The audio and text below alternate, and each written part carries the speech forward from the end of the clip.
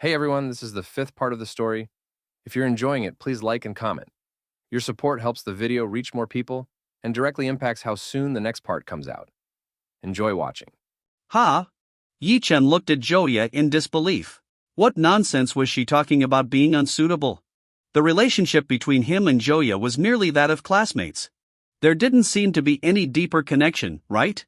Even if they had contact information, it was Joya who kept messaging him, and he almost never replied. Now, Joya actually said such a thing. Wasn't she being too confident? This almost made Ye Chen laugh in frustration. I say, Joya, you're thinking too highly of yourself. When did I ever say we were suitable? Ye Chen looked at Joya calmly. Joya frowned. She considered herself not ugly, and Ye Chen had even been divorced. When they first met, although Ye Chen wasn't particularly enthusiastic about her, his attitude was still much better compared to other classmates. Over the years, Joya had been pursued by many men. Someone like Ye Chen, acting aloof and deliberately cold, was clearly trying to catch her attention. If that wasn't the case, why would Ye Chen, now just an ordinary person, still appear at such a high-end restaurant? It must be that he was secretly stalking her, pretending to run into her by coincidence. Ye Chen, I'm not targeting you, and you don't need to feel bad. It's just that I have my own expectations for my other half. I'm really not rejecting you on purpose, so don't take it too seriously. Joya was convinced that Ye Chen's encounter with her was an attempt to get her attention. To be honest, Ye Chen had indeed succeeded. After all, she had always sent messages to Ye Chen but never received a response. Feeling hurt, she had agreed to go out with Wang Peng for dinner. When she saw Ye Chen at that moment, she instinctively wanted to keep her distance from Wang Peng. If Wang Peng hadn't exposed Ye Chen's disguise, she might have even cancelled her date with Wang Peng and turned to Ye Chen. Ye Chen let out a helpless, bitter laugh. He didn't understand why everyone thought he was down and out, or why Joya thought so highly of herself. Seeing Ye Chen silent, Joya and Wang Peng both thought he was ashamed after being exposed.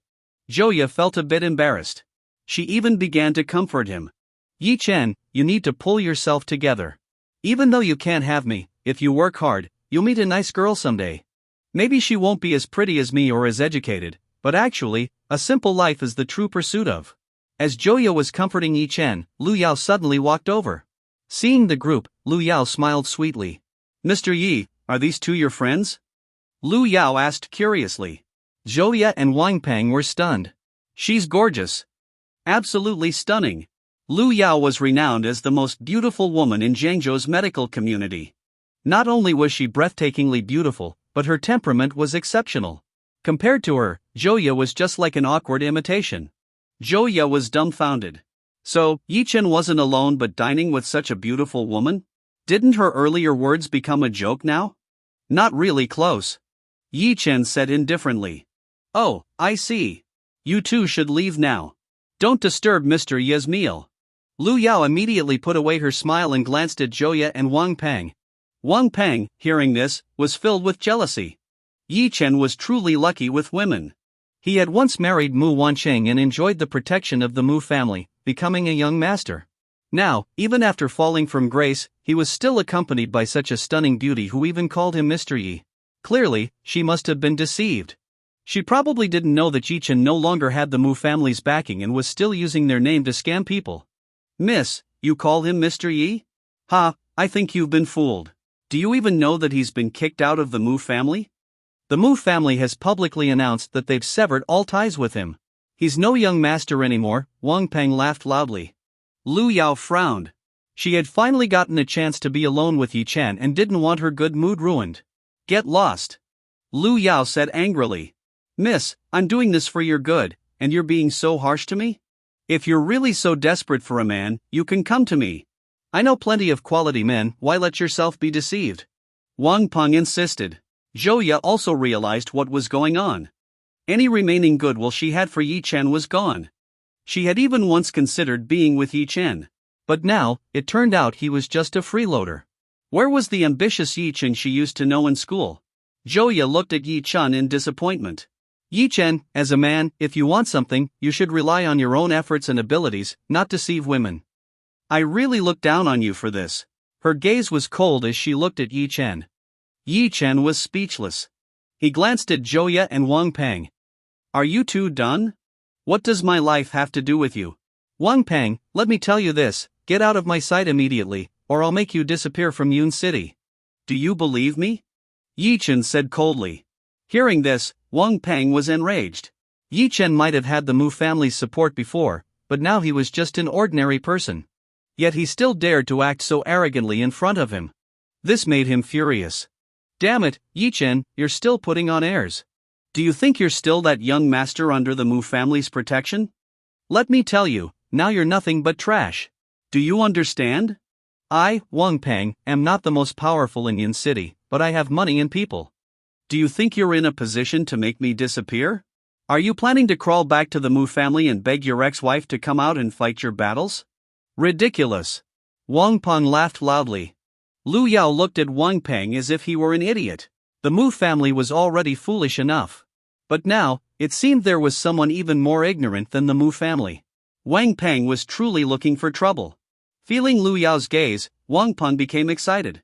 He had never seen such a beautiful woman before. Joya was decent looking, but in comparison, Joya didn't stand a chance. Thinking Lu Yao was impressed by him, Wang Peng became even more arrogant. Ye Chen, I've looked into you. You were nothing but a useless leech in the Mu family. If you kneel and beg me, maybe I'll help you find a job cleaning toilets.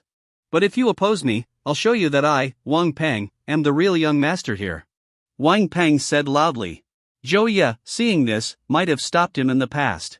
But now, she had already dismissed Ye Chen as a potential partner. Maybe being with Wang Peng wasn't so bad after all. After all, Wang Peng's family conditions weren't too shabby. Ye Chen, even though Wang Peng's words are harsh, we're all classmates. You're in a tough spot right now, so just say something nice and ask Wang Peng to help you. Sometimes in life, pride is less important than survival. Joya tried to persuade him as well. The two looked at Ye Chen with smug satisfaction, as if he would bow down and grovel in the next moment. However, just as they finished speaking, a screech of brakes echoed from outside the restaurant, drawing everyone's attention. Wang Peng looked outside and froze. Several people with an air of nobility were striding hurriedly toward them. What's going on? Wang Peng was startled. Among them, he recognized only one person from a distance. It was Zhao Yunhai, the president of Yunhai Group. What were such important figures doing here? In a moment, Zhao Yunhai and the others approached Ye Chen. Wang Peng was utterly shocked. They were here to find Ye Chen? It was rumored that Ye Chen liked to stir up trouble. Could it be that without the Mu family's backing, all his enemies had come to settle scores? Hiss. At that thought, Wang Peng felt a chill run down his spine. Ye Chen was truly reckless, daring to offend a big shot like Zhao Yunhai. Standing too close, Wang Peng quickly waved his hands and spoke in fear. Dear sirs, we don't know Ye Chen. If you're here to deal with him, please don't hold back. We're just like you, we utterly dislike Ye Chen. Whatever you want to do to him, whether kill or punish, just go ahead. Please don't involve us. We're just insignificant nobodies. Wang Peng hurriedly tried to distance himself from Ye Chen. Quick, Xiaoya, distance yourself from Ye Chen too. That's Zhao Yunhai, the president of Yunhai Group. Ye Chen is done for this time. Joya, trembling all over, was terrified. She was just a nobody herself. The most influential people she knew were a few second-generation rich kids. She had never encountered someone from the upper echelons of Yun City society. Hearing the name Yunhai Group's president made her freeze on the spot. Yunhai Group. If any of her friends managed to get a job there, they would instantly become a figure of envy, standing high above others. She glanced at Ye Chen. Although, deep down, she didn't want to kick someone when they were down, especially an old classmate like Ye Chen. Joya wasn't a bad person, but in the end, people put themselves first. She didn't say anything but cast a calm look at Ye Chen. Perhaps it was time to abandon those unrealistic fantasies. She wasn't young anymore. She couldn't pursue love without material security like a little girl. The crowd merely glanced at Wang Peng indifferently, ignoring him, and continued walking toward Ye Chen. Wang Peng breathed a sigh of relief, thankful that he had immediately cut ties with Ye Chen. Otherwise, he might have been dragged into trouble. Turning to Joya, he said, Xiaoya, just watch. Ye Chen is finished. No one in Yun City can survive offending so many big shots. Before he could finish, Zhao Yunhai suddenly bowed deeply to Ye Chen. Mr. Yi. I finally found you. I heard you left Hidden Dragon Manor. I happen to have an estate here in Yun City. Why don't you move in? What? Hearing Zhao Yunhai's words, Wang Peng and Joya were dumbfounded, their eyes almost popping out of their heads. How could this be different from what they had imagined? Wasn't Zhao Yunhai here to trouble Ye Chen? Why was he bowing to Ye Chen and even offering him an estate? Were they going crazy? What was happening? Wang Peng and Joya exchanged confused looks. This was the president of Yunhai Group. Could it be that Mu Wanqing felt guilty about Ye Chen and asked Zhao Yunhai to give him some benefits? While they were still in shock, several more people walked briskly into the restaurant. Seeing the newcomers, Wang Peng's body began trembling uncontrollably. Oh my god. That's Luo Mingcheng, the head of the Luo family, Xing Zhenxiong, the head of the Xing family, and Qi Meng, the head of the Qi family. Why are all these top-tier figures from Yun City here? Hearing Wang Peng's words, Joya broke out in a cold sweat. Just Zhao Yunhai alone was enough to shock her. But now, every name Wang Peng mentioned represented people so far beyond her reach that she couldn't even imagine meeting them in her lifetime. Zhao Yunhai, are you seriously offering Mr. Yi that shabby estate? I own 60% of Yun City's real estate. Mr. Yi can choose any estate he likes. If none suits him, I'll immediately build a new one for him. Qi Meng glanced at Zhao Yunhai mockingly. Zhao Yunhai retorted angrily, Qi Meng, so what if you have a few buildings? Big deal. I may not be in real estate, but if Mr. Yi wants, I can start now and build an estate 10 times larger than Hidden Dragon Manor. Stop arguing. Mr. Yi should live in my place. My granddaughter knows Mr. Yi well and can take care of him personally. If Mr. Yi wants peace and quiet, I can move out. Luo Mingcheng chimed in. Hearing this, Wang Peng and Joya finally understood. These big shots weren't here to trouble Ye Chen, they were here to curry favor with him. Wang Peng was utterly terrified. His legs trembled uncontrollably, and cold sweat poured down his face as he stared at Ye Chen in disbelief. Finally, he realized. The Mu family wasn't Ye Chen's support. On the contrary, the Mu family's success depended entirely on Ye Chen. After all, any one of these big shots could easily crush the Mu family. And yet, they were all bowing to Ye Chen. Luo Mingcheng even mentioned having his granddaughter serve Ye Chen. What kind of joke was this? The Luo family's young lady. She was one of the most sought-after heiresses in all of Yun City. Countless noble sons and top-tier geniuses lined up to pursue Luo Qingqiu. Joya turned pale, realizing how close she had come to missing out on something extraordinary. Since reuniting with Ye Chen, she had gained some of his goodwill. Although it wasn't enough to make Ye Chen fall for her, their meetings had been friendly. Today, however, she had been foolish, influenced by Wang Peng's words and the allure of high society. She had distanced herself from Ye Chen, believing he had fallen from grace. Little did she know. She and Wang Peng were the real clowns. They looked at Ye Chen in disbelief. When Yan Bin had been dealt with by Ye Chen, they had thought it was due to his connection with the Mu family. Now they realized Ye Chen was far more formidable than they had imagined. Even Yun City's top-tier elites bowed before him. What was Ye Chen's true identity? They couldn't fathom it, nor did they dare to ask. All they could do was stand aside, trembling, because they had no right to be there, let alone speak. As they stood in stunned silence, an extraordinarily beautiful woman entered, her high heels clicking against the floor. Seeing her, both Wang Peng and Joya froze. What a stunning woman! Not only was she breathtakingly beautiful, but her figure was flawless, and she radiated an ethereal, almost celestial aura. Who was she? Jealousy flickered in Joya's eyes. This woman was the kind that even other women envied. Wang Peng was completely mesmerized. The moment this beauty appeared, all the big shots greeted her. President Lu, long time no see. Miaoyin, you're here too. Hello, President Lu. Hearing their words, Wang Peng and Joya instantly thought of a name. Lu Miaoyin, the goddess of finance. The president of Mingzhu Group, known for dominating Wall Street. A woman at the pinnacle of wealth and power. A woman who could overshadow any man. And she was here too.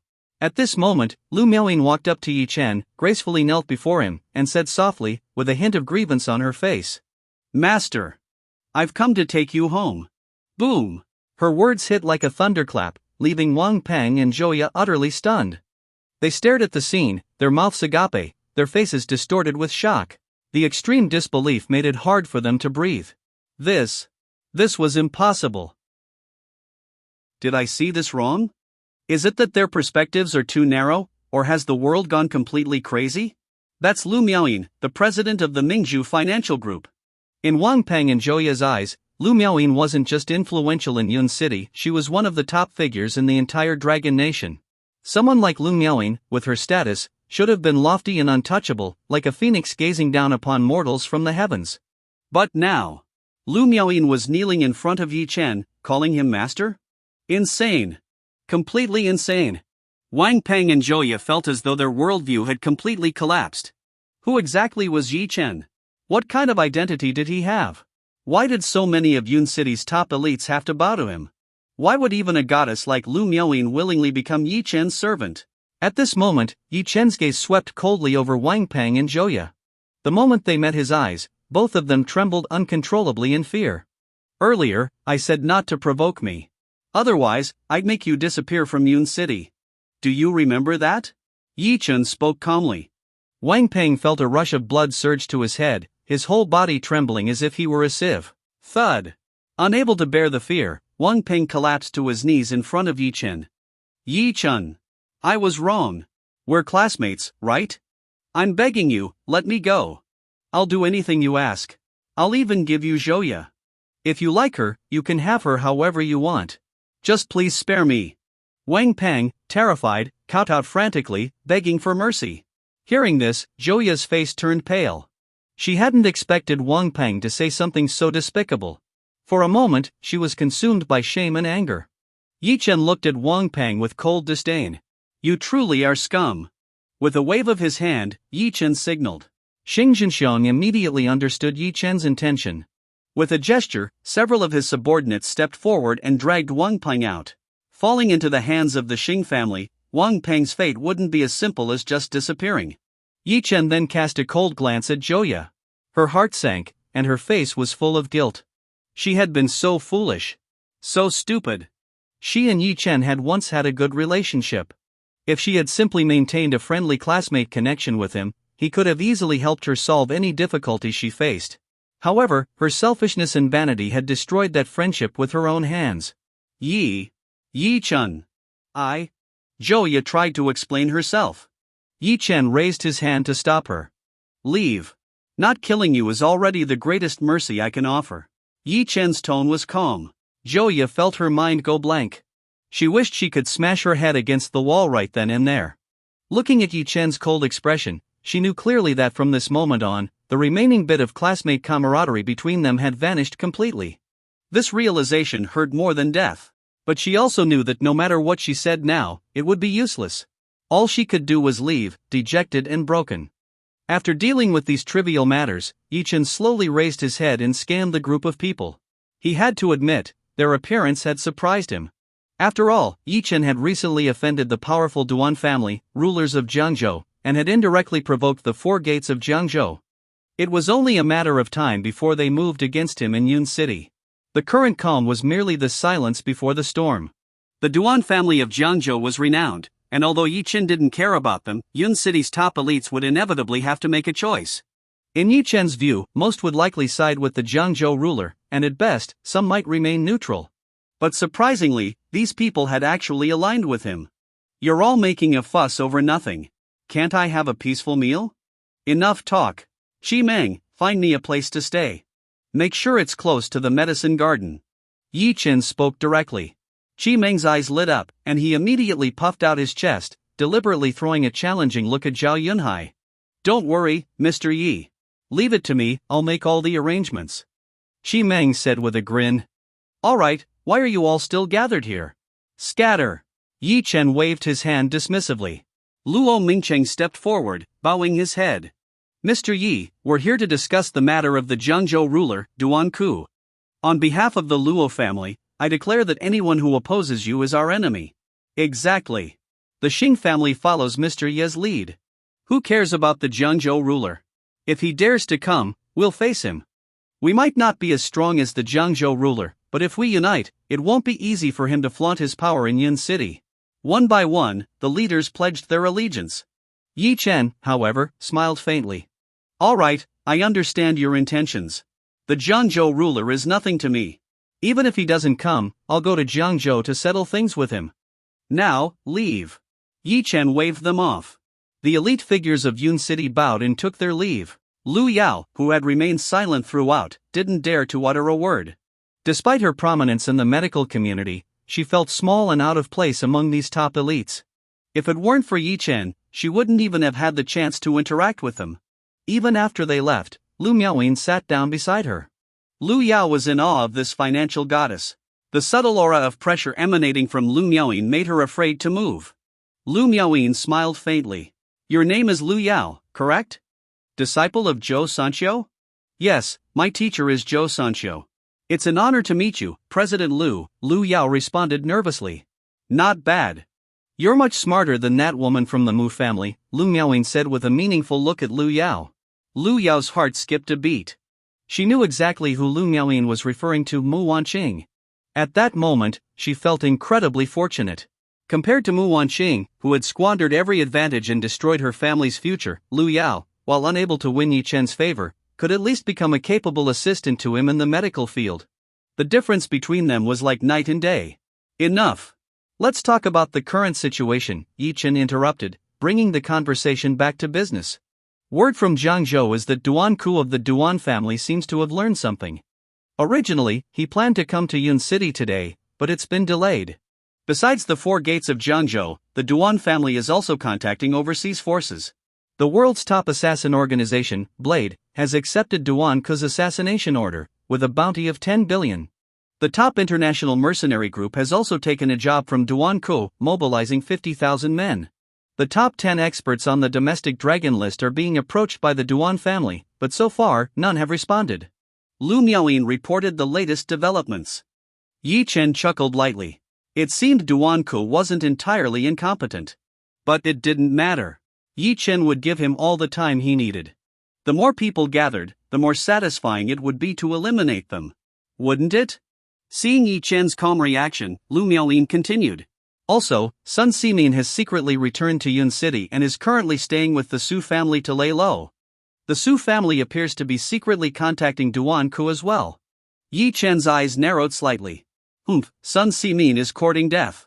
And Su Tianhua, I spared him once, but it seems he doesn't value his life. Ye Chen's tone was cold, filled with murderous intent. Master, should we deal with the Su family and Sun Ximin now? Lu Miaoyin asked. In Yun City, Lu Miaoyin wouldn't tolerate anyone defying Ye Chen. Disloyalty would lead to only one outcome, destruction. No rush. Whether it's Su Tianhua or the Jiangzhou ruler, they're insignificant. I'm waiting for a much bigger fish. Ye Chen's eyes gleamed as he spoke calmly. But? Lu Miaoyin hesitated, seemingly unsure whether to continue. But what? Ye Chen asked indifferently. Su Tianhua has already secretly contacted Mu Wanqing. They seem to be planning a collaboration, likely using her as a trump card. Master, what do you think? Lu Miaoyin knew the complicated history between Ye Chen and the Mu family. Ye Chen's expression remained indifferent. Remember, I have no connection with the Mu family anymore. Whether they live or die is none of my concern. Their choices are their own. You don't need to intervene. Life and death are determined by fate, it's their decision. Su family manor. Mu Wanqing walked toward the Su family manor with a bit of nervousness. This was the Su family of Yun City. She never would have dreamed that one day she would have the opportunity to personally discuss cooperation with the head of the Su family. She was somewhat uneasy. As she approached the entrance of the manor, she was surprised to see Su Tianhua, the head of the Su family, personally waiting outside the gates for her. Upon seeing Mu Wanqing, Su Tianhua quickly walked over to her. President Mu, I've heard so much about you. Seeing you in person today, you truly live up to your reputation as one of Yun City's business elites. Not only are you exceptionally capable, but you're also so beautiful, a true prodigy of Yun City. Su Tianhua greeted her with a smile. Mu Wanqing felt both flattered and overwhelmed. She couldn't help but wonder if this scene was real. Had her status in Yun City risen to the point where even Su Tianhua, the head of the Su family, would personally greet her? In that moment, excitement surged within her. Master Su, you flatter me. Mu Wanqing responded humbly. Not at all. Come in, President Mu, Su Tianhua said warmly, leading her into the manor. As soon as they stepped inside, 2 rows of men in black suits bowed toward Mu Wanqing in unison. Greetings, President Mu. Greetings, President Mu. Greetings, President Mu. Mu Wanqing was utterly stunned. This was what it meant to make an impression. It was simply overwhelming. President Mu, I've done some research on your Qingyuan company. To be honest, your company is already sizable and fully meets the standards for going public. The only thing missing is sufficient funding to complete 1 or 2 large-scale projects. Therefore, I've decided to invest 30 billion into Qingyuan company. Together, we'll secure the Yun City Bay Park project and grow stronger together. President Mu, I'm Sun Simin. From now on, 30% of Yun City's medical industry will be entrusted to Qingyuan Group. This is the contract. If President Mu has no objections, we can sign it right now, and the investment will be transferred within a week. Since entering the Su family manor, Mu Wanqing hadn't had the chance to say a single word. She was overwhelmed by this series of extraordinary surprises, leaving her completely dazed. When she returned to Hidden Dragon Manor, she was still immersed in the immense joy. Zhao Lan and Mu Bo, noticing her expression, quickly approached. Wanqing, what happened? You seem so happy. Zhao Lan asked curiously. Dad, Mom, it's wonderful news. Our Qingyuan company is likely to go public very soon. Do you know what happened? I went to the Su family today, and Su Tianhua said he would invest 30 billion into us to secure the Bay Park project. Once this project is completed, Qingyuan company will immediately go public, with profits of at least 5 billion. Mu Wanqing exclaimed excitedly. What? Zhao Lan and Mu Bo's eyes widened in shock. An investment of 30 billion? 5 billion in profits?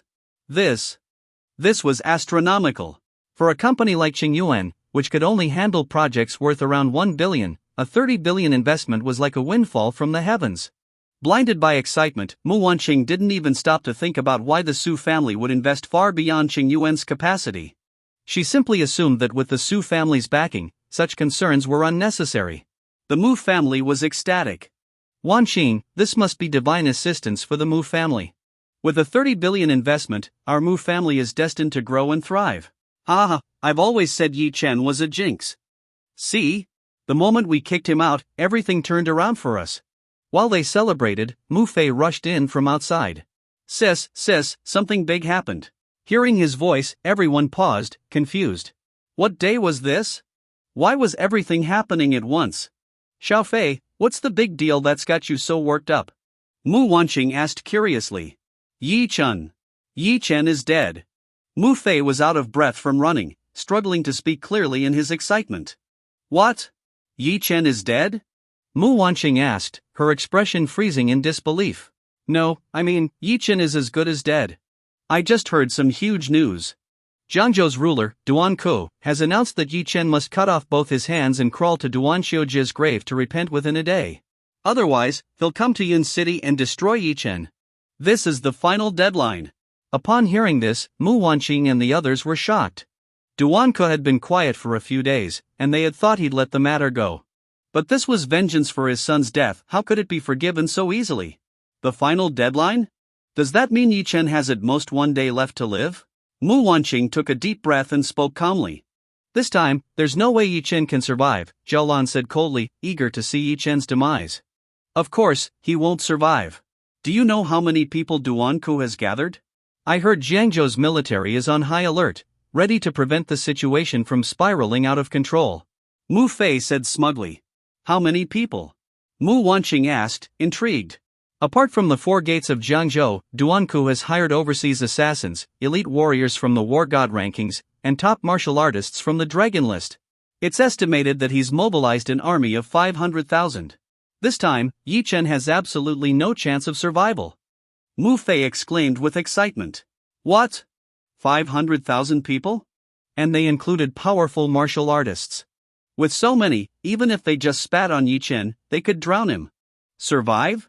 How could he? This is fantastic, truly a day worth celebrating. Come on, dinner's on me tonight. We need to have a big meal to celebrate. Mu Bo announced joyfully. Agreed. Let's celebrate early first, for the Su family's 30 billion investment, which will make us one of Yun City's top families, and second, for finally being rid of Ye Chen, the jinx. From now on, the Mu family will only rise higher. Mu Fei clapped his hands in delight.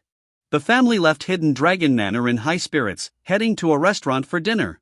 When they arrived at the parking lot, they hadn't even gotten out of the car when Mu Wanqing froze slightly. Look! What's going on? Isn't that Luo Mingcheng, the head of the Luo family?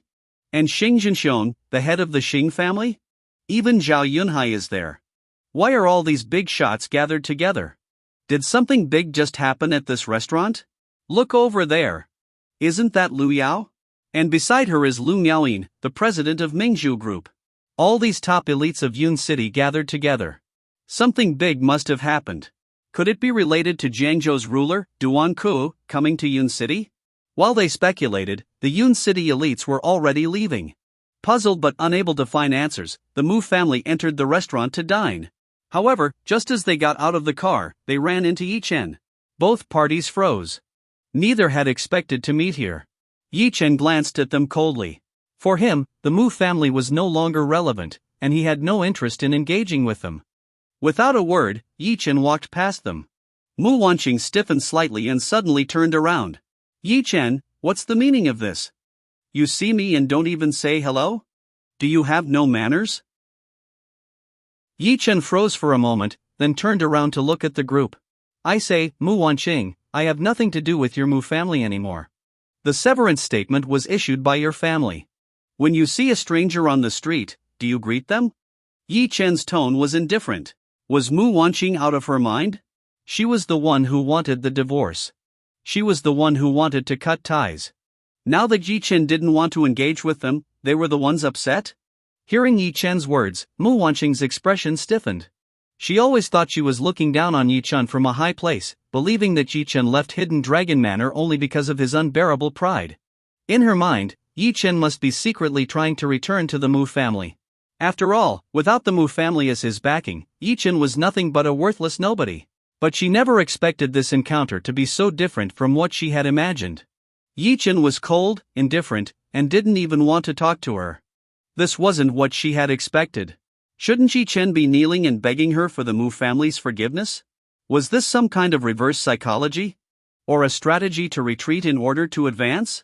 After all, Ye Chen had left the marriage with nothing, no money, and he had caused so much trouble, even offending Jiangzhou's ruler. The Mu family was his only lifeline.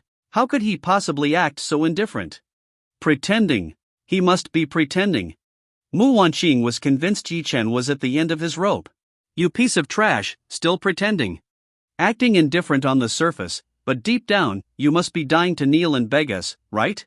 Let me tell you something, don't even think about kneeling. Even if you smash your head here begging, we won't take you back into the Mu family. Ha ha ha, it's hilarious. Do you know? The Mu family just secured a 30 billion investment from the Su family. From now on, the Mu family will be so far out of your reach, you'll never even dream of catching up. Regret it now? Too bad. You've lost your chance. Mu Bo and Mu Fei mocked Ye Chen with sneering faces. Ye Chen didn't get angry. He looked at the Mu family as if they were a group of fools. It seems you still don't understand who will regret this in the end. 30 billion in investment? Do you think Xing Yuan Company can even handle that amount? How about this, kneel and beg me right now, and I'll make your Mu family replace the Su family as the top force. Ye Chen said calmly. What nonsense are you talking about? Kneel to you? You're dreaming. Replace the Su family? The Su family could crush you with just a fart. You must have lost your mind. Still pretending at this point? You deserve to die. The Mu family erupted in anger at Ye Chen's words, shouting furiously. Ye Chen, you've left the Mu family and will no longer have our protection. Let me give you some news, Jiangzhou's ruler will lead his men to kill you tomorrow. You'd better prepare yourself. Mu Wanqing cast a cold glance at Ye Chen. Ye Chen chuckled softly, unfazed. The Mu family was as foolish as ever. Mu Wanqing had always wanted success but didn't realize that true success wouldn't come from the Su family's 30 billion, it could only come from Ye Chen. The Mu family had repeatedly missed their chances to truly rise. No need to remind me, Mu Wanqing. Your Mu family has missed its final chance to rise. Understand? Ye Chen said coldly before turning and leaving. Mu Wanqing stared at Ye Chen's back and let out a heavy sigh. Damn it, Ye Chen really thinks he's something, huh? Saying we missed our chance? Look at him acting all smug. I'd love to beat him up. Mu Fei fumed angrily.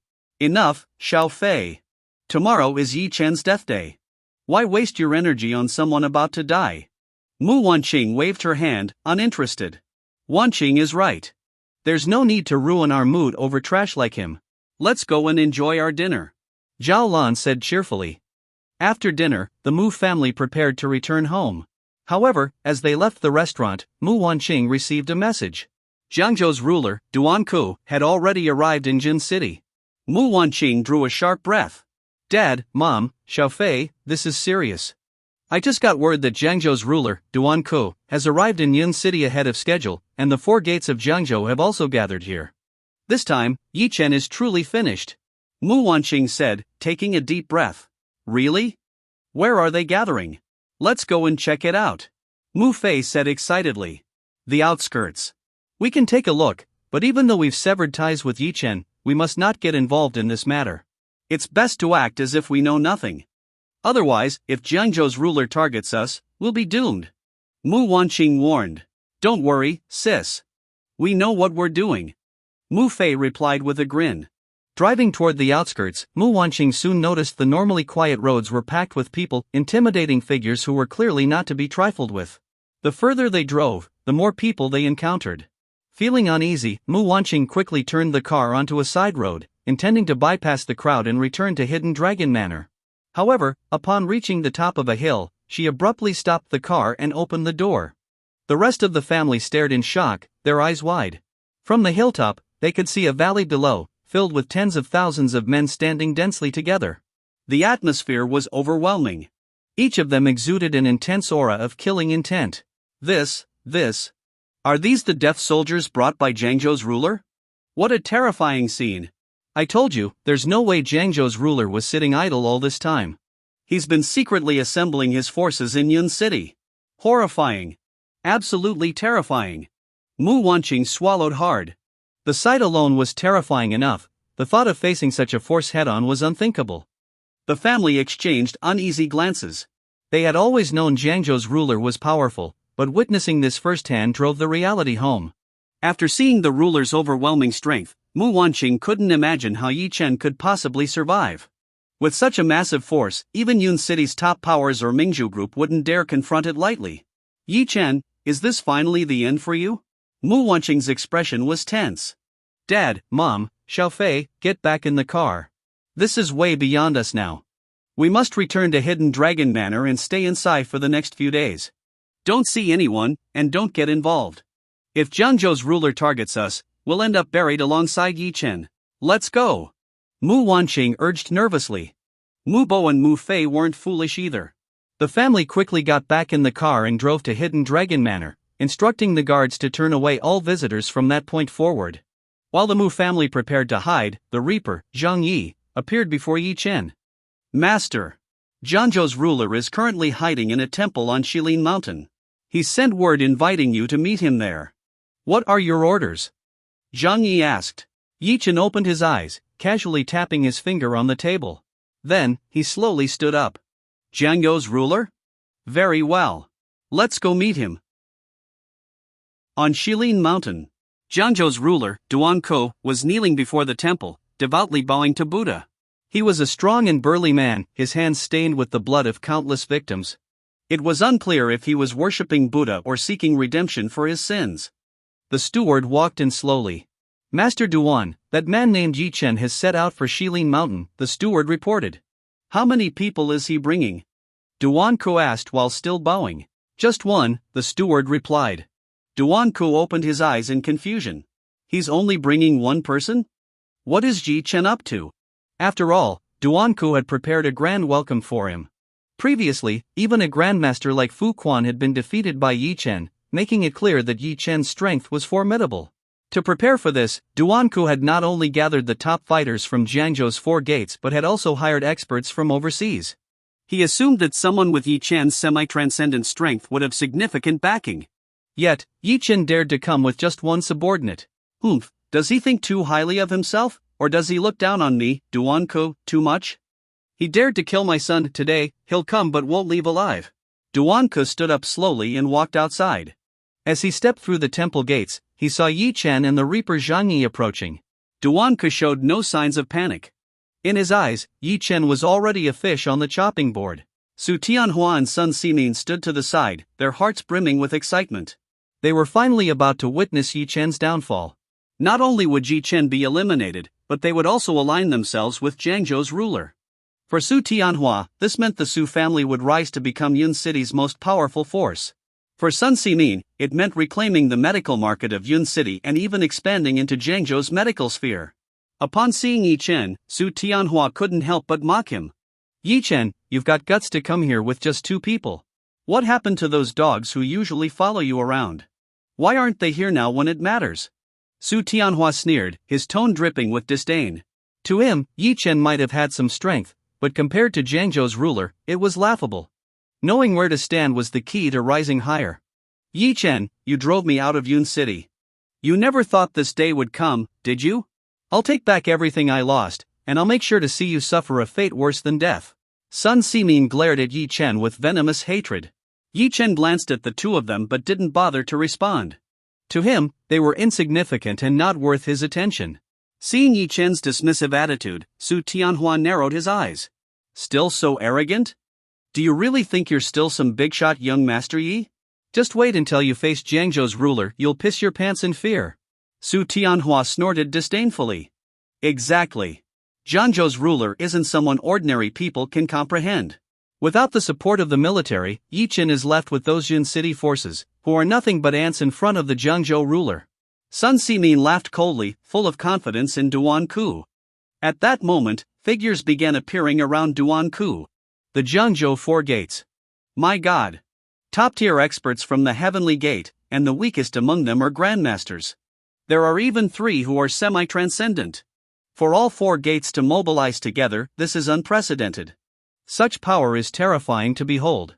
Su Tianhua and Sun Ximin couldn't help but shrink back, feeling overwhelmed by the display of power.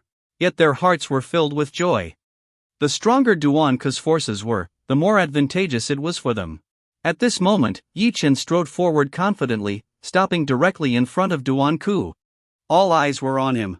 Duan Ku scanned Ye Chen, silently impressed. Even surrounded by so many powerful fighters, Ye Chen remained calm and composed, a state of mind that was far from ordinary. So, you're Ye Chen? Duan Ku's voice was cold and threatening. Ye Chen's lips curved into a faint smile. I am. And you must be Duan Ku. Did you go through all this trouble to come to Yun City just to apologize to me? Ye Chen's tone was light, even mocking. Duan Ku's eyes narrowed, a cold gleam flashing in them. He hadn't expected Ye Chen to remain so brazen in the face of such overwhelming odds. Boy, you're too arrogant. Do you still not understand the situation? You killed my son, do you really think I'll let you go? Look around you. The gap between us is too great. You're nothing but an ant I can crush with ease. Duan Ku's tone was icy as he glared at Ye Chen. Is that so? Ye Chen's faint smile deepened. At that moment, a group of people emerged from the base of the mountain, slowly approaching Ye Chen's side. They were the heads of Yun City's most powerful forces, Luo Mingcheng of the Luo family, Xing Zhenxiong of the Xing family, Chen Feng of the Chen family, and Lu Miaoyin, president of Mingzhu Group. Seeing them arrive, Duan Ku's eyes flashed with murderous intent. Ye Chen, if this is the backup you're counting on, then you're far from enough, Duan Ku said without a hint of fear. Luo Mingcheng, are you all insane? Kneel before Jiangzhou's ruler and beg for forgiveness.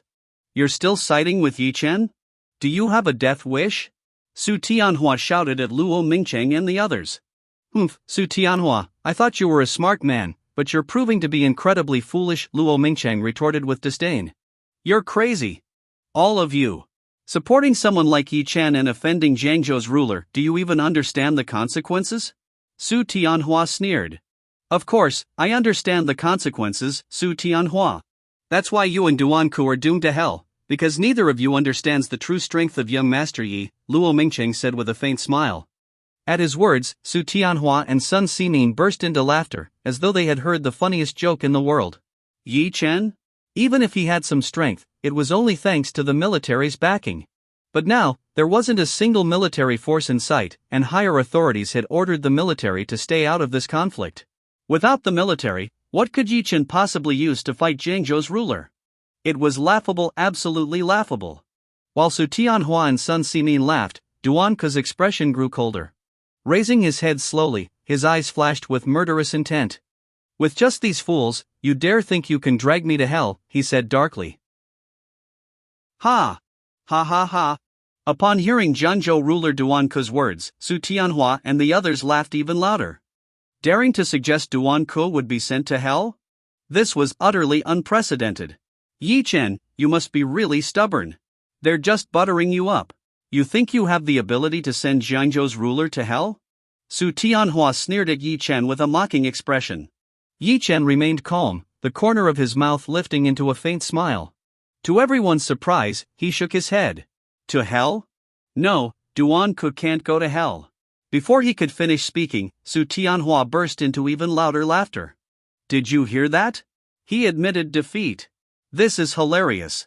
You fools are actually following behind him. Su Tianhua assumed Ye Chen had finally realized he was no match for Duan Ke and was now bowing his head in submission. But before Su Tianhua could finish his mockery, Ye Chen furrowed his brows.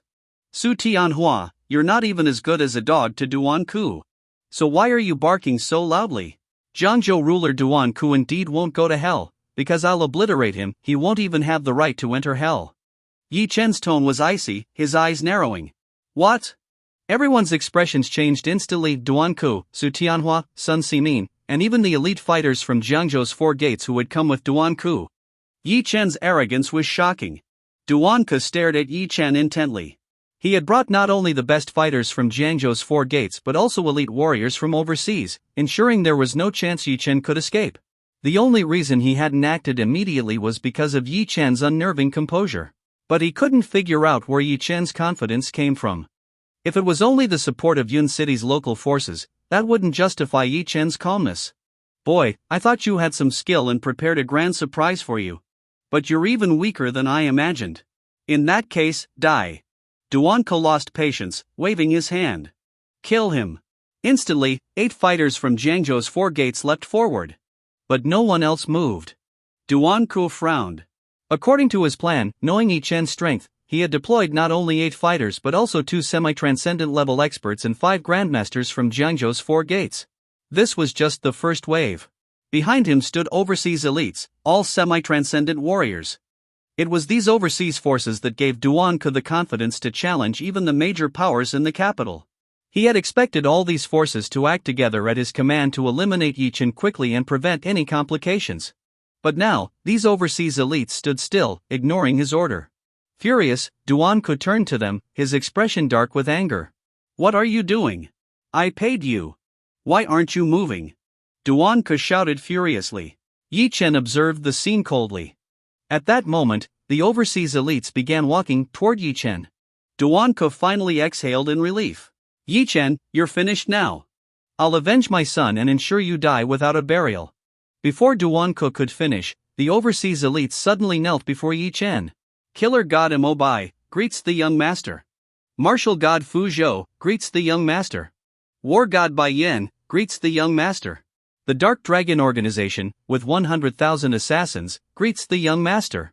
The Hidden Dragon Organization, with 100,000 war gods, greets the young master. The Black Dragon Organization, with 100,000 war dragons, greets the young master. In the blink of an eye, everyone present except the die-hard followers of Jiangzhou's four gates had knelt before Ye Chen. The atmosphere froze.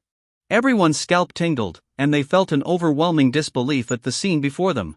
What was happening? Even Duan Ke stared wide-eyed, unable to comprehend. These organizations and elites were the ones he had spent a fortune hiring. For instance, the Dark Dragon and Hidden Dragon organizations, mortal enemies who had fought each other overseas for years, were now kneeling side by side to Ye Chen, calling him young master. What was going on? No one had expected such a dramatic, shocking reversal. Su Tianhua and Sun Simin trembled uncontrollably, their faces pale with fear. What was happening? Duan Ke had hired top-tier overseas organizations. If it had just been Jiangzhou's four gates, Su Tianhua might not have betrayed Ye Chen. But the addition of these overseas elites had convinced Su Tianhua that Ye Chen was doomed. Yet now, it turned out these overseas forces were all under Ye Chen's command. Ye Chen, what was his true identity? How could someone so young create such powerful and terrifying organizations? Su Tianhua stood frozen, his body cold with fear. Do you still think you stand a chance? Ye Chen smiled faintly, his gaze falling on Duan Ke. At that moment, Duan Ke's body stiffened, his entire being trembling. Just as he was about to speak, he saw another group walking up the mountain. It was the military. What was going on? Why was the military here? Were they targeting these overseas forces? Hope flickered in Duan's heart. He had gone to great lengths to ensure the military turned a blind eye to the overseas forces. But now, he was eager for the military to act. If the military intervened, the overseas forces would be eliminated one by one. As powerful as these forces were, they couldn't compare to the might of the military. Ye Chen, I admit I underestimated you. But fate has a way of surprising us. You didn't expect the military to show up, did you? Once they intervene, your overseas forces will be wiped out, and you'll still end up as my prey. Kneel before me now, and I might let you die with some dignity. Duan's voice was cold. His logic wasn't entirely flawed. The military and overseas organizations were natural enemies. To maintain the country's stability, these forces were strictly prohibited. Only through his connections had Duan managed to bring them in. But now, the military had arrived. The lead officer, Commander Gong, wasn't alone. He had brought 10 grandmasters with him, a force beyond comparison. Seeing Gong approach, Duan seized the moment. Commander Gong, you've arrived just in time. These are overseas forces that have infiltrated to create chaos in Yun City. I implore you to take them all into custody. Jango ruler Duan's lips curled into a slight smile. The arrival of the military signaled his chance to turn the tide. After all, the military and these overseas forces were natural enemies. But as Duan's face lit up with joy, the smile froze on his face in the next moment. Commander Gong cleared his ears, looked around, and loudly asked, "Who's part of these overseas forces? Step forward." Silence filled the area. No one moved. No one responded. Gong feigned a look of realization. "See, Brother Duan, you shouldn't make baseless accusations. Look around, do you see anyone here causing trouble?" I asked, and no one responded. Gong smiled slightly as he spoke. Duan's expression stiffened immediately. What nonsense was this? If Gong wasn't here for these overseas forces, then why had he come? Commander Gong, what is the meaning of this? If you're not here for these overseas assassins, why are you here? Duan angrily demanded. "Oh, I heard that our chief instructor from the Yun City Military Department was being surrounded, so I came to see who dared to mess with our people." "Brother Duan, it wouldn't happen to be you, would it?" Gong asked with a casual smile. Hearing this, Duan froze. It was clear now Gong was on Ye Chen's side. Any last shred of hope Duan had was shattered. In a desperate fury, Duan's face twisted into a savage expression. "Ye Chen, you truly have some tricks up your sleeve. But this time, it will be a fight to the death. I've prepared a grand gift for you, 100,000 death soldiers. At my command, they will charge in and annihilate everything." Duan revealed his trump card, the 100,000 death soldiers hidden in the valley. Ye Chen remained calm.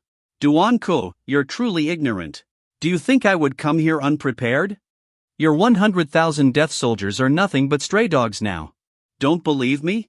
See for yourself." Ye Chen smiled faintly. "Impossible." Duan's expression changed drastically. The top fighters from Jiangzhou's 4 gates were also alarmed. They immediately ran to the side and looked toward the valley. One glance, and their hearts sank.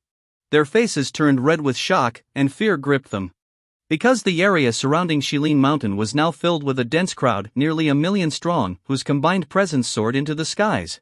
In the face of such an overwhelming force, Duan's 100,000 death soldiers were nothing but insects.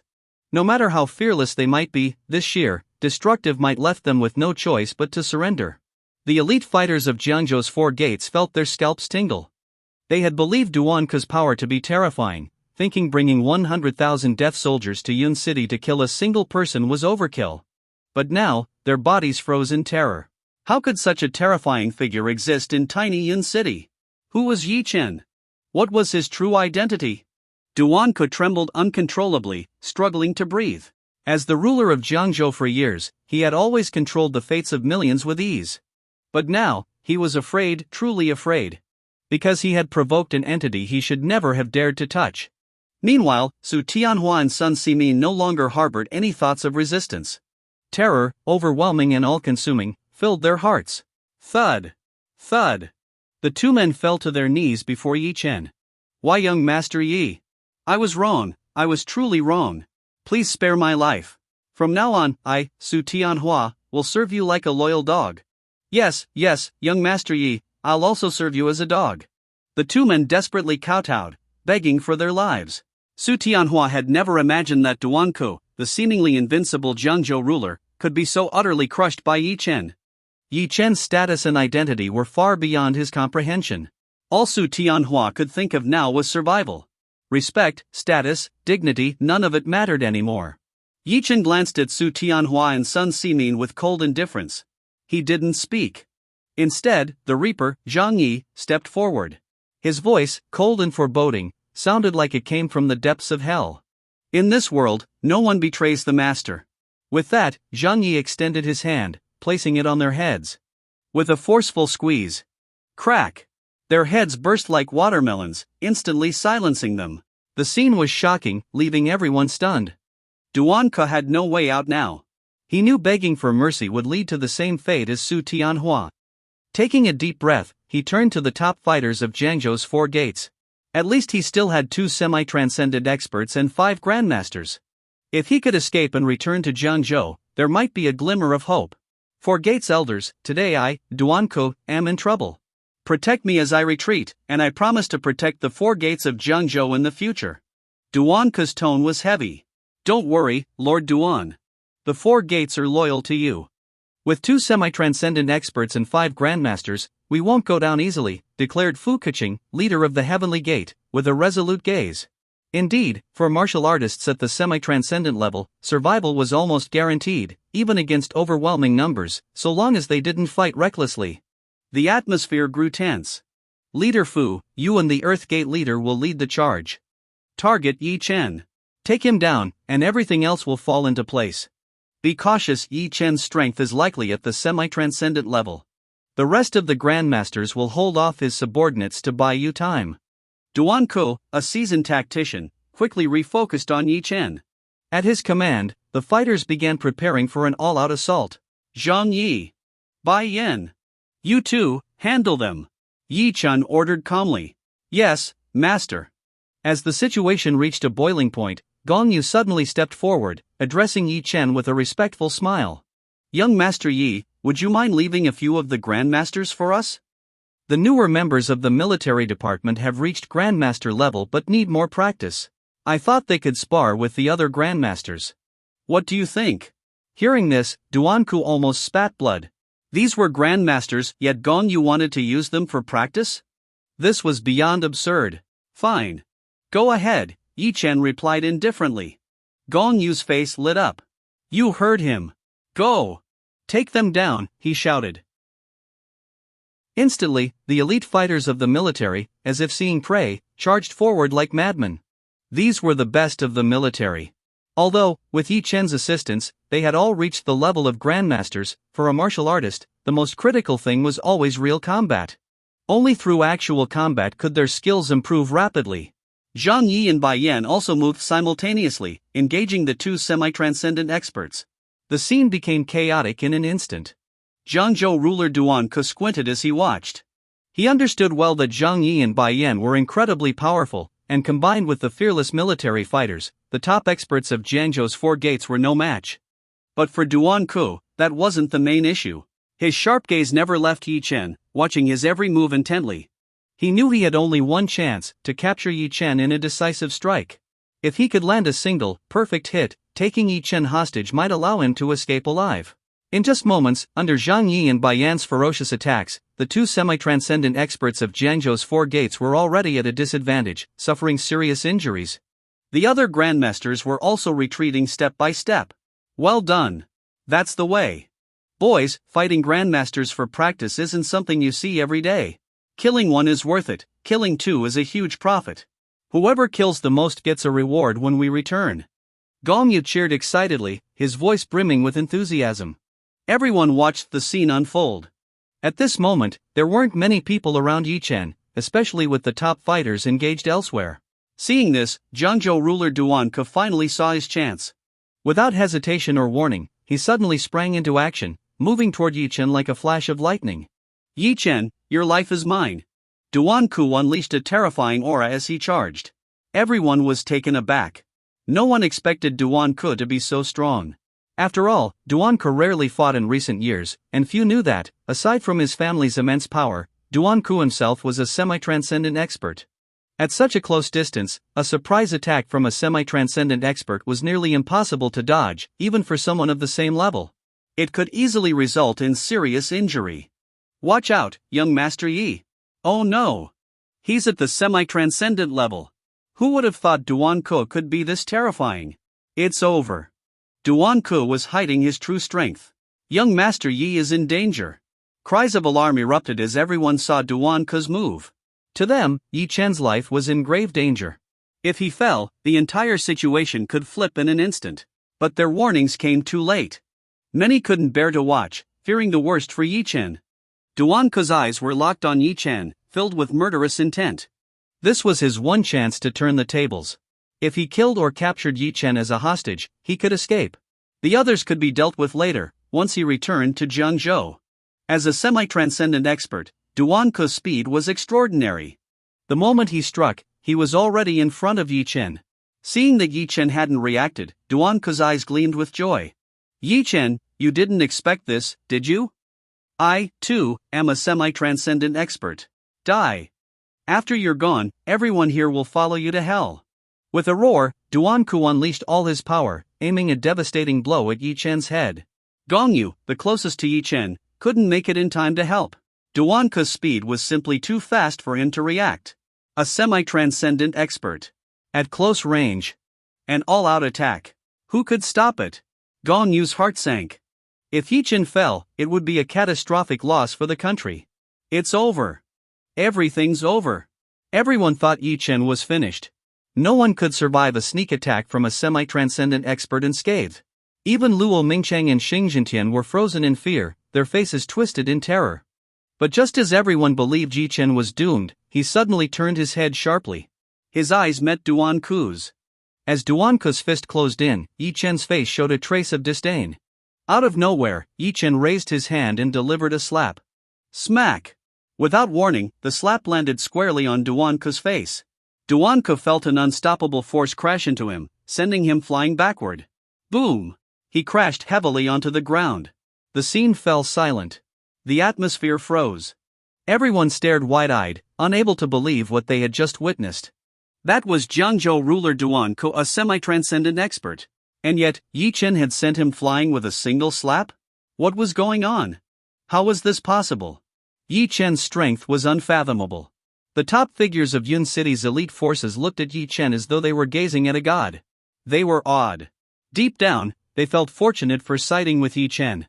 Otherwise, their fate would have mirrored Su Tianhua and Sun Xinin's. Thud. Thud. Thud.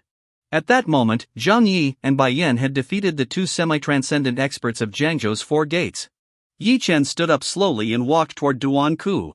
Seeing Duan's terrified expression, Ye Chen's lips curled into a cold smirk. You think you're worthy of being my opponent? Do you know why you had the chance to appear before me? Because, in my eyes, you're nothing but an ant. Ye Chen's tone was calm, but his presence radiated arrogance, as though nothing in the world could compare to him. What are you going to do? Duan was truly afraid now.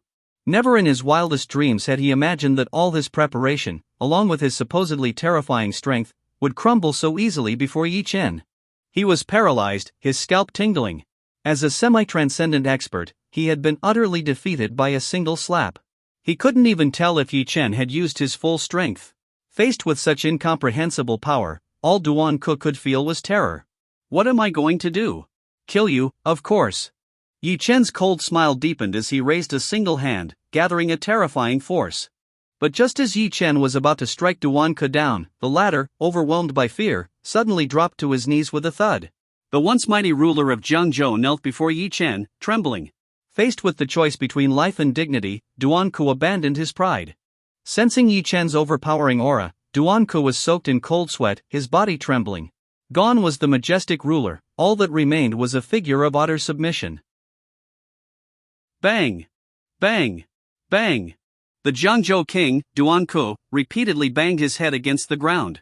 Endless humiliation. At this moment, he could only swallow it whole. He was the king of Jiangzhou. In Jiangzhou, he held endless authority, unparalleled status, and wealth that rivaled nations. When had he ever kneeled? But now, he was willing to do anything as long as Ye Chen would spare him. He deeply regretted his actions.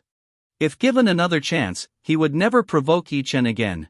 Ye Chen was not human, whether it was his influence or strength, both were terrifying beyond comprehension. Ye Chen, I was wrong. I'm kneeling to you, begging for forgiveness. I don't want to die. Please spare me.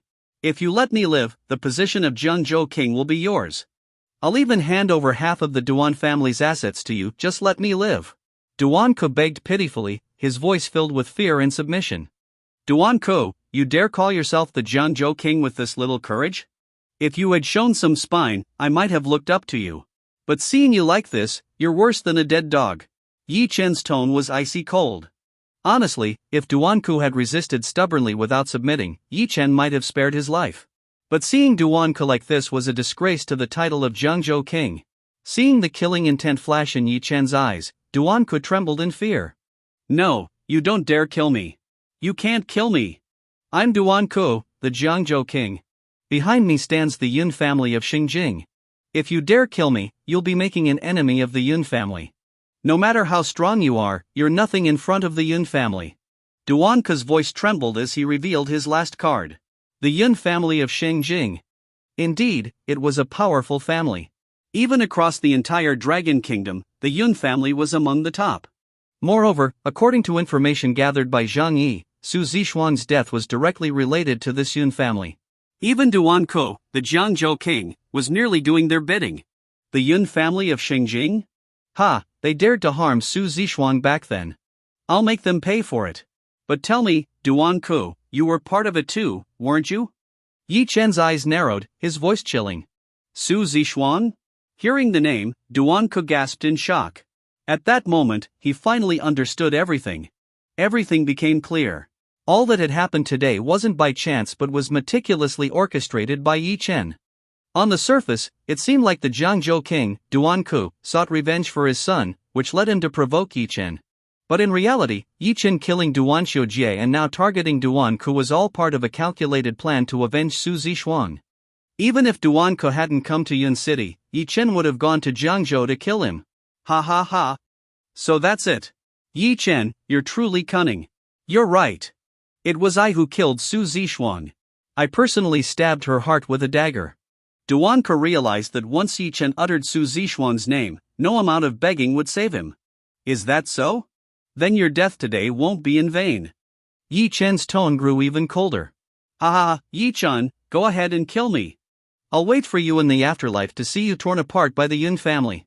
The Yun family will never allow a threat like you to exist. If you kill me today, the Yun family will kill you tomorrow. We are both nothing but ants before them. Duan Ko laughed hysterically, his voice filled with madness.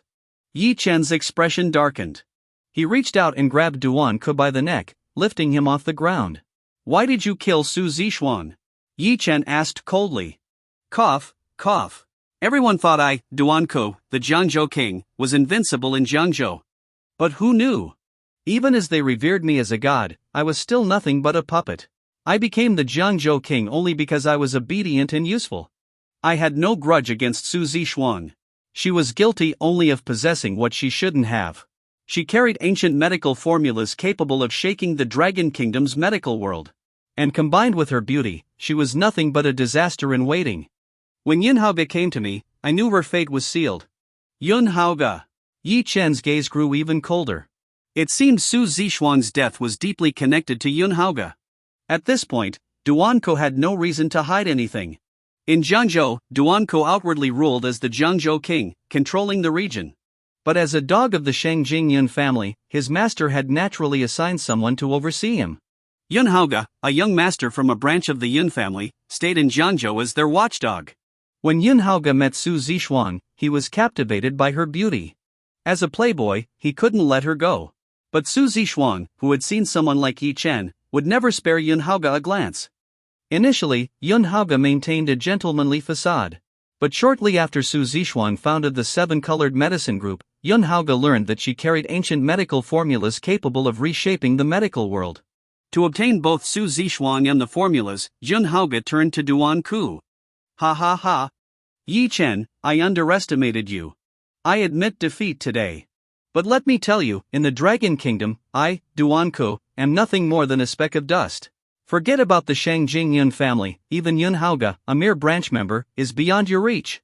Once you truly understand them, you'll realize the unfathomable power of those ancient clans. Duan gritted his teeth. Ye Chen shot him a cold glance. Poof. Whether I die or not is none of your concern. Now, let me send you to hell. Without hesitation, Ye Chen raised his hand and struck Duan on the head. Instantly, Duan was dead. Ye Chen turned around. Clatter! The top figures of Yun City's elite forces knelt down in unison, worshipping Ye Chen. To them, the once mighty Jiangzhou king, Duan was nothing but a weakling before Ye Chen. Ye Chen glanced at Gongyu. After all, killing Duan was a simple task for him. But once the news spread, it would undoubtedly stir unrest in Jiangzhou. Considering the influx of overseas forces, which was only possible with the military's tacit approval, Ye Chen had to show the military some respect. Gongyu, Ye Chen called out indifferently. Yes, young Master Yi? What are your orders? Gongyu grinned widely, eagerly awaiting instructions. I'll handle the overseas forces and ensure they leave the Dragon Kingdom immediately. The rest is up to you. Agreed? Ye Chen's tone was calm. Absolutely. Gongyu nodded enthusiastically. Helping Ye Chen meant future opportunities for favors from him, a priceless advantage. Ye Chen nodded slightly and scanned the crowd. Disperse. Instantly, the overseas forces retreated like a receding tide at Ye Chen's command. Gongyu stepped forward. From this moment on, this place is under military jurisdiction. No one is permitted to disclose today's events. After this incident, those who had access to the top circles in Yun City naturally remained tight-lipped. What a joke! The Jiangzhou king, Duan was dead, just like that. It felt like a dream. Their understanding of Ye Chen's strength deepened even further. It could be said that starting from today, not only would Yun City's structure change, but the entire Jiangzhou region's power dynamics would undergo a dramatic shift. At Hidden Dragon Manor, the Mu family didn't dare to leave the house. They had all withdrawn into seclusion. Because, in their view, the grand spectacle Duan orchestrated wasn't just aimed at Ye Chen. It was likely a prelude to targeting all the major forces in Yun City. To completely sever ties with Ye Chen, they decided to stay out of sight. As long as they survived this ordeal without being targeted by Duan the Mu family wouldn't just avoid ruin, they might even rise to become one of Yun City's top forces. After all, chaos breeds opportunity. The greater Duan's rampage, the more families he'd eliminate, and the more resources the Mu family could seize. Mu Wanqing and others sat in the living room, barely able to conceal their excitement. At that moment, their grandmother slowly walked over, leaning on her cane. Because of her age, she had been living in a private garden villa within the manor, attended by a personal caretaker. Grandma loved peace and rarely left the garden. Usually, Ye Chen would take some time every day to chat with her. But lately, she hadn't seen him. So, she decided to come and find out herself. Seeing her approach, Mu Wanqing and the others instantly felt uneasy. Grandma, why are you out here? Didn't we tell you to rest well?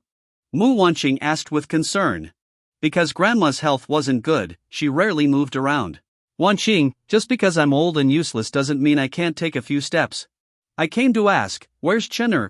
I haven't seen him these past few days. Why hasn't he come to chat with this old woman? Grandma asked cheerfully. Her question immediately made everyone's faces grow awkward. Grandma didn't know yet Ye Chen had not only been expelled from the Mu family but was also likely already dead at Duan's hands. Mom! Ye Chen's busy with work. You know, young people have their careers and jobs to attend to, don't they? Mu Bo quickly walked up, trying to deflect her question. Hearing this, Grandma frowned slightly. She knew her son's personality well enough to tell whether he was lying. I might be old, but I'm not stupid. I can tell the truth from lies. Tell me, where's Chener? Did something happen to him? Grandma pressed, her voice growing serious. Mom, how could something happen to Ye Chen? You're overthinking. Before Mu Bo could finish, Grandma slammed her cane against him. Ouch, Mom! Why are you hitting me? Mu Bo yelped in pain. Grandma, are you losing your mind? Why are you hitting my dad? We're your real family. Ye Chen is just an outsider. Since you want to know so badly, I'll tell you Ye Chen has been kicked out of Hidden Dragon Manor. And on top of that, he offended the Jiangzhou king, Duan. He's dead, long dead. Mu Fei blurted out the entire truth without hesitation. Hearing this, Grandma froze. Expelled from Hidden Dragon Manor? Ye Chen was dead? She couldn't accept this reality. She stared at Mu Wanqing and the others in disbelief. Wanqing, tell Grandma this isn't true. It's not true, right? Grandma's voice trembled as her entire body shook. Grandma, it's true, but... Mu Wanqing couldn't bring herself to lie anymore and told the truth. Boom! Grandma felt her mind go blank.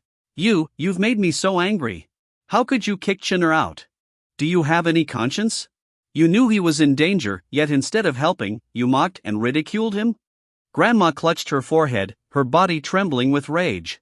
She had always treated Ye Chen as her own grandson. And now, this was the result? If Ye Chen was truly dead, it was no different from burying her own child. Grandma, you don't understand. Ye Chen was a parasite, leeching off our family. His death is for the best, it means our Mu family can finally rise. He was just an outsider. Why should we care? Mu Fei retorted dismissively. Exactly, Mom. You shouldn't involve yourself in this matter. For the Mu family to rise, we can't jeopardize our future over a shallow connection. And besides, he offended the Jiangzhou king. Do you want us to die alongside him? Mu Bo and Zhao Lan added. Grandma stared at them in disbelief. You. Spurt. Her anger reached its peak. Grandma coughed up blood, her vision blurred, and she collapsed to the ground. The Mu family panicked. Grandma! Mom! What's wrong? Quick, get a doctor. Overwhelmed with anger, Grandma had fainted. If it were someone younger, it might not have been serious. But given her age, Mu Wanqing quickly used her connections to call for multiple doctors. Hidden Dragon Manor had its own private medical room on standby. When the doctors arrived, they immediately began emergency treatment. The Mu family anxiously waited. Wanqing, notify Qingxue quickly. Grandma's so old, and judging by the doctor's reactions, this seems serious. Ugh, even after death, Ye Chen still won't let us live in peace. I told you he was bad luck. Now that he's gone, even Grandma's fallen ill because of him. Zhao Lan complained bitterly. Mu Qingxue soon received the news. After sending a message to Ye Chen, she rushed to Hidden Dragon Manor. Sensing the somber atmosphere, she immediately questioned her family. Dad, Mom, wasn't Grandma's health stable? How did she suddenly fall ill? What happened? Well, we don't know either. Qingxue, calm down. The doctors are treating her, so don't shout, Mu Bo said, avoiding eye contact. In truth, Grandma's collapse was entirely Mu Fei's fault for running his mouth. But it also made the Mu family resentful. Why should Grandma care so much about Ye Chen, an outsider, to the point of falling ill? Did Ye Chen really matter more than their own family?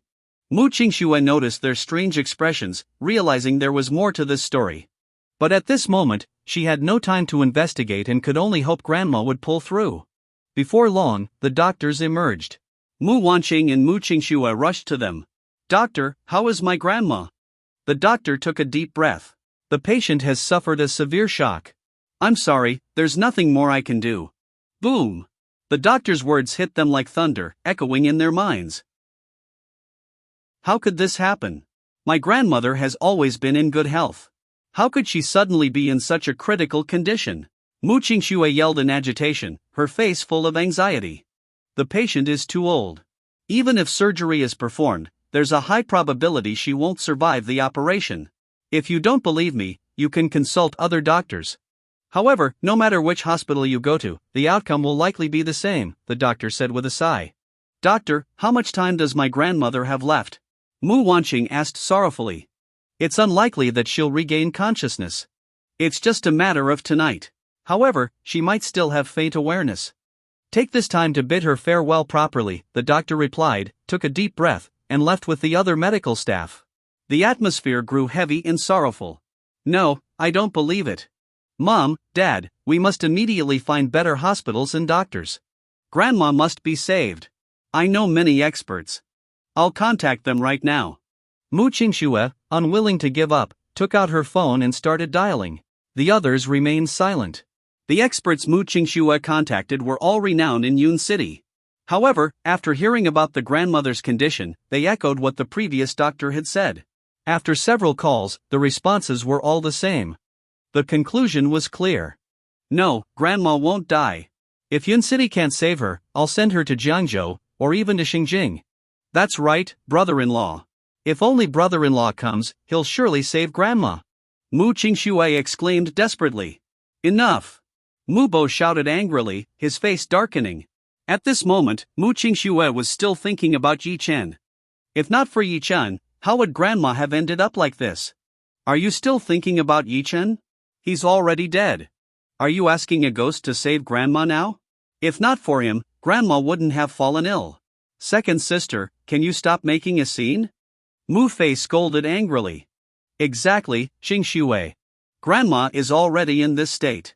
Stop making a fuss and go say goodbye to her. Perhaps letting go is the final respect we can give her. Do you want Grandma to suffer more before passing? Zhao Lan sighed. Mom, how can you call this making a fuss? How did all of you become like this? Mu Qingxue questioned in anger. We're family, and this isn't something we can change. Since everyone is here, let's vote, Mu Bo, as the family elder, suggested. Those in favor of letting Grandma go, raise your hands. To them, Grandma was beyond saving, with less than a day left to live. Continuing treatment would only prolong her suffering. Mu Bo raised his hand first. Zhao Lan followed suit. Mu Fei also raised his hand. Mu Wanqing and Mu Qingxue both looked grim. Wanqing, do you want to see Grandma undergo surgery only to die on the operating table? She lived her whole life clean and dignified. Shouldn't she leave the same way? Mu Bo asked. Mu Wanqing stiffened, then sighed and raised her hand. Mu Qingxue looked at her family in disbelief. Listening to Mu Bo's righteous reasoning, it seemed logical. But Grandma was their family. As long as there was a sliver of hope, shouldn't they try? Moreover, wasn't it Grandma's decision to make? Why had her family become so cold and heartless? Let it go. Stop struggling. It's useless, Mu Bo said with a sigh, looking at Mu Qingxue. Tears streamed down Mu Qingxue's face. Her chest ached as if she couldn't breathe. I disagree. Suddenly, a cold voice startled everyone. They turned to see Ye Chen standing at the entrance of the hall, his face filled with anger. The sight shocked the Mu family. What was going on? Was this real? Wasn't that Ye Chen? Mu Fei's legs gave way, and he fell to the ground, shouting in terror, Ghost, ghost! Ye Chen, didn't you die? This has nothing to do with us. It was Duan Kai who killed you. If you want revenge, don't come after us. The Mu family, nervous and shaken, couldn't believe their eyes. How could Ye Chen still be alive after facing someone as powerful as the king of Jiangzhou? Brother-in-law, no, Ye Chen, you're finally here. Please save Grandma. She's dying. Mu Qingxue broke down, crying loudly upon seeing Ye Chen. The Mu family finally realized Ye Chen wasn't a ghost but alive and well. Don't worry. Although I have no ties to the Mu family anymore, Grandma has always treated me well. I won't stand by and do nothing, Ye Chen said calmly. After the Mu family severed ties with him, Ye Chen had no intention of reconnecting with them. If it were Mu Bo or Zhao Lan dying, Ye Chen wouldn't have taken a single step into Hidden Dragon Manor. But Grandma was different. She had always been genuinely kind to him, protecting and helping him without expecting anything in return. Ye Chen, how is this possible? Weren't you supposed to be killed by the king of Jiangzhou? How are you alive? You killed his son. How could he let you go? Zhao Lan asked, shocked. Ye Chen's cold gaze swept over the Mu family. What happens to me has nothing to do with you. I'm here only to save Grandma. This is none of your business. Without saying more, Ye Chen gestured for Mu Qingxue to lead the way. The Mu family, still in shock, couldn't stop him. After Ye Chen and Mu Qingxue entered Grandma's room, Mu Bo spoke anxiously. Wanqing, what's going on? How is Ye Chen still alive? What about the king of Jiangzhou? Yes, big sister, find out what happened quickly. How is it possible to survive this? Ye Chen is too hard to kill. The family clamored, and Mu Wanqing quickly made some calls. However, no information about the king of Jiangzhou was forthcoming. It seemed everyone was avoiding the topic. But while investigating, Mu Wanqing received a devastating piece of news. She hung up the phone, her head spinning. Her body gave out, and she collapsed to the floor. In anguish, she wailed, Mom, Dad, it's over. Everything's over. I couldn't find anything about the king of Jiangzhou, but Su Tianhua from the Su family suddenly died, and the Su family collapsed. Their 30 billion yuan investment in us, it's gone. Our Mu family just lost 30 billion yuan. What? The Mu family's eyes widened instantly, as if struck by a thunderbolt. Their minds went blank. How could this happen? Weren't they on the verge of rising to greatness? Why was reality so drastically different from their expectations? Today was supposed to bring good news. With Ye Chen dead, the Mu family could finally rid themselves of that useless man. Mu Wanqing would be free and could even find a better husband. The Mu family was set to receive a 30 billion investment from Su Tianhua, propelling them to the top of Yun City's elite families. Furthermore, Sun Simin had entrusted the Mu family with the entire Yun City pharmaceutical market share. Their future should have been limitless. But now, not only was Ye Chen still alive, but Su Tianhua had also suddenly died, resulting in the Mu family losing their 30 billion investment. Even grandma had fallen seriously ill because of this incident. This was a catastrophic blow. How could this happen? Mu Bo asked in disbelief, his entire demeanor dazed. It was as if he couldn't process this crushing setback. I don't know either. What's going on? And Ye Chen, where's Ye Chen? Mu Wanqing seemed to snap back to her senses and immediately wanted to find Ye Chen. Big sister, Ye Chen went to see grandma. He said he's going to treat her, Mu Fei quickly replied. Treat her? Is he a doctor? Why didn't you stop him earlier? Isn't this just more nonsense? Hasn't he harmed us enough already? Mu Wanqing felt as though her head was about to explode. In an instant, too many bad news had hit her, shaking her to the core. Yes. Stop him immediately. Not only has he caused us to lose the 30 billion investment, but now he's going to torment grandma. This is infuriating. Zhao Lan added angrily. The group hurried toward the room. As soon as they reached the door, Mu Fei couldn't hold back his fury. Ye Chen! Stop right there! Don't touch grandma! Are you trying to destroy the Mu family completely? If you dare lay a hand on grandma, I won't let you off even if it costs me my life. Mu Fei stormed into the room first. At that moment, Ye Chen had already put away the silver needles. The crowd glared at him furiously. Mu Wanqing took a deep breath and shouted, Ye Chen, what are you trying to do?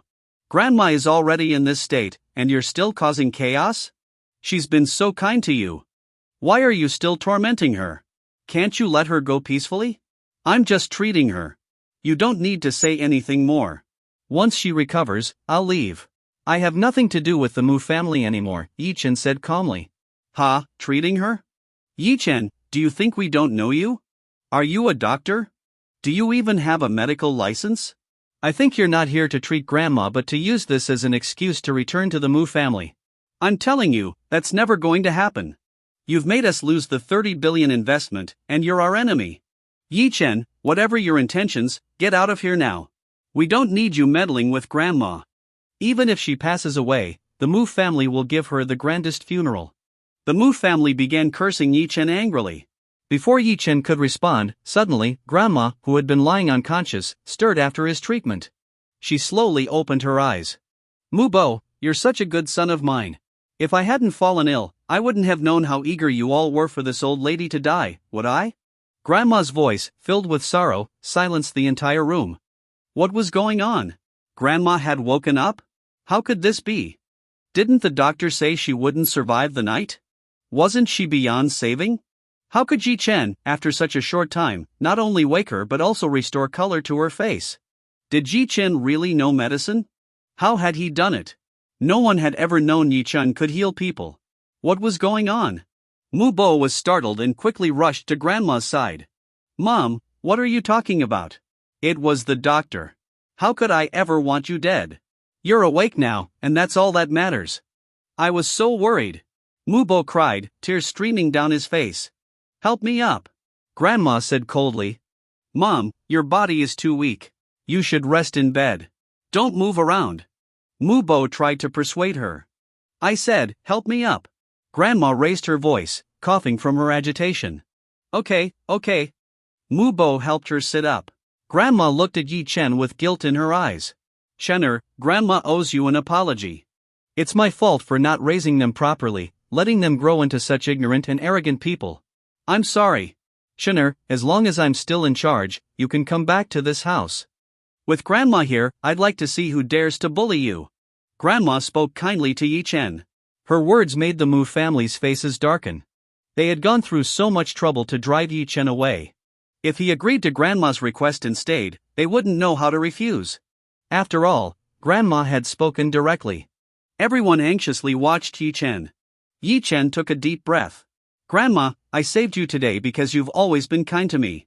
I couldn't bear to see you pass away like this. However, my ties with the Mu family are over. Please take care of yourself. I'll write a prescription for Qingxue to prepare medicine for you. I'll leave now. Ye Chen's tone was calm. For him, apart from Grandma and Mu Qingxue, he wanted nothing to do with the rest of the Mu family. Hearing his words, Mu Bo and Zhao Lan secretly breathed a sigh of relief. They even smirked disdainfully. Ye Chen was just pretending. Claiming ties are over, yet he'd rushed over at the news of Grandma's illness. Pretending to treat her was just a ploy to return to the family. However, they were deeply puzzled. How had Ye Chen survived the king of Zhangzhou? And how had he suddenly learned medicine? They needed to figure this out. Ye Chen turned and walked out. Mu Fei snorted coldly. Ye Chen, you'd better stick to your words. Then I can still consider you a man. Don't come running back in a few days. That would be the ultimate humiliation. Ye Chen ignored him and stepped out of the hall. Just as the Mu family began to feel relieved that Ye Chen hadn't stayed, Grandma suddenly shook off Mu Bo's hand. She wobbled a few steps forward and knelt down before Ye Chen. Shinner, I know you've been wronged. It's our Mu family's loss for not treasuring you. They are ungrateful and ignorant, but Grandma isn't. You saved my life today. They may not appreciate you, but I do. Grandma will kneel and thank you for saving my life. Seeing this scene, the Mu family panicked immediately. Mu Wanqing was the first to rush forward, trying to help Grandma up. The others also looked furious. Grandma, what are you doing? Are you crazy? Why are you kneeling to Ye Chen? With your status, how could he deserve such a grand gesture? Exactly. Mom, we have nothing to do with Ye Chen anymore. He was kicked out of Hidden Dragon Manor long ago. He's not worthy of your kneeling. The Mu family forcibly helped Grandma back up. Mu Wanqing took a deep breath and quickly walked up to Ye Chen. She looked at him calmly. Ye Chen, I, Mu Wanqing, am not an ungrateful person. You saved Grandma today, and I won't forget that. Take this card, it has 10 million yuan. It's enough for you to live worry-free for the rest of your life. Regardless of whether Grandma recovered because of you or not, we'll count it as your doing. Consider it the medical fee from the Mu family. Mu Wanqing pulled out a bank card and handed it to Ye Chen. Ye Chen was about to say something, but when he saw her attitude, he couldn't help but sneer. He could clearly see that Grandma and Mu Qingxue sincerely wanted to reconcile with him, but Mu Wanqing and the others were doing everything they could to sever ties. Ye Chen exhaled heavily. Fine, I'll take the money. It's better to settle things clearly and keep our dealings straightforward. Let's not involve ourselves with each other anymore. Ye Chen took the card. This act signified that, in Ye Chen's heart, the Mu family had completely lost any special status. Seeing him take the money, Mu Wanqing gave a bitter smile, looking somewhat disappointed. Back then, when she divorced Ye Chen, she had offered him a bank card with 5 million yuan. But Ye Chen hadn't taken it, clinging to his pitiful and laughable pride. Turns out, it wasn't that he didn't want to take it, he just thought it wasn't enough. Now, 10 million yuan was enough to make Ye Chen tempted, even abandoning the pride he once thought so highly of. Ye Chen's vision was simply too small. After all, to the Mu family and Mu Wanqing, 10 million was a trivial amount. But to Ye Chen, it was an astronomical sum. This showed the enormous gap between Ye Chen and Mu Wanqing now. Although Mu Wanqing was disappointed, she also felt relieved. If Ye Chen accepted the money, it would be easier to get rid of him. Giving him some money to send him away was more convenient. Wanqing, you're just too kind. Ye Chen was here for only 10 minutes. What could he have done to save Grandma? Grandma's recovery was clearly a stroke of luck and had nothing to do with Ye Chen. Did you see Ye Chen's face? That was 10 million yuan. And he just took it. What a steal for him. Zhao Lan sneered from the side, looking down on Ye Chen's behavior. Ye Chen ignored her, turning to leave. But Mu Wanqing suddenly spoke out of curiosity. Ye Chen, can I ask you something? The king of Zhangzhou clearly came to Yun City to trouble you. How is it that nothing happened to you? How did you manage that? Mu Wanqing truly wanted to know. Because in her view, Ye Chen shouldn't even be here today. No one could survive the wrath of the king of Jango. Ye Chen looked at Mu Wanqing coldly. He couldn't help but think how ignorant she was. Initially, he didn't want to bother responding. But seeing the Mu family's expressions, he decided to reveal a little, though not the full truth since the matter had been taken over by the military. Do you really want to know? Ye Chen asked indifferently. Yes. I just want to understand how, despite such a massive disparity in power, you are unharmed, while the king of Jiangzhou and Su Tianhua have met their downfall. What exactly happened? Mu Wanqing took a deep breath and asked. I've told you before, the king of Jiangzhou might seem powerful to you, but to me, he's nothing more than trash. Taking him down was just a casual task. And here's a surprise for you, Su Corporation, the one planning to invest 300 million yuan in your family, is now in my hands. Tomorrow, I'll be taking over Su Corporation. After speaking, Ye Chen turned and walked away. Mu Qingxue sighed and glanced at the stunned Mu family before hurriedly following him. At this moment, Mu Wanqing and the others were completely dumbfounded. Ye Chen's words contained so much shocking information that they were utterly taken aback.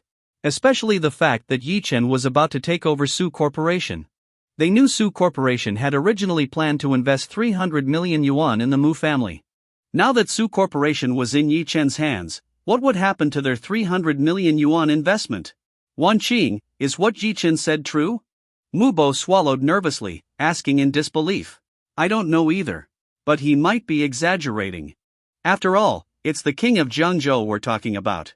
Saying it was easy to kill him is obviously boasting. We don't know what really happened back then. My biggest worry now is that if Ye Chen really owns Su Corporation, then the 300 million investment would depend entirely on him. Mu Wanqing frowned as she spoke. That's impossible. What qualifications does Ye Chen have? He must be bluffing. He's boasted before. Mu Fei said dismissively. Xiao Fei found the thought of Ye Chen thriving more unbearable than death. Xiao Fei, the world isn't so simple. If Ye Chen says he'll take over Su Corporation tomorrow, what reason would he have to lie?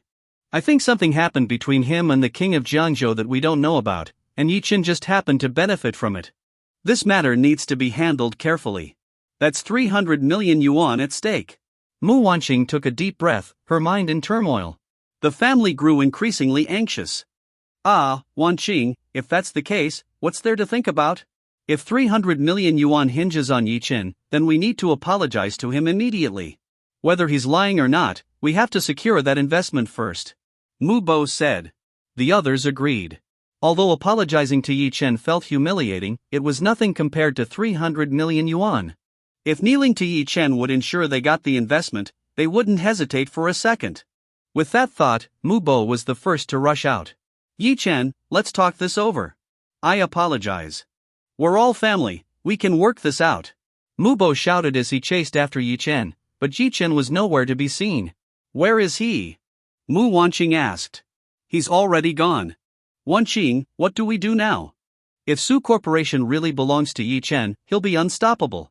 If we'd known this earlier, we wouldn't have treated him so badly. Zhao Lan sighed. We should find Ye Chen and beg him. After all, we were once family. Surely, he wouldn't be so heartless. Mu Bo sighed as well. Mu Wanqing took a deep breath. There was no way she would give up on the 300 million investment. Her expression turned calm. Yes, we'll find him. That 300 million is too important for the Mu family. I'm sure he'll agree. If it comes to it, I'll remarry him. I'm sure he's been waiting for this opportunity for a long time. Mu Wanqing clenched her fists, silently convincing herself. If Ye Chen really took over Su Corporation, his status and position would barely be suitable for her. For 300 million, she could endure this small sacrifice. Search like crazy. Ever since Ye Chen was driven out of Hidden Dragon Manor, the Mu family had paid no attention to him. They had no idea where Ye Chen had been staying during this time, and now they genuinely didn't know where to find him. Meanwhile, Ye Chen was completely unaware that the Mu family was frantically searching for him. Of course, even if he did know, he wouldn't care. At the moment, Ye Chen had no time to deal with the Mu family. He had just received a call from Lu Yao. Previously, to enrich the medicinal garden with more spiritual herbs, Ye Chen had specifically asked Zhang Yi to bring a batch of 6th and 7th grade spiritual herbs to be transplanted into the garden. Among them was an extremely rare 8th grade spiritual herb. It was immensely valuable. Zhang Yi had arranged for 3 grandmasters to escort the herbs to the garden. However, an unexpected turn of events occurred. A powerful expert appeared out of nowhere, defeated the 3 grandmasters, and stole the 8th grade heavenly soul grass. Ye Chen was instantly annoyed. In Yun City, someone actually dared to steal from him? What nerve! Ye Chen soon arrived at the agreed-upon location. Lu Yao and the 3 grandmasters looked disheveled and defeated. Clearly, the assailant was a formidable opponent. After all, anyone capable of defeating 3 grandmasters single-handedly had to be at least a half-step human god realm expert. What puzzled Ye Chen was why someone of such strength, powerful enough to dominate a region like Jiangzhou King Duan Kai or the leaders of Jiangzhou's 4 gates, would resort to theft for an 8th grade herb. Although the herb was rare, it wasn't unattainable. Why stoop to stealing? As soon as Ye Chen arrived, the 3 grandmasters turned pale. Young Master Yi, please forgive us for our failure. We await your punishment. Ye Chen waved them off. Where is he? Ye Chen asked calmly. Young Master Yi, that man seemed to be after the heavenly soul grass specifically. He didn't kill us, but we've been tracking him. It looks like he went into that urban village across from here. We dared not enter, as we're no match for him, one of the grandmasters reported. All right. You can all go back. I'll handle this myself, Ye Chen said with a wave of his hand. Young Master Yi, should I accompany you? Lu Yao asked hopefully. No need, Ye Chen replied. The group could only bow and take their leave. Ye Chen quickly sensed the faint aura of the heavenly soul grass and followed it to an old, dilapidated building. He frowned. The place was in ruins. Most of the surrounding buildings had already been demolished, with only a few abandoned structures left standing. The area was almost completely deserted, as most residents had already moved out. A powerful expert capable of defeating 3 grandmasters was living in such a place? It was baffling. Identifying the source of the aura, Ye Chen pushed open the door and entered. The moment he stepped inside, a shadow darted toward him, and an overwhelming, violent energy surged at him. Ye Chen's brow furrowed slightly as he raised a hand to block. Bang! The attacker was forced back several steps, staring at Ye Chen in surprise. It was clear he hadn't expected his full-force sneak attack to be deflected so easily. Ye Chen took a closer look at the man. He had a rugged, weathered face and a strong build, with a beard that seemed like it hadn't been trimmed in ages. If someone were to guess his identity, they'd be more likely to think he was a beggar than a half-step human god realm expert. Where is it? Ye Chen asked calmly, his tone indifferent. What are you talking about? Who are you? Did the Yun family send you? Even after I fall into this state, they still won't let me go, the man asked cautiously, calculating how to escape the situation. Yun family? What nonsense! You just stole my heavenly soul grass. Did you forget so quickly? Ye Chen said, narrowing his eyes. The man realized his mistake. This wasn't an old enemy chasing him. His expression relaxed slightly. I apologize. I needed the heavenly soul grass urgently. Consider it borrowed. I'll return it eventually.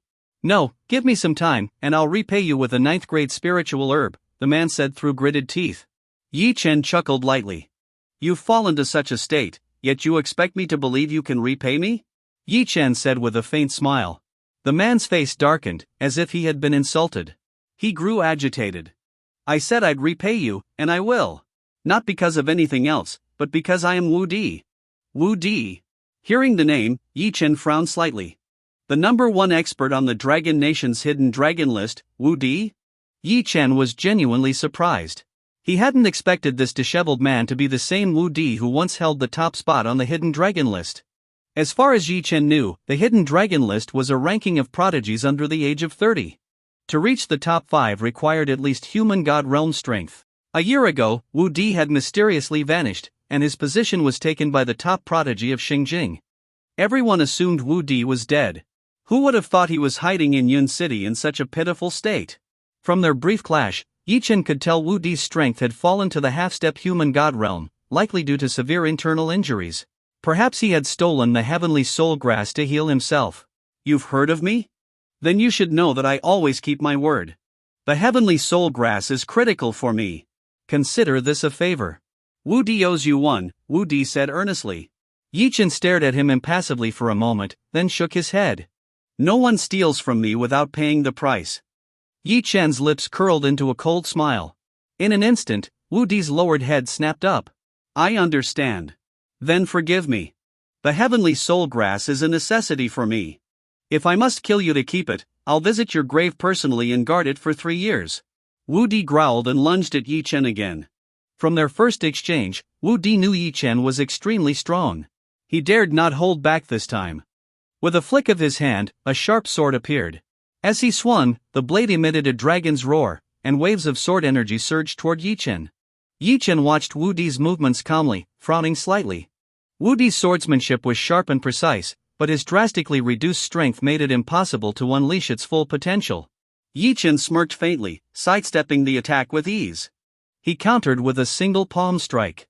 Boom! Wudi felt an overwhelming force crush down on him, slamming him to the ground. He couldn't move. Just then, a piercing cry rang out. A 5 or 6-year-old girl ran out from the corner and threw herself in front of Wudi. Please, don't kill my daddy, she sobbed, shielding him. Ye Chen looked at the little girl. A faint smile appeared on his face as he walked toward her. Seeing this, Wudi's face filled with terror. He shouted loudly, "Don't touch her. The heavenly soul grass is my doing. If you have an issue, take it out on me."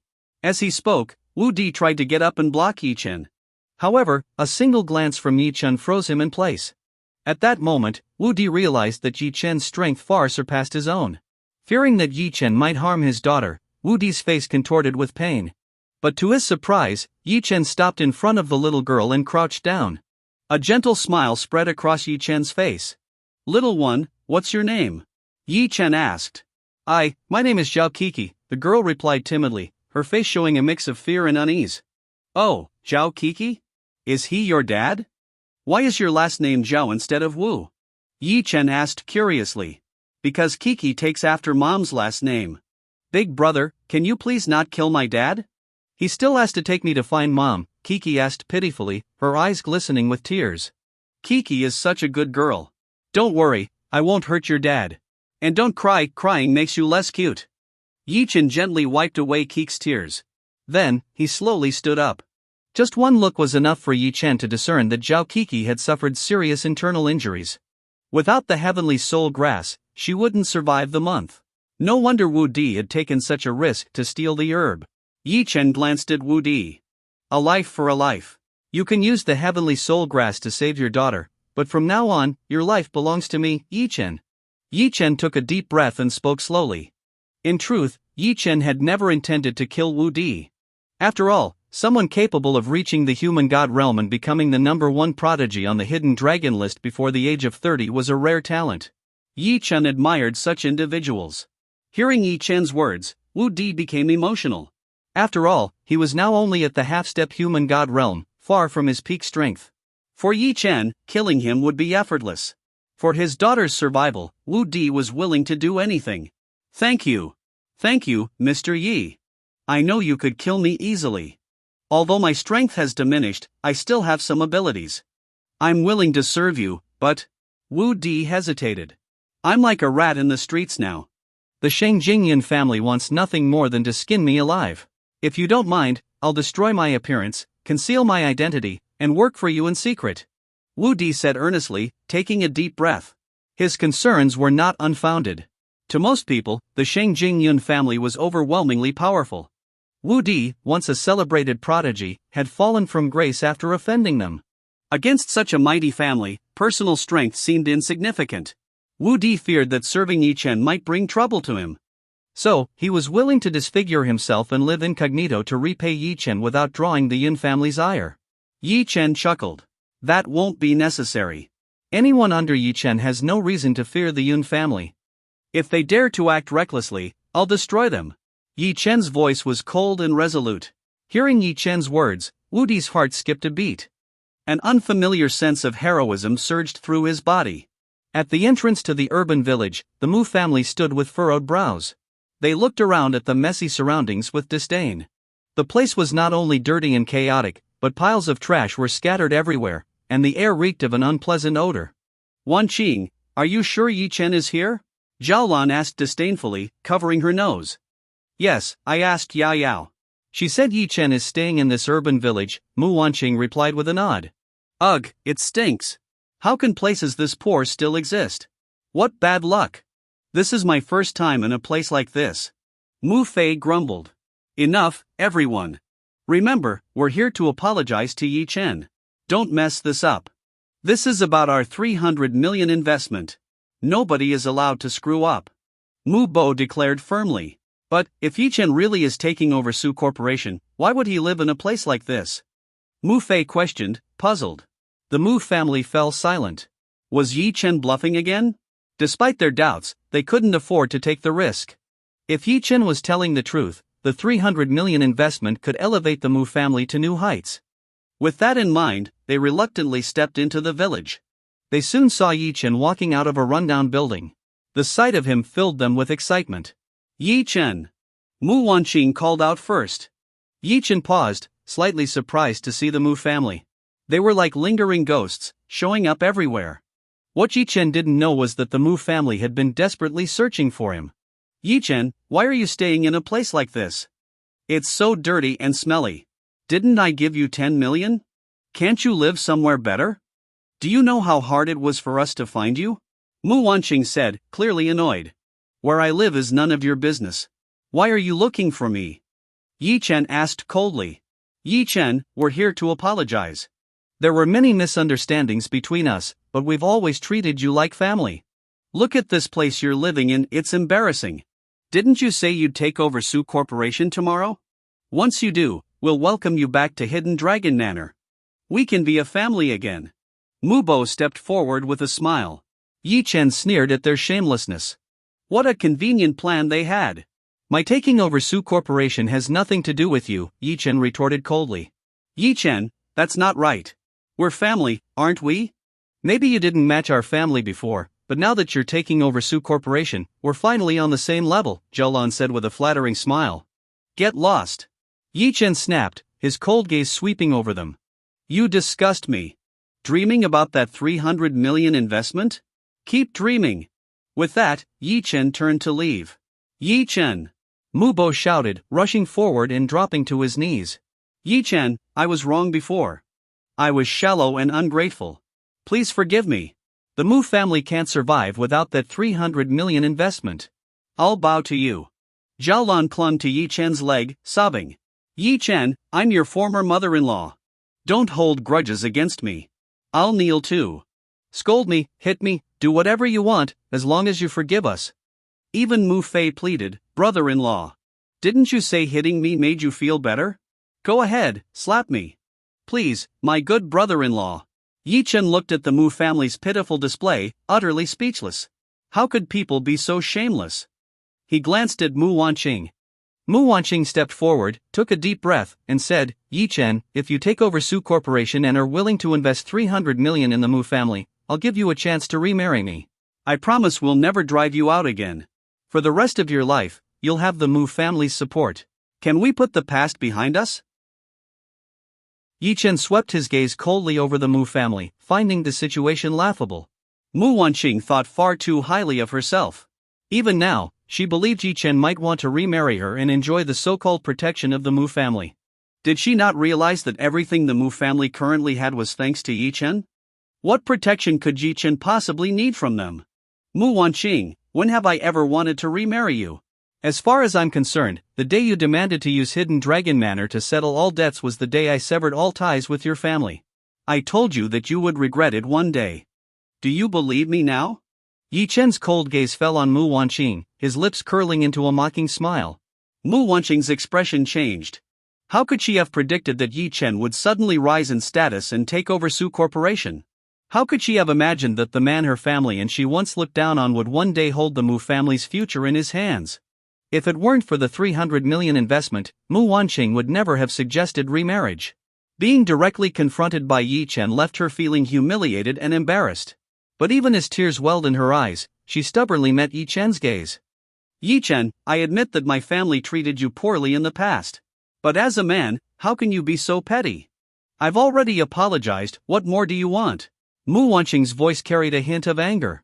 She was, after all, a woman, a beautiful one at that. In her eyes, this should give her privileges. No matter how the Mu family treated Ye Chen before, she had now lowered herself. If Ye Chen continued to hold grudges, it only proved he was small-minded and lacked magnanimity. This twisted reasoning left Ye Chen speechless. Why did it seem like he was the one begging Mu Wanqing, not the other way around? Enough. I don't want to waste words with you. Step aside. A good dog doesn't block the way, Ye Chen said coldly, his tone sharp as he prepared to leave. Mu Wanqing broke down.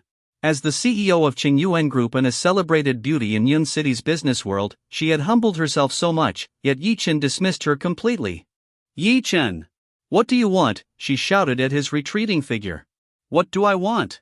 Ye Chen stopped and turned, his brow furrowed in exasperation. Don't act like I don't know you. You just want to humiliate me, don't you? Fine, tell me, what do I have to do to make you forgive us? Mu Wanqing took a deep breath, bracing herself for the worst. Even if Ye Chen demanded her, she was ready to agree. After all, Su Corporation's 300 million investment was crucial to the Mu family. And besides, after 3 years of marriage, she and Ye Chen had done everything a couple could do. There was nothing left to lose. As Mu Wanqing steeled herself, Ye Chen sighed in frustration. He didn't want to engage with the Mu family any further. Since their relationship was over, there was no point in dragging it out. Waving dismissively, Ye Chen spoke irritably. Fine. Crawl like a dog, slap yourselves, and call yourselves blind fools and shameless idiots while doing it. Ye Chen laid out his condition bluntly. Of course, he didn't expect them to actually do it. He only set such an extreme demand to force them to back off. In Ye Chen's eyes, no matter how desperate the Mu family was, they would never stoop so low as to utterly disgrace themselves in public. As expected, Mu Wanqing's face turned pale. Ye Chen's condition was a clear statement that there was no room for reconciliation between them. Even for the sake of 300 million, Mu Wanqing couldn't degrade herself like that. Ye Chen, do you have to be so heartless? She asked sorrowfully. Heartless? If anyone has been heartless, it's your Mu family. If you can't meet my demands, stop wasting my time, Ye Chen replied coldly and turned to leave. In that critical moment, Mu Bo's eyes turned bloodshot. 300 million. This investment could elevate the Mu family to the ranks of Yun City's elite. Clenching his fists tightly, his entire body trembled. Dad, Mom, let's go. It's over, Mu Wanqing said in despair. No. We can't leave. That investment is too important. Mu Bo growled, gritting his teeth. Suddenly, he dropped to his knees and began crawling toward Ye Chen like a dog. Zhao Lan quickly followed, abandoning any shred of dignity for the sake of money. Slap. Slap. Ye Chen, it was our fault. We were blind fools and shameless idiots. Please forgive us. I'll slap myself as much as it takes. Treat us like dirt if you must, but please, give us another chance. I beg you, Ye Chen. I'll kneel, I'll kowtow, whatever it takes. I was wrong. I shouldn't have been so blind and foolish. Zhao Lan and Mu Bo kowtowed furiously, driven by their desperation. To them, if groveling could secure the 300 million investment, it was worth it. Afterward, once Ye Chen returned to Hidden Dragon Manor, they had countless ways to exploit him and drain him dry. Ye Chen looked at the groveling Zhao Lan and Mu Bo with disdain. They had truly perfected the art of shamelessness and opportunism. Without another word, Ye Chen turned and walked away. Mu Wanqing furrowed her brow, about to chase after him, but Zhao Lan grabbed her arm. Dad, Mom, you knelt to him, and he still left without saying a word. This is outrageous. How could he act like this? Mu Wanqing said angrily. Wanqing, those who achieve greatness don't dwell on pride. Right now, we need Ye Chen. It's okay for your parents to lose face, but you must not provoke him further. Zhao Lan urged. But? Mu Wanqing still felt deeply humiliated. No buts. Tomorrow, Ye Chen will officially take over Su Corporation. We'll be there early to ensure we secure the investment. With 300 million, the Mu family will rise again. Zhao Lan insisted. And just let Ye Chen act so arrogantly? Won't he end up lording over us? Mu Fei fumed. Shut up. What's more important, your pride or 300 million? When we see Ye Chen tomorrow, lower your head and stay humble. Even if it's humiliating, we need his forgiveness. Mu Bo scolded angrily. The next morning, the Mu family woke up early and waited outside Su Corporation, terrified of missing their chance. After 2 hours, Ye Chen finally appeared. Seeing him, they sighed in relief. Ye Chen was indeed here to take over Su Corporation. They immediately rushed toward him, their faces full of flattery, nodding and bowing. Ye Chen! You're here! Ye Chen, I personally made breakfast for you. It's in a thermal bag so you can eat it fresh. Brother-in-law, it's so hot today. You shouldn't have walked here yourself. Let me carry you on my back. Ye Chen ignored the group and walked directly toward Su Corporation. The Mu family quickly followed, afraid they might miss out on some benefit. After all, while Mu Wanqing's Qingyuan group was worth billions, it was insignificant in Yun City. Su Corporation, on the other hand, represented the collective power of the Su family, with a valuation of hundreds of billions. Wanqing, just look at Su Corporation's building. It's so grand and imposing. I love it. This time, we must seize this opportunity for our Mu family. Yes, exactly. Now that Ye Chen is so capable, once he takes over Su Corporation, we can think of ways to transfer it to our Mu family. Ye Chen doesn't have any talent for business. This kind of corporation should be managed by someone like Wanqing, who is a rising star in the business world. It would be best for her to take control of Su Corporation. They whispered to each other, fantasizing about the future, already imagining the Mu family taking over Su Corporation and becoming one of Yun City's elite families. The thought alone made them tremble with excitement. Soon, they followed Ye Chen into Su Corporation. The receptionist, seemingly informed beforehand, greeted them upon seeing Ye Chen. "Are you Mr. Ye Chen?" she asked with a smile. "I am," Ye Chen replied calmly. "Mr. Ye Chen, our CEO knows you're coming today and specifically instructed us to welcome you. He's waiting for you on the 10th floor. Please head upstairs," the receptionist said with a smile. Ye Chen frowned slightly. Su Corporation belonged to the Su family. After Su Tianhua was killed by Zhang Yi, the Grim Reaper, Ye Chen had no intention of meddling. However, since Su Corporation was still a powerful entity in Yun City, he decided to bring it under his control.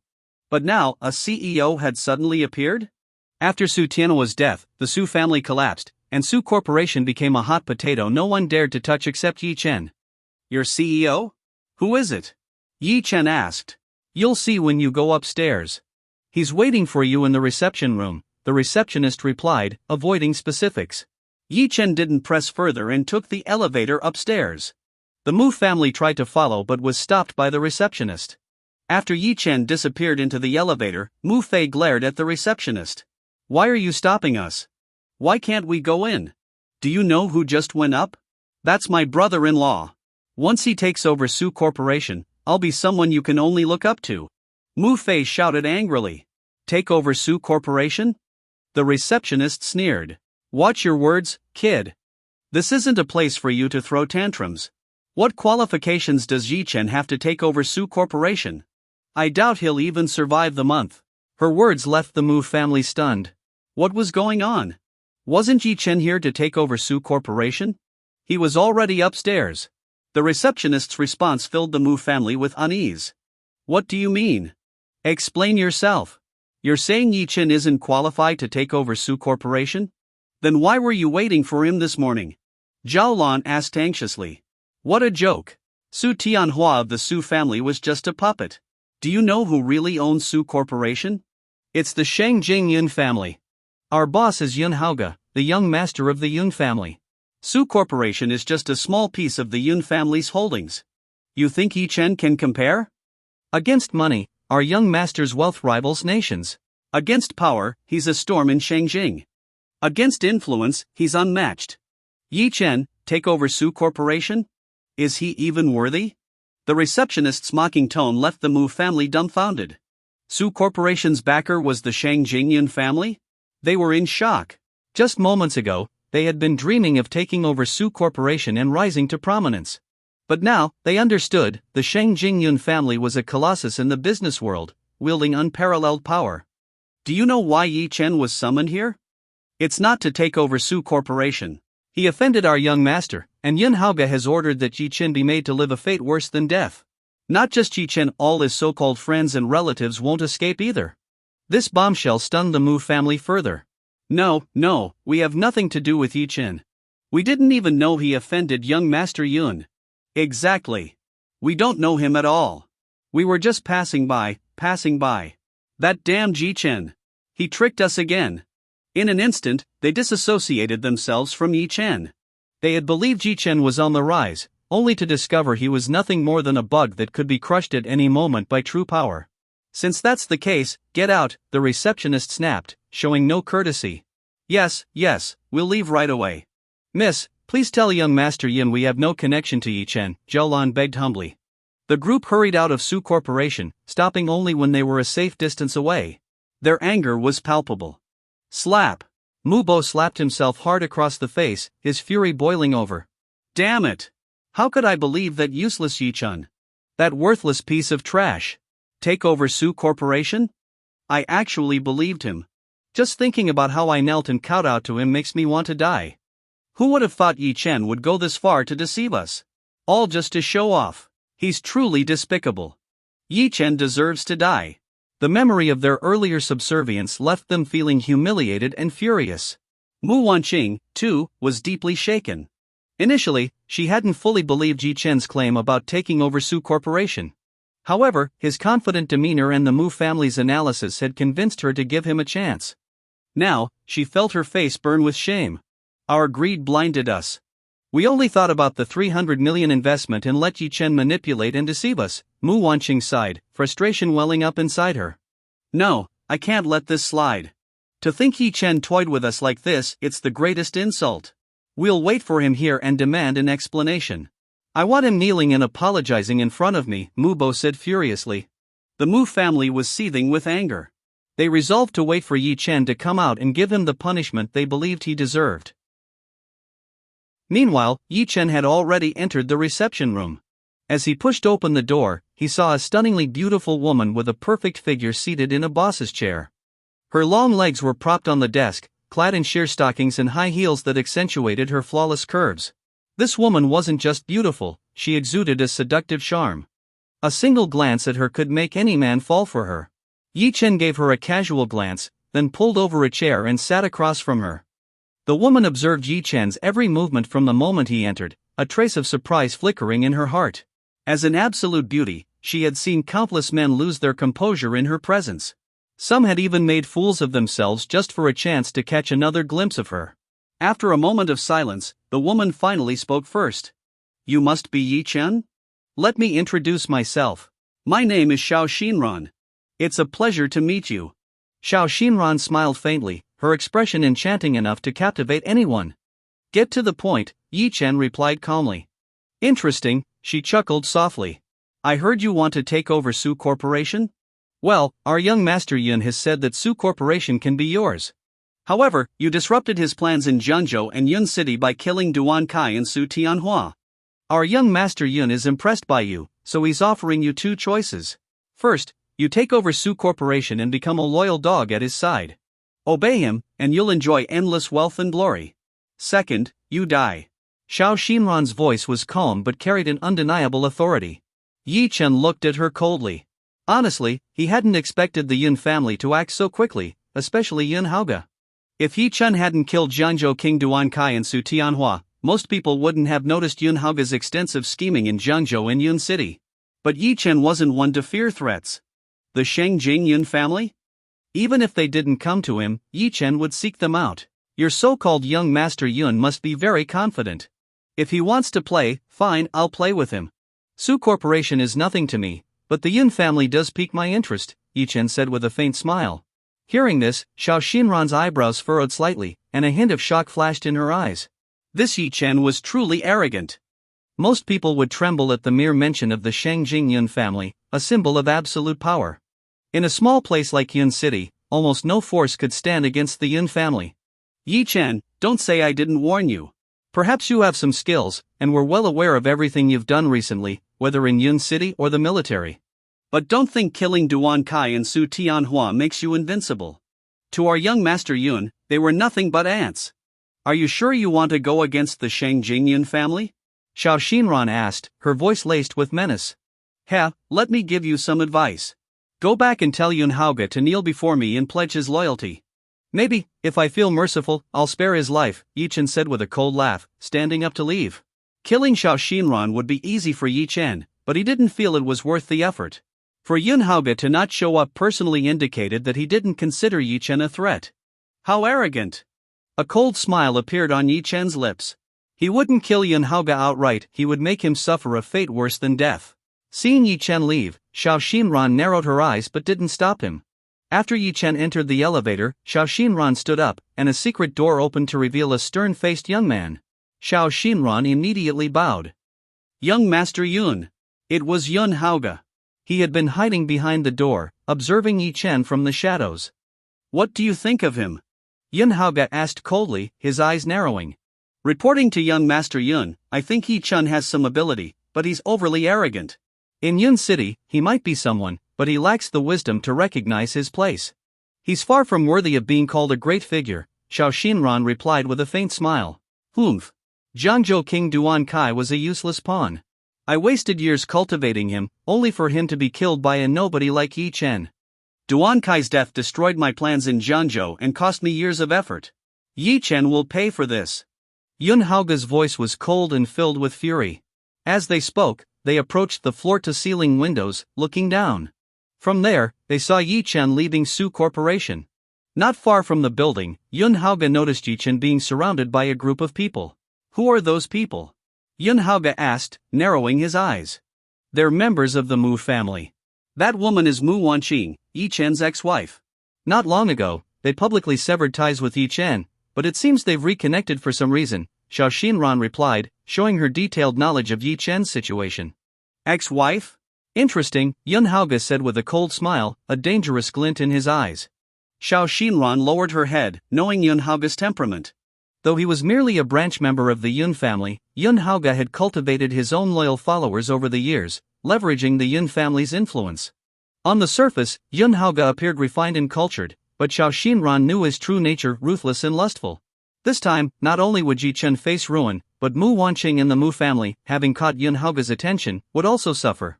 No one targeted by Yun Haoge had ever escaped a tragic fate, especially women. Even Su Zixuan, a woman of unparalleled talent and strength, had met a terrible end after attracting Yun Haoge's attention. This will be fun. Ye Chen? The Mu family? How amusing, Yun Haoge muttered, his expression dark.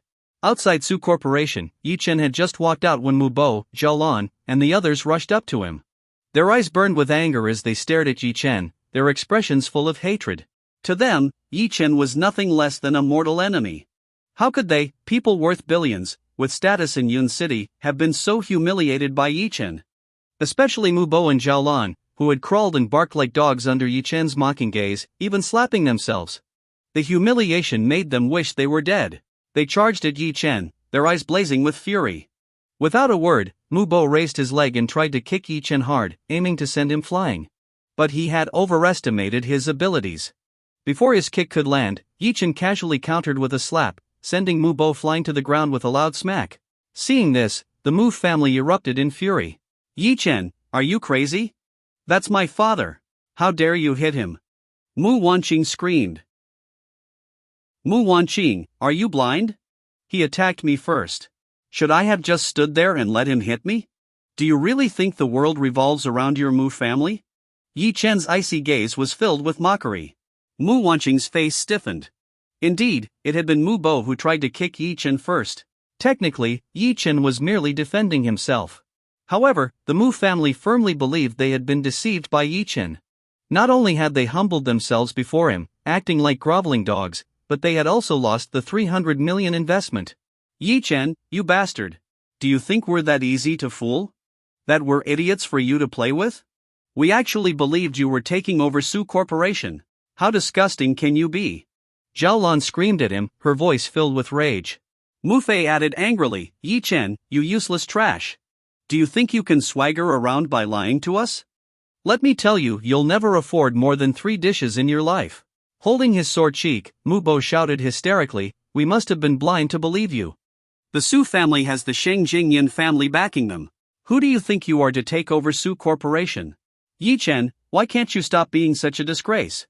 Can't you, as a man, work honestly instead of relying on underhanded schemes? Mu Wanqing's tone was filled with disappointment as she looked at Ye Chen. At one point, she had thought Ye Chen was genuinely working hard to change. But now it was clear, he was still the same worthless liar as before. Ye Chen looked at the Mu family's faces, full of disdain. Taking over Su Corporation would be a walk in the park for me. It's nothing worth my attention. But the Sheng Jingyun family, I'm interested in playing with them, Ye Chen said calmly. What? Hearing his words, the Mu family froze in shock. This was too much. Even bragging should have its limits. Playing with the Shang Jingyun family? Who was Ye Chen? What could he possibly use to play with them? Ha! Your shamelessness is beyond words. Didn't you hear what the receptionist said? The Shang Jingyun family has marked you. You might as well prepare to die, Jolan sneered, her tone full of disdain. Exactly. We should stay away from him before we get dragged down with him, Mu Bo agreed, nodding. Mu Wanqing looked at Ye Chen with profound disappointment in her eyes. Ye Chen, maybe you don't know this, but despite my strictness and even divorcing you, I'm not heartless. I've secretly hoped many times that you would change your ways. But you refuse to change. It's truly disappointing, Mu Wanqing said with a deep sigh. Ye Chen chuckled coldly. Mu Wanqing, don't act like some saint. Do I need to remind you of how vile your Mu family is? Isn't this all about Su Corporation's 300 million investment? I've got plenty of money. Here's a deal, kneel down and lick my shoes clean, and I'll personally invest 300 million in you. How about that? Ye Chen said mockingly. His words reignited the Mu family's fury. To them, Ye Chen didn't have 300 million, or even 300 yuan to his name. Mu Wanqing looked at Ye Chen in despair. Are you trying to humiliate me? Do you think I, Mu Wanqing, am someone who would abandon my dignity for money? Ye Chen, you underestimate me. Tears welled in her eyes as if she had been gravely insulted. Ye Chen, don't think just because I can't beat you, you can act so arrogantly. How dare you humiliate my sister? I'll kill you. You want my daughter to lick your shoes? Who do you think you are? Get lost. Just leave, you useless piece of trash. You'll always be trash. The Mu family began hurling insults at Ye Chen. Ye Chen shrugged indifferently. The Mu family had no idea what they were missing out on. 300 million was nothing to Ye Chen, just a drop in the ocean. Without another word, Ye Chen turned and left. Ye Chen indeed didn't have the time to waste on the Mu family. Lately, most of his time had been spent at the medicine garden. To ensure the high-grade medicinal herbs grew well, he often stayed there for several days at a time. This arrangement delighted Lu Yao, as being by Ye Chen's side brought her great joy. Though Ye Chen rarely made public appearances, he had already attracted attention. Yun Haoge, despite being the scion of the Shang Jingyun family's branch lineage, was no fool. While he couldn't directly leverage the Yun family's resources, he had still managed to build a network of influence in Jiangzhou and Yun City. After Jiangzhou King Duan Kai was killed by Ye Chen, Yun Haoge began investigating Ye Chen thoroughly.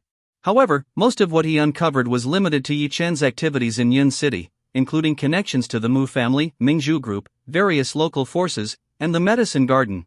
As his investigation deepened, the name Su Zixuan surfaced. In a villa on the outskirts of Yun City, Yun Haoge sat in the living room while Xiao Xinran knelt beside him, carefully massaging his legs. Su Zixuan. So, Ye Chen has a connection with her. That explains it. After returning to Yun City, he targeted several factions that had once aided me. He's avenging Su Zixuan. Yun Haoge muttered, narrowing his eyes. Young Master Yun, this Ye Chen seems unusual. He's arrogant, yes, but he does have some strength, Xiao Xinran cautiously remarked.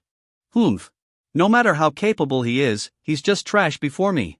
Years ago, I spent considerable effort pursuing Su Zixuan for the ancient pill formulas she carried. Unfortunately, I only obtained a small part of them. Now that Ye Chen has appeared, I suspect those legendary pill formulas from ancient times are in his hands, Yun Haoge speculated. Indeed, young Master Yun. I've noticed that Ye Chen frequently visits the medicine garden. That place is highly secretive, with grandmasters stationed to guard it, Xiao Xinran reported. Yun Haoge's lips curled into a faint smile.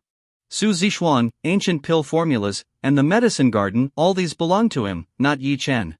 If he could obtain those ancient pill recipes and high-grade medicinal herbs, it would greatly enhance his chances of competing for the Yun family's inheritance. Although he was from a branch lineage, his ambition was anything but small. Ye Chen, let's play a little game. Xiao Xinran, send someone to monitor the Mu family. I want to know their every move, Yun Haoge ordered, his eyes gleaming with cold determination. After the recent events, the Mu family was left deeply frustrated. Even in the hidden dragon villa, the atmosphere was heavy. Especially Zhao Lan, who would curse Ye Chen under her breath from time to time. Mu Fei felt suffocated staying in the villa. When no one was paying attention, he slipped out to a bar to drink away his frustrations. 300 million gone, just like that. He had dreamt of becoming one of Yun City's most respected elites. But in the end, it was all for nothing. Sitting in the bar, he drank sullenly by himself. At that moment, a strikingly beautiful woman appeared beside him. "Handsome, could I have a drink on you?" Her voice was sweet and soft. Mu Fei, irritated as he was about to shoo her away. But when he looked up, he saw Xiao Xinran's stunning face and devilish figure, especially her long legs wrapped in black stockings. He was mesmerized. Such a beautiful woman? Was this his lucky day? Mu Fei's face lit up with a smile. Of course. Not just one drink, have as many as you want. He puffed up his chest and spoke with bravado. Wow, you're so generous, handsome.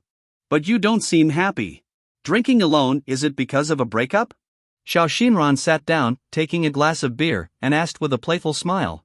I don't even have a girlfriend yet. It's just, forget it. Come on, beautiful, let's toast and get to know each other. I'm Mu Fei. My second sister is the president of the Yun City Business Association, and my eldest sister runs a company worth billions. Mu Fei exaggerated his family's background, thinking women were all gold diggers. As a second-generation rich kid, he wasn't about to let such a beautiful woman slip away. Wow! So, you're young Master Mu. Just call me Xinran, Xiao Xinran said with a charming smile. To someone like Xiao Xinran, a naive guy like Mu Fei was easy to manipulate. After just a few words, she had him drinking glass after glass. Before long, Mu Fei was tipsy. Damn it, you know what? If we'd gotten that 300 million investment, no one in Yun City would dare look down on me. It's all that useless Ye Chen's fault. What a disgrace. If he were really capable, I'd kneel to him. But he's just trash. Mu Fei grumbled drunkenly. Xiao Xinran knew the time was ripe. Young Master Mu, you seem really upset. You shouldn't bottle it up. I know a fun place where you can blow off some steam. How about I take you there? Sure. Today, whatever you say goes. Lead the way, Mu Fei said, extending his arm for her to support him. Xiao Xinran helped him down a narrow hallway and stopped at a large door guarded by 7 or 8 men. Seeing Xiao Xinran, the guards stood at attention and opened the door for her. Golden light spilled out from inside. It was a casino. What is this place? Mu Fei asked curiously. It's a casino, Xiao Xinran replied with a smile. Mu Fei, though drunk, still retained a shred of caution. Casino? No, I don't gamble. I'm leaving. If you want, come back to the hotel with me. Gambling isn't fun. Oh, don't be like that, young Master Mu. I just thought you needed to release some frustration. It's not about gambling big, just a few thousand yuan for a night of fun. And, if you play well, I'll go back to the hotel with you, Xiao Xinran whispered enticingly in his ear. Hearing this, Mu Fei's blood boiled. What was a few thousand yuan to him? Alright, but you better not back out. Mu Fei said excitedly. He bought chips with a few thousand yuan and, under Xiao Xinran's guidance, quickly turned it into tens of thousands. Within minutes, his luck skyrocketed, and the thrill consumed him. Over the next half hour, Mu Fei seemed unstoppable. No matter what game he played, every bet he placed doubled his winnings. He had never imagined he could turn 5,000 yuan into hundreds of thousands in an hour. Ha ha ha. I'm rich. I'm going to be rich. Mu Fei shouted, overwhelmed with excitement. Young Master Mu, you're amazing tonight. You've already won so much. Why don't we call it a night, and I'll accompany you back to the hotel? Xiao Xinran suggested with a sly smile. But Mu Fei, emboldened by his winnings, stepped back. Hotel? No way. My luck's just getting started. Don't bother me if you're tired. Completely hooked, Mu Fei plunged further into the casino. Watching his ecstatic demeanor, Xiao Xinran smirked and left for a private room upstairs. Inside sat Yun Haoge. Young Master Yun, he's taken the bait, Xiao Xinran reported with a smile. Good. It's about time to close the net. Today, we plant a landmine in the Mu family, one that will explode with just a nudge. Let's see how Ye Chen handles this, Yun Haoge said coldly, his smile tinged with malice. Young Master Yun, I don't quite understand. Ye Chen and the Mu family have already severed ties. Why involve the Mu family to deal with Ye Chen? Xiao Xinran asked, puzzled. Remember, direct confrontation is a strategy that harms both sides. My goal is to trap Ye Chen in a quagmire so deep he can't escape, Yun Haoge explained, his voice calm yet calculating. Xiao Xinran nodded, half understanding. Yun Haoge was a master of manipulation, preferring to destroy his enemies through cunning rather than brute force. Close the net, Yun Haoge ordered. In the casino, Mu Fei's luck suddenly took a turn for the worse. The millions in chips he had won over 2 hours were lost in less than 30 minutes. Had Mu Fei stopped at that moment, he might have only lost the initial 5,000 yuan. But for someone addicted to the gambler's high, he believed he was just one more bet away from recovering everything. So, he began borrowing money, millions at a time. And he lost. Again and again. The more he lost, the more desperate he became, sinking deeper into fear and greed. In just a few hours, Mu Fei had lost 5 billion yuan. Only then did he realize the depth of his mistake. His entire body felt as if it had plunged into an icy abyss. Mu Fei woke up trembling all over. 5 billion yuan. He had lost 5 billion yuan. For ordinary people, it was nearly impossible to rack up such a massive debt at a place like this. Most casinos wouldn't lend exorbitant sums to customers without substantial assets. But Mu Fei had walked straight into a trap. From the moment he stepped into the casino, his fate was sealed, he was destined to lose everything. What should he do? What now? Mu Fei glanced around, his mind blank. The only thought in his head was to escape. As soon as this thought surfaced, he started moving toward the door quietly. But before he could take more than a step, several burly men surrounded him. Yo, young Master Mu. Having fun? Why the rush to leave? Settle your debt first. The leader of the group had a scarred face, the unmistakable mark of a ruthless man. The sight of this man made Mu Fei's heart tremble with fear. I don't owe you anything. You tricked me. That woman, she was working with you, wasn't she? Let me tell you, my sister is powerful. If you dare. Mu Fei stammered as he tried to defend himself, but his voice lacked confidence. Before he could finish speaking, the scar-faced man slapped him hard across the face. You think I haven't dealt with deadbeats like you before? In my hands, even the hardest bones turn soft. Boys, loosen him up a bit. At the scar-faced man's command, the group swarmed Mu Fei and began to beat him mercilessly. They didn't hold back at all. In just a few moments, Mu Fei's face was swollen beyond recognition, and he was howling in pain and begging for mercy. Please. Stop. It hurts. I'll pay, I promise. My family has money. Mu Fei pleaded in terror. Oh, you've got money? Great. Call your family and tell them to send it over. The scar-faced man tossed a phone in front of Mu Fei, a cold smile on his face. Meanwhile, Zhao Lan was watering flowers at the hidden dragon villa when she received Mu Fei's call. The moment she heard the news, it felt like a thunderbolt struck her. What? Mu Fei owes 5 billion from gambling? Mu Wanqing, hearing this, was utterly stunned. Her face flushed with anger as she shouted, that brat. What is he doing? How could he rack up such a massive debt? He doesn't even gamble. 5 billion. What are we supposed to do now? Mu Bo was frantic, pacing and pulling at his hair in frustration. Zhao Lan had already burst into tears, crying uncontrollably. Wanqing, what are we going to do? When Fei called, I could tell he'd been beaten badly. They even said that if we don't pay, they'll break his legs. What should we do now? Zhao Lan wailed, her heart aching. Although she had 3 children, Mu Fei was her only son who could carry on the family name. She had spoiled him since he was little, and the thought of him being beaten made her heart wrench in pain. 5 billion. What can I do? Even if I sell Qing Yuan Group, raising 5 billion would bankrupt our family. Mu Wanqing said in despair. But, he's your brother. Are we just going to let him die? Zhao Lan said in a panic. I know he's my brother. But what can I do? 5 billion isn't a small amount. If we pay it, Qing Yuan Group will collapse. How will we survive then? Mu Wanqing's tears flowed as she spoke. Even if she could somehow raise the 5 billion, it would leave her drowning in debt, returning her to the struggles she faced before meeting Ye Chen. She didn't want to live that kind of life again. But with Mu Fei's life on the line, the Mu family couldn't just stand by and do nothing. What now? What are we going to do? Zhao Lan sobbed, at a loss. After a long silence, Mu Bo took a deep breath, his expression firm as if he had made a decision. I have an idea. Not only can we pay off the debt, but we won't have to spend a single cent of our own money. Mu Bo said. Hearing this, Zhao Lan and Mu Wanqing's faces lit up. What's the plan? The 2 women looked at Mu Bo expectantly. We'll definitely save Mu Fei. But our family can't sacrifice our future to pay off this debt. So, I've decided Qingxue will cover the cost. Mu Bo declared. What? Qingxue will pay? Mu Wanqing frowned. 5 billion wasn't a trivial sum. Even though Mu Qingxue had done well recently, 5 billion was an astronomical figure for her. How is that possible? Even if Qingxue has the money, there's no way she'll agree to bear this alone. Mu Wanqing protested. I know Qingxue well. Despite her seemingly cold personality, she's deeply loyal to family. If she finds out Mu Fei is in trouble, she'll find a way to help. Of course, we can't let her know she's covering the entire amount.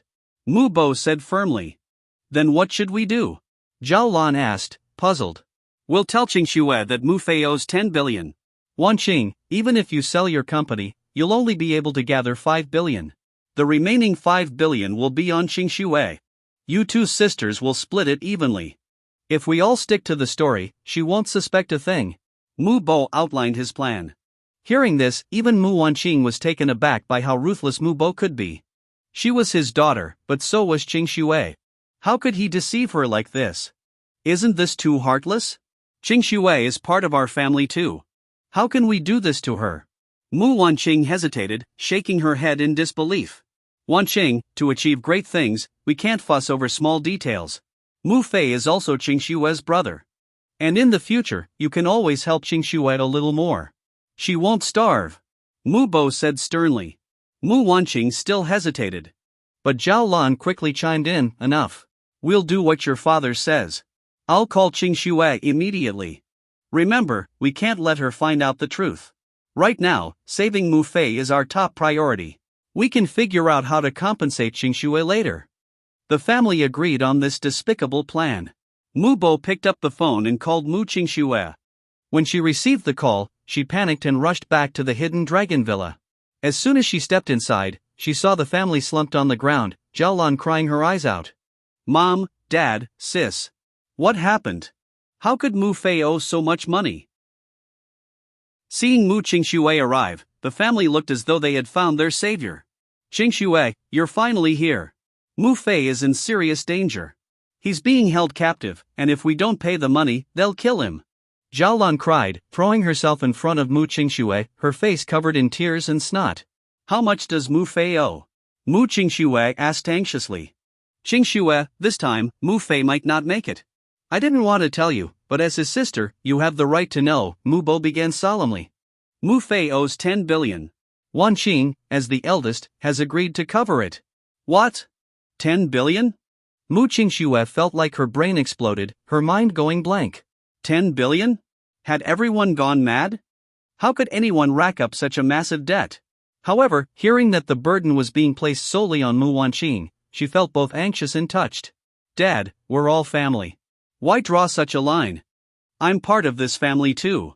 The priority right now is to save Mu Fei, Mu Qingxue said, tears streaming down her face. I'm already trying to raise the money, Mu Wanqing sighed. But I can only gather 5 billion. To save Mu Fei, I'll have to sell my company. I even went to the bank, but without the company as collateral, they won't lend me anything. What should we do now? This leaves a 5 billion gap. What else can we do? If nothing works, I'll sell my blood, sell a kidney, whatever it takes to save Mu Fei. Mu Bo exclaimed. Mu Qingxue was still reeling from the shock but quickly stopped Mu Bo. Dad, don't do anything drastic. I'll figure out the remaining 5 billion, she said urgently. Qingxue, you're already struggling. Where would you find 5 billion? Mu Bo asked, pretending to cry. I still have some money on hand. The rest, I'll borrow. With my current position, borrowing a few billion should be possible, Mu Qingxue replied. That's wonderful, Qingxue. We'll rely on you for the rest of the money. Please hurry, I'm afraid your brother will suffer in their hands, Zhao Lan said through her tears. All right, I'll be quick. Mu Qingxue said and hurried out of the hidden dragon villa. Although Mu Qingxue held a significant position as the president of the Cloud City Chamber of Commerce, which earned her considerable respect, raising 5 billion was no easy feat. She pooled together her personal savings of 1 billion and began borrowing from others, eventually raising 4 billion. But the last billion proved impossible to secure. In desperation, she called Ye Chen. At that moment, Ye Chen was in the medicinal garden. When he received Mu Qingxue's call, he was surprised. Borrow money? 1 billion? Xingxue, what do you need that much money for? Ye Chen asked in astonishment. After all, Mu Qingxue's net worth was already in the billions. Why would she suddenly need to borrow such a large amount? Brother-in-law. No, Ye Chen. I urgently need the money. Please don't ask why. Can you lend it to me? I promise to pay it back. I have no one else to turn to, Mu Qingxue said, sobbing uncontrollably. Ye Chen frowned. It wasn't that he was unwilling to lend the money, 1 billion was nothing to him. But for Mu Qingxue to borrow money after already raising so much, something significant must have happened. Yet Mu Qingxue refused to explain. In truth, Mu Qingxue deliberately kept the details hidden. She knew how poorly the Mu family had treated Ye Chen. If Ye Chen found out the money was for Mu Fei's debts, he might refuse to lend it to her. Alright, I'll transfer 1 billion to your account shortly. Qingxue, even though I've cut ties with the Mu family, you're different. If you ever face trouble, tell me. I'll help if I can, Ye Chen said. Okay. Thank you so much. Mu Qingxue quickly thanked him and hung up to focus on rescuing Mu Fei. Ye Chen stood up and called Lu Miaoyin. Hello, master, Lu Miaoyin answered. Transfer 1 billion to Qingxue's account and find out what's going on with her, Ye Chen instructed. Understood, master. When Mu Qingxue returned to the hidden dragon villa, the family rushed to ask her for updates. Qingxue, how did it go? Zhao Lan asked anxiously. Mom, I've raised 5 billion. Let's go save Mu Fei. Mu Qingxue said firmly. Wait, Qingxue, Mu Bo said, stopping her. Transfer the money to Wanqing's account. The three of us will go rescue your brother. You stay home. Mu Qingxue was stunned. She was eager to help save Mu Fei. Why were they asking her to stay home? Mu Bo avoided making eye contact with her. He was terrified that if she went along, their lies would be exposed. Qingxue, those people are vicious thugs. If we all go and something goes wrong, it could be disastrous. You staying here gives us someone to rely on in case things go south, Mu Bo explained. Exactly, Qingxue. You have connections in Cloud City. If anything happens to us, you can use your network to get us out of trouble, Mu Wanqing added. Hearing this, Mu Qingxue agreed it made sense. She transferred the money to Mu Wanqing and watched as they left. With the money in hand, the Mu family felt slightly relieved.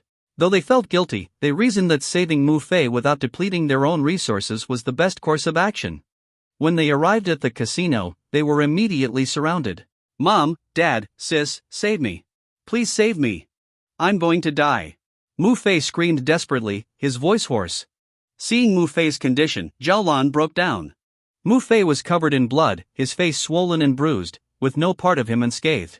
Did you bring the money? The scar-faced man asked coldly, glaring at the family. Yes, we brought it. Please release my brother. Mu Wanqing said, trembling but trying to remain calm. Hand over the money first, then we'll release him, the scar-faced man said indifferently.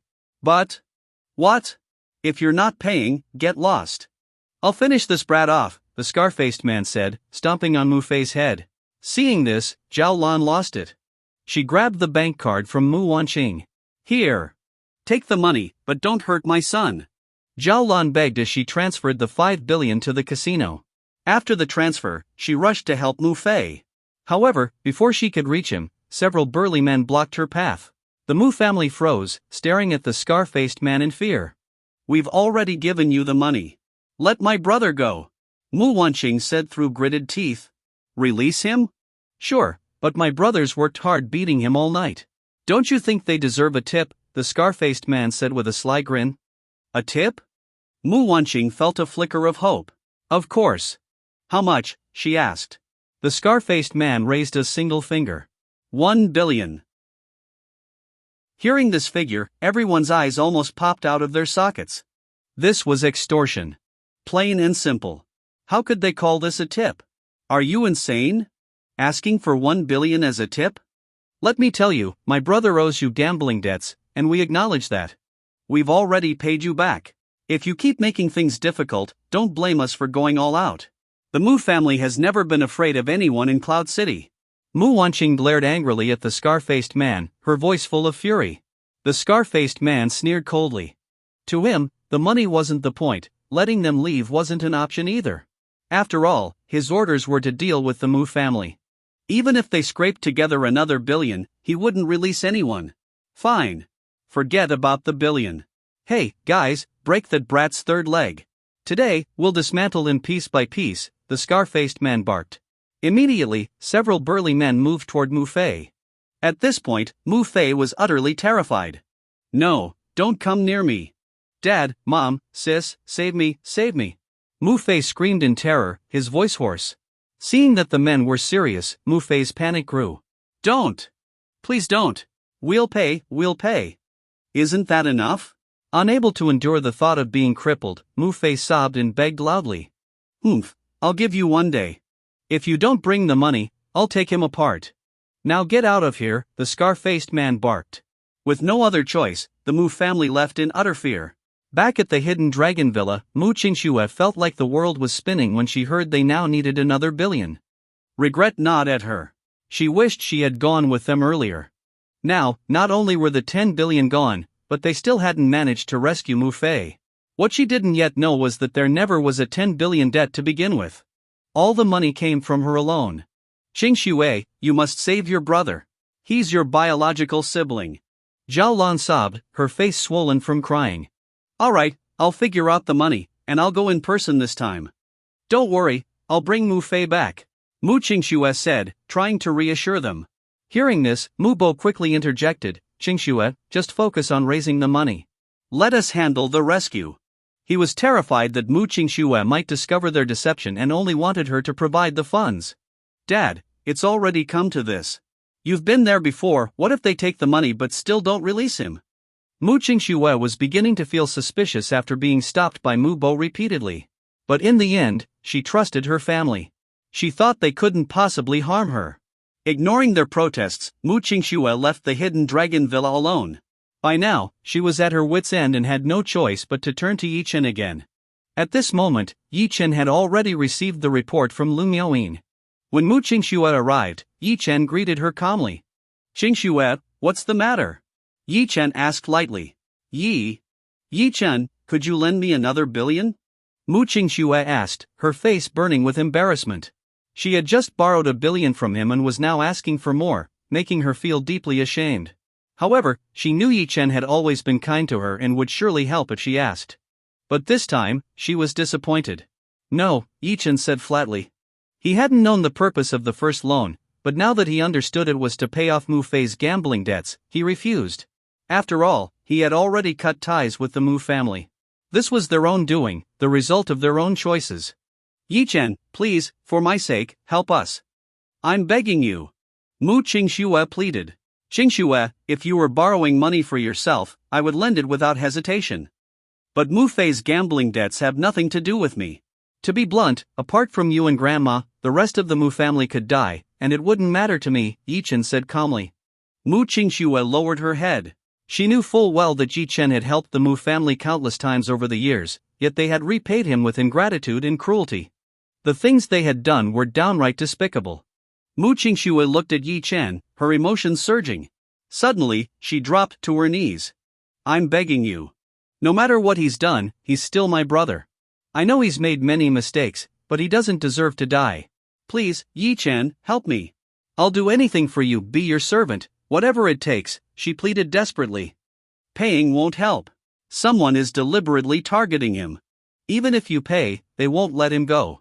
And, Qingxue, are you sure you want to save him? I suggest you stay out of this, or even if you rescue him, you'll end up regretting it, Ye Chen said with a faint smirk. With Lu Miaoyin's investigation, he knew all the details, including the Mu family's shameless schemes.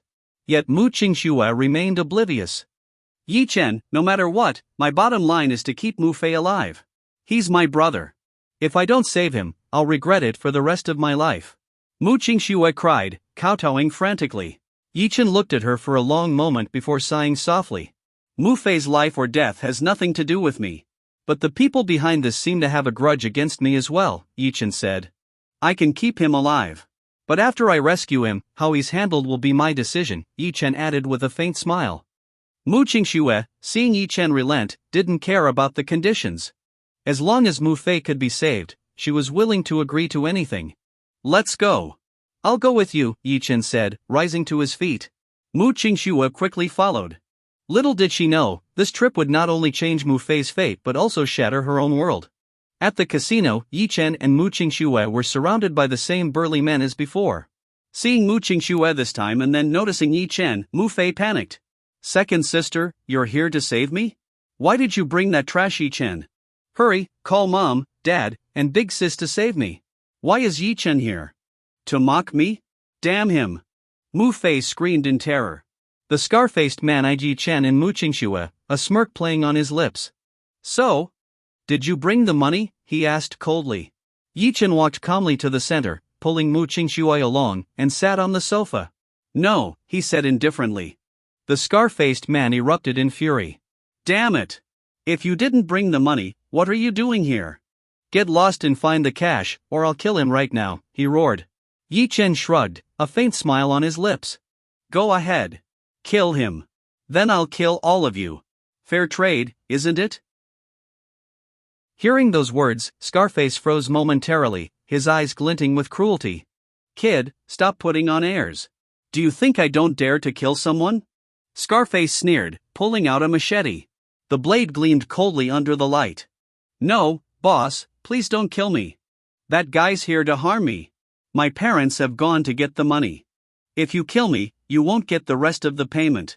Why don't you just kill him instead? If you do, I'll have my parents give you extra." Mu Fei, trembling with fear, redirected all the hatred toward Ye Chen. Hearing Mu Fei's words, Mu Qingxue was dumbfounded. How could she have such a foolish brother? It was obvious she and Ye Chen had come to rescue him, yet he was still trapped in his own delusions. Ignorant. Perhaps all these years, they had sheltered Mu Fei too much. Coupled with the Mu family's selfish values, he had grown into a selfish, useless person. Interesting. Are you here to save him, or to stir up trouble? Scarface mocked, glancing at Ye Chen. The place was filled with his men. Ye Chen and Mu Qingxue alone couldn't possibly create any waves. To Scarface, Ye Chen wasn't even worth noticing. Ye Chen smiled faintly.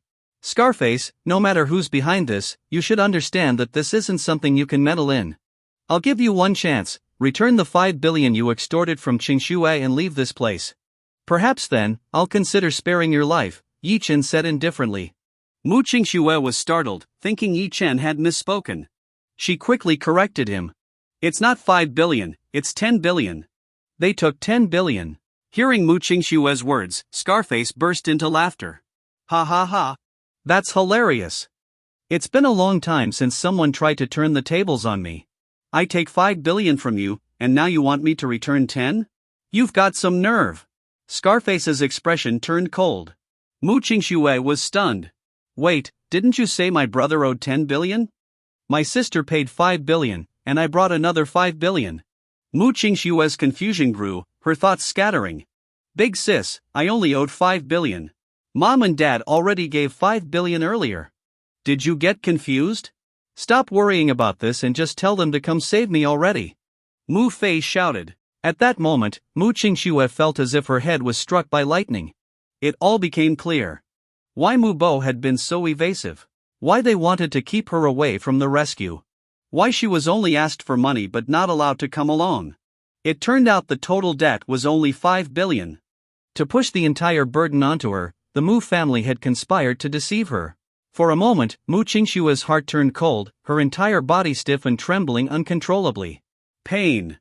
It hurt so much. She couldn't understand why her family would treat her this way. Mu Wanqing was the Mu family's daughter. So was she. Why was she treated so differently? Did they really hate her this much? At that moment, Mu Qingxue finally understood why Ye Chen had said she would regret rescuing Mu Fei. The truth hit her like a thunderclap. Why? Why would they deceive me like this? I'm their daughter too. Why would they lie to me? Mu Qingxue sobbed uncontrollably, her cries filled with despair. This betrayal was more painful than a knife to the heart. Mu Fei, seemingly realizing the situation, didn't care and yelled, "Big sis, we're family. I'm your brother. It's not wrong for you to pay to save me. Why are you so hung up on a little bit of money? Do you even have any sense of family? I've told you before to stay away from Ye Chen. Look at what he's done to you, you're even abandoning your family now." Mu Fei's shouts infuriated Mu Qingxue. She stepped toward him, raising her hand. Slap. The sound of the slap echoed loudly. Mu Fei was stunned. From childhood to now, his second sister, Mu Qingxue, had never hit him. Now, her slap reopened the wounds on his face, causing him to wince in pain. At that moment, Mu Qingxue's gaze toward him turned icy, devoid of the warmth she once had. "Big sis, why did you hit me?" Mu Fei asked, shocked. Mu Qingxue's heart hardened. From the start, she had always been an outsider in the family. Back then, Mu Wanqing could start her own company, even putting the family in debt by tens of millions, yet was still celebrated as a business prodigy. But when Mu Qingxue wanted to start her own company, she was forced to leave the Mu family. She had harbored resentment but thought, despite her family's poor treatment, blood was thicker than water. She had always supported them. In the end, she realized she was merely a disposable pawn to them. What was the point of staying in such a family? Ye Chen. Earlier, you said you'd handle Mu Fei after rescuing him. What do you plan to do? Mu Qingxue asked coldly. Send him to Black Tiger Camp. Though he deserves death, he still has some use. He can serve the country. Whether he survives will depend on his luck, Ye Chen said with a faint smile. Hearing about Black Tiger Camp, Mu Qingxue's eyes brightened. She had heard of it before. It was a place even feared by the military, a terrifying, life-and-death training ground. 9 out of 10 who entered didn't return. But those who survived emerged utterly transformed. In the past, Mu Qingxue would have fiercely opposed this. But now, she nodded. Good. Perhaps only a brush with death can change him, she said with a deep breath. Hearing their unrestrained conversation, Mu Fei panicked. Send him to Black Tiger Camp? Were they insane? What's wrong with you two? Second sis, you've clearly been brainwashed by Ye Chen. We don't even know if we'll get out of here alive, and now you're talking about sending me there? Forget it, I'd rather die here than go to that hellhole. Mu Fei yelled. No one paid him any attention. By now, Scarface had grown impatient. He was still present, yet Ye Chen and Mu Qingxue were already discussing Mu Fei's fate, as if he didn't exist. Are you two clowns here to put on a show? How dare you act so arrogantly in front of me? Scarface roared. Ye Chen glanced at him indifferently. Shut up. Say one more word, and you'll kneel before me until you die, Ye Chen said coldly. Ha ha ha. Kid, you're something else. Why don't you go take a piss and look at yourself in the mirror? Who do you think you are? Scarface mocked, laughing loudly. At that moment, the casino's doors were suddenly blasted open. A group of people walked in. Leading them was none other than Lu Yao, the CEO of Pearl Group. Her expression was icy cold. Who dares to say my master is unworthy? What? Someone dared to cause trouble in the casino at this time? Scarface felt his authority was being challenged. Damn it! What is today? Why does everyone think they can talk to me like this? Do you really think I'm nobody? I want to see who dares stir up trouble in my territory. Scarface, wielding his knife, turned to confront the intruders. However, when he saw who had arrived, his entire body froze. He had been in Yun City for a long time and naturally recognized the city's big players. He had assumed it was just some nobody. But when he saw Lu Yao's cold and frosty face, his own face turned pale with fear. Pearl Group. Lu's CEO? Why was she here? Good heavens! This was one of the most powerful figures in Yun City. And, who was the master she just mentioned? Mu Fei was equally stunned. He had heard of Lu Yao countless times. In Yun City, her name carried unparalleled weight. For someone like Mu Fei, a small fry, meeting such a major figure was beyond his wildest dreams.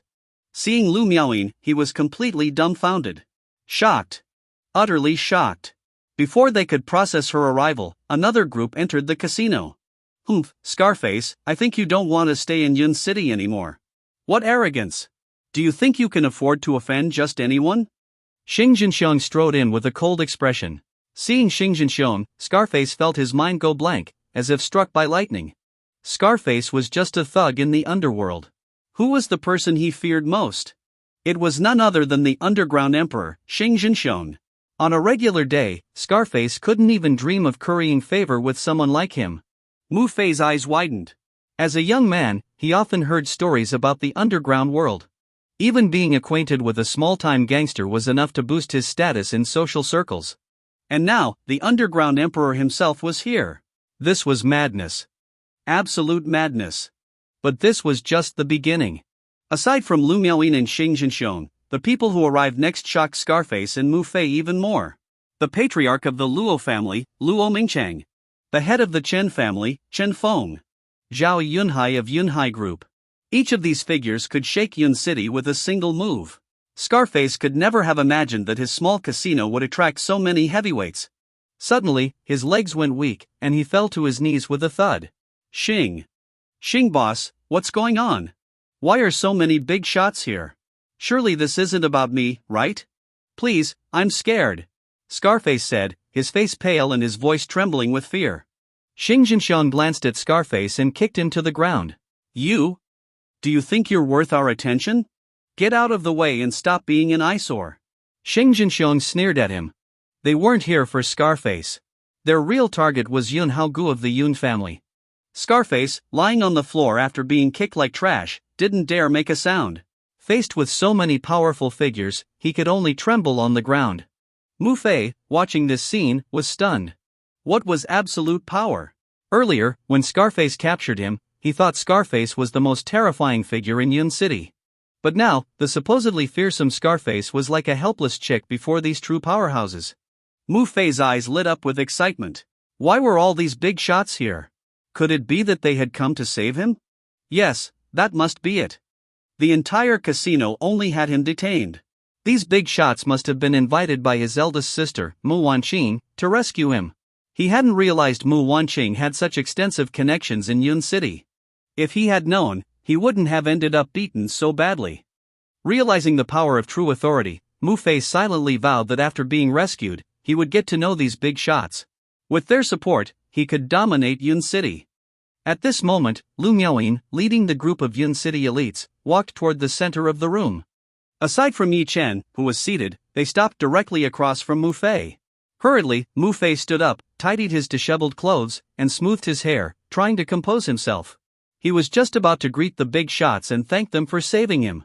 But before he could speak, Lu Miaoyin suddenly knelt down. Mu Fei was dumbfounded. What was happening? The CEO of Pearl Group, Lu Miaoyin, knelt down? His mind went blank. Then Lu Miaoyin spoke to Ye Chen. Master, the area has been cleared. It seems that kid from the Yun family fled early. Boom! Mu Fei felt as if thunder was exploding in his head. He stared at the scene in disbelief, his thoughts in chaos. What was going on? Not only did Lu Miaoyin kneel, but she also called Ye Chen master? Ye Chen was Lu Miaoyin's master? These Yun City elites weren't here for him but for Ye Chen? What kind of terrifying identity did Ye Chen have? No! Wasn't Ye Chen a nobody? A piece of trash that the Mu family had thrown out of Hidden Dragon Manor? How had he suddenly become the pinnacle of Yun City's elite? This was impossible. Mu Fei turned to Mu Qingxue, trembling as he asked, "Second sis, what's going on?" Ye Chen, he. Mu Qingxue sighed and looked at Mu Fei with a hint of pity. I told you long ago that Ye Chen wasn't simple. But none of you believed me. You all saw him as trash, yet you didn't know that everything the Mu family has today was because of him. How ridiculous that you cast him out of Hidden Dragon Manor. The Mu family's future was destroyed by your own hands. No way. That's impossible. How could this happen? How could this happen? Mu Fei felt like he was going insane. He could accept Ye Chen being trash. But he couldn't accept Ye Chen having an overwhelming identity. He vividly remembered mocking Ye Chen and how the Mu family had severed ties with him. Now, kneeling around Ye Chen were the very elites Mu Wanqing once dreamed of approaching but couldn't even meet. The Mu family had struggled desperately to enter Yun City's upper circles. Yet the one they had cast aside was the true king of the city. Regret, helplessness, fear, all surged through Mu Fei's heart at once.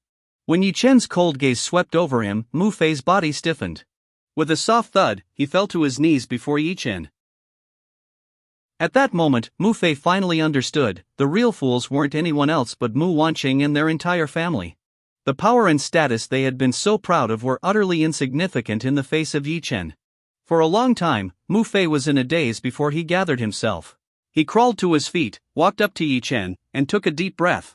Ye Chen, I didn't realize you had so much power. Why didn't you say so earlier? If you had, my elder sister wouldn't have wanted to kick you out. But no matter, we're still family. With your status, it's very likely you'll become my brother-in-law again. As he spoke, Mu Fei reached out to pat Ye Chen on the shoulder. Ye Chen's expression darkened. Even at this moment, Mu Fei remained so self-absorbed. Slap! Without hesitation, Ye Chen swung his hand down on Mu Fei's shoulder. Mu Fei was sent flying backward, crashing heavily onto the ground. Holding his aching face, Mu Fei looked at Ye Chen in disbelief. Why did you hit me?" he demanded angrily. Ye Chen glared at Mu Fei. "Who do you think you are? Babbling nonsense in front of me? I've long severed ties with the Mu family. Who the hell is family with you?" Ye Chen's icy tone cut through the air. Mu Fei froze, his body trembling as he felt the cold, terrifying aura emanating from Ye Chen. Yes. It was the Mu family who had severed ties with Ye Chen. At that time, he had even supported the decision wholeheartedly. In fact, to protect the Mu family's interests, they had repeatedly framed and undermined Ye Chen. But back then, they hadn't known Ye Chen's true capabilities. Had they known, they would have worshipped him. "Kneel!" Ye Chen's commanding voice resounded. Mu Fei's legs gave out, and he fell to his knees, his body trembling uncontrollably. He was terrified, knowing Ye Chen was about to deliver his judgment. "Mu Fei, given the relationship I once had with your family, even if I were to kill you with a single strike right now, no one would blame me." Ye Chen's cold voice filled the room. Hearing this, Mu Fei immediately began kowtowing in terror. The man in front of him was no longer the trash he had once mocked but a terrifying powerhouse who controlled the pinnacle of Yun City's influence. Please don't kill me. Brother-in-law, no, Ye Chen, you're my brother-in-law. I beg you, if you spare me, I'll make sure my sister remarries you." Mu Fei was paralyzed with fear, collapsing on the ground. A foul, acrid stench filled the air as he wet himself in terror. Mu Qingxue shot him a look of utter disgust. She knew her brother all too well, an utter failure of a man. Remarry? Ha! You'll never understand what the Mu family has lost. Take him away. Ye Chen ordered. Immediately, several burly men stepped forward and dragged Mu Fei away. Mu Fei was stunned, unable to comprehend what fate awaited him. He knew one thing for certain, though: the Mu family's treatment of Ye Chen had been far too cruel. Without Ye Chen, the Mu family's future was as good as over. He wanted to return to Hidden Dragon Manor and warn Mu Wanqing that under no circumstances should they provoke Ye Chen further. They should even kneel and beg for forgiveness if necessary. But it was too late. Sent to Black Tiger Camp, Mu Fei's only feeling would be soul-crushing fear. After dealing with Mu Fei, Ye Chen turned to Lu Yao. "Everyone can leave now. I thought Yun Haoge had some real skill, but he tucked his tail and ran. What a disappointment. Keep an eye on him for me. Report any movement immediately." Ye Chen felt somewhat bored. He hadn't come to this casino for Mu Fei. Mu Fei was nothing more than a pawn in Yun Haoge's schemes to target him. Initially, Ye Chen had planned to resolve Yun Haoge here and now. But Yun Haoge had sensed danger early and fled back to Jiangzhou. It seemed Yun Haoge was smarter than Jiangzhou King Duan Kai. Even with great power, in Yun City, Ye Chen's territory, fortified like an iron wall, Yun Haoge didn't dare to confront him directly. "Yes, master." Lu Miaoying bowed respectfully before leaving with her people. Now, only Ye Chen and Mu Qingxue remained in the hall. "I said Mu Fei could live, but he must be sent to Black Tiger Camp. Whether he survives is up to him." Ye Chen spoke calmly. "I understand. If he isn't severely disciplined, he'll never change." "Sparing his life is already a great mercy," Mu Qingxue replied, her emotions conflicted. She had dedicated herself to the Mu family, only to be betrayed so deeply. Ye Chen, seeing her sorrowful expression, remained unmoved. He didn't harbor ill feelings toward Mu Qingxue, but as a member of the Mu family, she had yet to make a definitive choice. "I'll go back with you," Ye Chen said. He knew that Mu Qingxue's return to Hidden Dragon Manor would spark a storm. Mu Qingxue nodded, her heart heavy, and followed Ye Chen back to Hidden Dragon Manor. When they arrived, the Mu family members gathered around, but Mu Fei was nowhere to be seen. "Qingxue, what's going on? Where's Mu Fei? Didn't you rescue him? And why did you bring this trash Ye Chen back? Such bad luck." Zhao Lan scolded, her tone harsh. Mu Qingxue looked at Zhao Lan, her expression indifferent. "Mom, don't you have something to explain to me?" She took a deep breath, giving her family one last chance. Zhao Lan froze for a moment before showing impatience. "What is there to explain? I'm asking you about Mu Fei." "Yes, Qingxue, don't be so unreasonable. Mu Fei's safety is what matters most right now. Nothing else is important, Mu Bo added. Elder sister, do you think so too? Mu Qingxue turned to Mu Wanqing. Mu Wanqing hesitated, sensing the despair in Mu Qingxue's eyes. Qingxue, calm down. Mu Fei is in danger. Other matters can wait. At that, Mu Qingxue's despair deepened. Her eyes reddened with tears as she laughed bitterly. Haha, not important?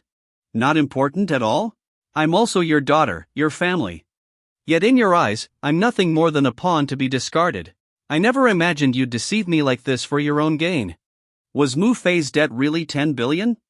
Did Mu Wanqing contribute even a single cent? Is my money worth less than yours? What about the billions in debt I've incurred? How am I supposed to live? To you all, what am I even worth? Mu Qingxue roared, her face full of anger and despair. Qingxue, let us explain. Mu Wanqing tried to calm her down. There's no need for explanations. Mu Fei isn't dead, but you'll never see him again. As for you all, leave Hidden Dragon Manor immediately. From now on, we are finished. What? Hearing Mu Qingxue's words, the Mu family members panicked. Qingxue, we're family. How can you kick us out of Hidden Dragon Manor? Exactly. I'm your mother. How can you be so ungrateful? Mu Bo and Zhao Lan's faces were full of anxiety. After finally settling into Hidden Dragon Manor, being forced to leave felt like the end of the world for them. Family? Ha! When have you ever treated me as family? Enough talk, just leave. Mu Qingxue closed her eyes, completely despairing of her family. The Mu family members wanted to argue further, but Ye Chen stepped forward. Qingxue asked you to leave Hidden Dragon Manor. Do you not understand her words? Ye Chen was visibly annoyed by the Mu family's behavior. Seeing Ye Chen speak up, Zhao Lan's anger erupted. Her eyes lit up with an idea, and she pointed at Ye Chen. Ah, I get it now. Ye Chen, this is all you're doing, isn't it? No wonder Qingxue suddenly became so heartless. You must be trying to worm your way back into Hidden Dragon Manor, brainwashing Qingxue to abandon even her own parents. Ye Chen, I never imagined you could be so evil. Like a shrew, Zhao Lan avoided reflecting on her actions and instead blamed everything on Ye Chen. Ye Chen smirked coldly. You really have thick skin. Do you even think about what you've done to Qingxue? Instead of self-reflecting, you're blaming me? Ridiculous. He pointed to the entrance of Hidden Dragon Manor, signaling for them to leave. Trash. Ye Chen, this is our family matter. Who do you think you are to interfere? Do you think kicking us out of Hidden Dragon Manor will make you the owner? Stop dreaming. Mu Bo, infuriated, pointed angrily at Ye Chen and even made a move to strike him. Ye Chen took a step forward, his eyes cold as ice. Don't push me, or I'll beat you to a pulp. Ye Chen's stern words made Mu Bo stagger backward, terrified of being hit. The atmosphere grew tense. At that moment, Mu Wanqing sighed. Mom, Dad, let's go. Mu Wanqing still cared somewhat about her dignity. Hidden Dragon Manor originally belonged to Mu Qingxue. Being forced out was already humiliating enough. Insisting on staying would only invite more ridicule. Wanqing, we can't leave. If we do, it's like falling into Ye Chen's trap.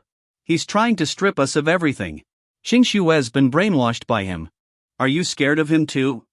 Exactly. Let him kill me if he wants. I'm not leaving.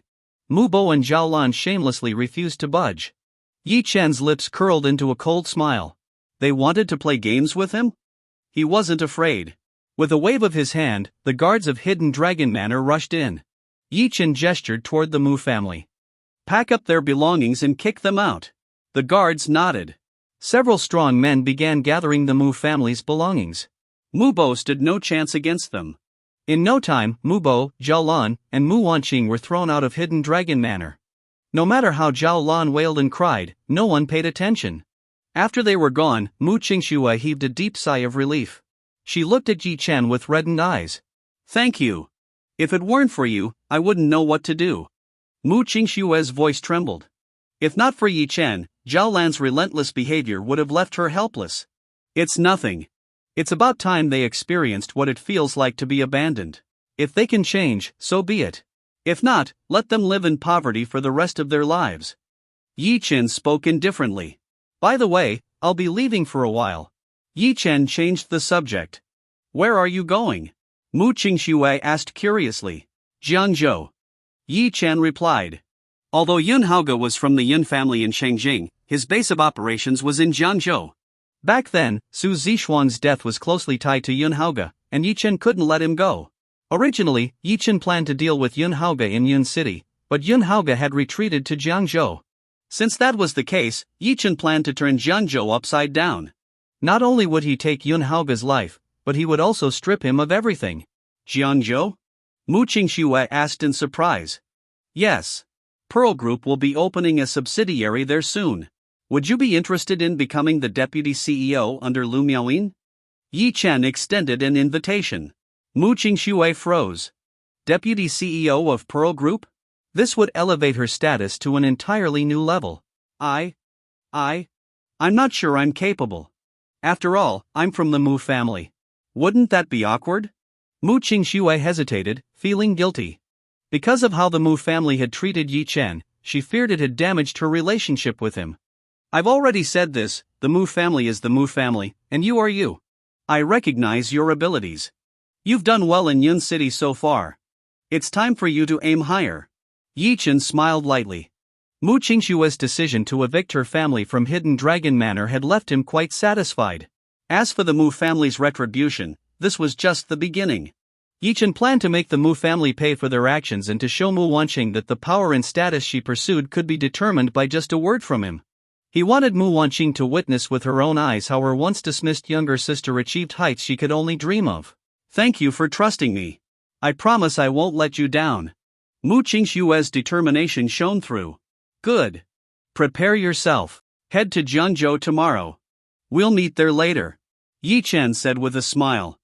While Ye Chen and Mu Qingxue finalized their plans, Mu Wanqing and her parents returned to the old Mu family residence in disgrace. Along the way, acquaintances greeted them enthusiastically. Hey, Zhaolan. Why are you back? Weren't you living in the luxurious Hidden Dragon Manor? Why come back to this rundown place? Carrying all that baggage. Don't tell me you were kicked out of Hidden Dragon Manor? Hey, Mubo, didn't you always brag about being part of high society? Why are you back in the same neighborhood as us commoners? What's with the sorry state you're in? Ha, old Mu, come join us for mahjong later. We've been waiting for you. Mubo and Zhaolan wished they could bury their faces in shame. The humiliation burned hot. When they had moved into Hidden Dragon Manor, they had boasted endlessly to these very people, relishing their elevated status. Now, returning in disgrace, they were met with mockery. Too embarrassed to respond, they quickly retreated to the old Mu family residence. Once inside, Zhaolan threw down her luggage in a fury. Damn that Ye Chen. That bastard. It's all his fault. If he hadn't manipulated Qingxue, we wouldn't have been kicked out of Hidden Dragon Manor. Now Mu Fei's life is uncertain, and we're left humiliated. I'm so angry I could explode. Mu Wanqing, equally distraught, was about to speak when her phone rang. Answering it, her expression quickly shifted. She froze, her face pale, and collapsed weakly to the floor. How can you do this? We signed contracts. Do you know how much our company will lose if you suddenly cancel the agreements? Hey, with such actions, I can sue you. What? A total of 8 companies want to terminate their contracts with us? What is going on? It's over, everything is over.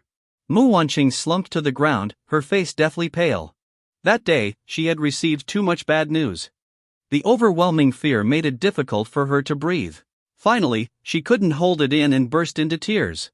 Wanqing, what's wrong? Don't scare us. Zhaolan hurried over to support Mu Wanqing and asked anxiously. Mom, Dad, it's over. All the companies we collaborated with suddenly terminated their contracts. I've invested nearly 3 billion in these projects. If they cancel the contracts, not only will we not earn a penny, but we'll owe nearly 100 million in debt. Mu Wanqing cried out in despair. She couldn't understand why these companies, which had been cooperating smoothly, would suddenly announce contract terminations. Before, those companies had been eager to work with her. Each contract was negotiated effortlessly, with almost no difficulty. This had been Mu Wanqing's source of pride. Whenever she attended business gatherings, she heard peers complain about how hard it was to secure projects. Some drank until their livers were damaged to secure deals, while others begged and groveled to form partnerships. Some women even resorted to selling their bodies to secure contracts. But Mu Wanqing rarely encountered such hardships. For her, deals were made with just a few words of conversation. This made her believe she was a business prodigy with extraordinary talent. She had never considered whether those companies valued her skills or the influence of the people behind her. Now, it was too late to think about it. Hearing Mu Wanqing's words, Zhao Lan and Mu Bo were dumbfounded. All contracts terminated? How could this happen? What's going on? Mu Bo asked, his face full of panic. He was terrified. If they really owed 100 million, it would mean returning to the hardships of a few years ago, something he desperately wanted to avoid. I don't know either. The company is in complete chaos. If this isn't handled properly, it might go bankrupt immediately. Mu Wanqing sighed, her voice filled with despair. Bankrupt? Both Mu Bo and Zhao Lan's legs gave way, and they showed deep desperation. Wanqing, you must think of something. We can't go bankrupt. We've barely enjoyed the good life, and if the company fails, our family will be finished. Zhao Lan grabbed Mu Wanqing's arm and pleaded urgently. A solution? What can I do? If it were just one company terminating the contract, it would be manageable. But with all of them cutting ties at once, what can I possibly do? Mu Wanqing's tone was filled with frustration and despair. She didn't know what she had done wrong. All she wanted was to work hard and climb Yan City's social ladder, dreaming of one day becoming a powerhouse like Lu Yao of Pearl Group. But now? Mu Fei's fate was unknown. Mu Qingxue had severed ties with the family. Every contract the family had was terminated. It felt like she had fallen from heaven to hell in an instant. She was just a woman, why did she have to face such trials? Wanqing, don't panic. Yes, we can ask Qingxue for help. Isn't she the president of Yun City's business association? If we beg her, she can definitely help us. After all, those companies respect her status. Exactly. We're family. Qingxue won't truly cut ties with us. Mu Bo and Zhao Lan quickly suggested. Mu Wanqing took a deep breath and forced herself to calm down. She couldn't lose everything. If the company went bankrupt, her dream of climbing to the top of Yun City's social ladder and becoming an elite would be completely destroyed. Yes. Beg Qingxue. I must beg Qingxue. Mu Wanqing struggled to her feet, distraught, and headed toward Hidden Dragon Manor. Mu Bo and Zhao Lan followed closely behind. Soon, the three of them arrived at Hidden Dragon Manor. At the entrance, they saw Ye Chen leisurely watering the flowers. Seeing Ye Chen, Mu Bo and Zhao Lan's hatred flared. They were sure this was all Ye Chen's doing. If Ye Chen hadn't influenced Mu Qingxue, how could she have severed ties with them? Now, they were kicked out of Hidden Dragon Manor, and Ye Chen shamelessly moved in. Ye Chen had truly schemed deeply. Zhao Lan stepped forward. Ye Chen, we need to see Qingxue. Call her out. Zhao Lan ordered arrogantly. She doesn't want to see you. Go back. Ye Chen glanced at them indifferently and spoke calmly. Why? Who are you to say she won't see us? Who do you think you are? Just because you're staying in Hidden Dragon Manor doesn't make you its owner. Don't get cocky. Let me tell you, we had a minor falling out with Qingxue, but we're family. Once we make up, what will you amount to? Zhao Lan pointed at Ye Chen and scolded him angrily. Ye Chen didn't bother responding and simply shrugged. Say whatever you like. Either way, you're not stepping into Hidden Dragon Manor today. Ye Chen didn't even look at them. This infuriated Mu Bo and Zhao Lan. They considered forcing their way in, but seeing the burly guards glaring at them and remembering Mu Fei's disastrous attempt to break into Hidden Dragon Manor, they backed down. Without entry to Hidden Dragon Manor, they couldn't see Mu Qingxue. If they couldn't see her, Mu Wanqing's company would likely face bankruptcy. Mu Wanqing took a deep breath. She couldn't let that happen. She looked at Ye Chen and took a few quick steps forward. Just when Mu Bo and Zhao Lan thought Mu Wanqing might attempt to barge in, she suddenly knelt before Ye Chen. The atmosphere froze. Everyone knew Mu Wanqing was a proud woman who rarely lowered her head to anyone. She was idealistic, self-respecting, and ambitious, qualities Mu Bo and Zhao Lan had always been proud of. But now, the proud Mu Wanqing knelt before Ye Chen, looking utterly humble and degraded. Tears welled in Mu Wanqing's eyes, and her face was full of humiliation. Yet, compared to the humiliation of kneeling to Ye Chen, she feared losing everything even more. She had lived proudly her entire life. And now, just to see Mu Qingxue, she knelt before her former brother-in-law, whom she had always looked down on. The atmosphere froze instantly. Zhao Lan and Mu Bo widened their eyes and jumped up anxiously. Wanqing, are you crazy? Why are you kneeling to this useless Ye Chen? Stand up. He's not worthy of your kneeling. The two spoke as they tried to pull Mu Wanqing up. Mu Wanqing shook them off directly, her gaze fixed intently on Ye Chen. Ye Chen, Mu Wanqing, have relied on my own efforts my entire life to reach where I am today. I've never begged anyone, let alone suffered such humiliation, much less knelt before someone. Today, I kneel before you and beg you, let me see Qing Snow. I know you hold resentment against me because of the divorce that left you penniless. If you're dissatisfied, I can kowtow to you, but please, let me see Qing Snow. Mu Wanqing had given up her dignity to prevent her company from going bankrupt. She kowtowed heavily to Ye Chen. Zhao Lan and Mu Bo glared angrily at Ye Chen. Ye Chen, that's enough. Wanqing has already knelt to you. Isn't that enough for you? Stop taking advantage of her humiliation to act all high and mighty. They pointed at Ye Chen, their faces full of anger. Ye Chen looked at Mu Wanqing, who was now as humble as dust. What was the use of her kneeling now? To Ye Chen, a single word from him could lift Mu Wanqing to the skies, or just as easily, send her crashing to the ground. From the moment the Mu family severed all ties with Ye Chen, their downfall was inevitable. There's no need to kneel to me. You won't be seeing Qing Snow today, she's not at Hidden Dragon Villa, Ye Chen said calmly. Then where is she? I tried calling her, but she blocked me. Tell me where I can find her, Mu Wanqing pleaded. I can tell you. Currently, Qing Snow has been officially appointed as the Deputy General Manager of Pearl Group's Jiangzhou branch. She'll be heading there to take up the post soon. Tomorrow night, Pearl Group will hold a celebration banquet, and you can attend it if you'd like, Ye Chen said with a faint smile before turning and walking into Hidden Dragon Villa. Hearing these words, the three members of the Mu family were completely stunned, especially Mu Wanqing, whose eyes widened in disbelief. Her company was on the verge of bankruptcy after a terminated contract, but Mu Kingsnow's status had skyrocketed to become the Deputy General Manager of Pearl Group? What did that mean? It was a status second only to Lu Miaoyin herself. How was that possible? Mu Wanqing was completely dumbfounded. She couldn't understand what had happened. To be honest, she had always looked down on Mu Qingsnow, believing that Qingsnow couldn't compare to her in business acumen. Since marrying Ye Chen, Mu Wanqing had demonstrated incredible business talent, turning her debt-ridden company into a billion-dollar enterprise nearing a stock market listing. Everything had gone smoothly for her, earning her admiration wherever she went. But ever since divorcing Ye Chen, her path had been downhill. Apart from existing clients, she had struggled to secure new partnerships, barely holding on through old clients. What had once been a smooth road was now full of thorns. Mu Wanqing had comforted herself, believing that the difficulty arose because her company had grown, and projects had become more complex. But now, an unknown Mu Qingsnow had left her far behind in just 1 year. First becoming the president of Star Group, then the chairman of Yun City Business Association, and now the deputy general manager of a giant like Pearl Group. Mu Bo and Zhao Lan were also stunned. They never imagined that Mu Qingsnow would have such a bright future. The three exchanged glances. The deputy general manager of Pearl Group? That status was a 100-fold leap. If they had known Mu Qingsnow would rise to such heights, they would never have deceived her the way they did.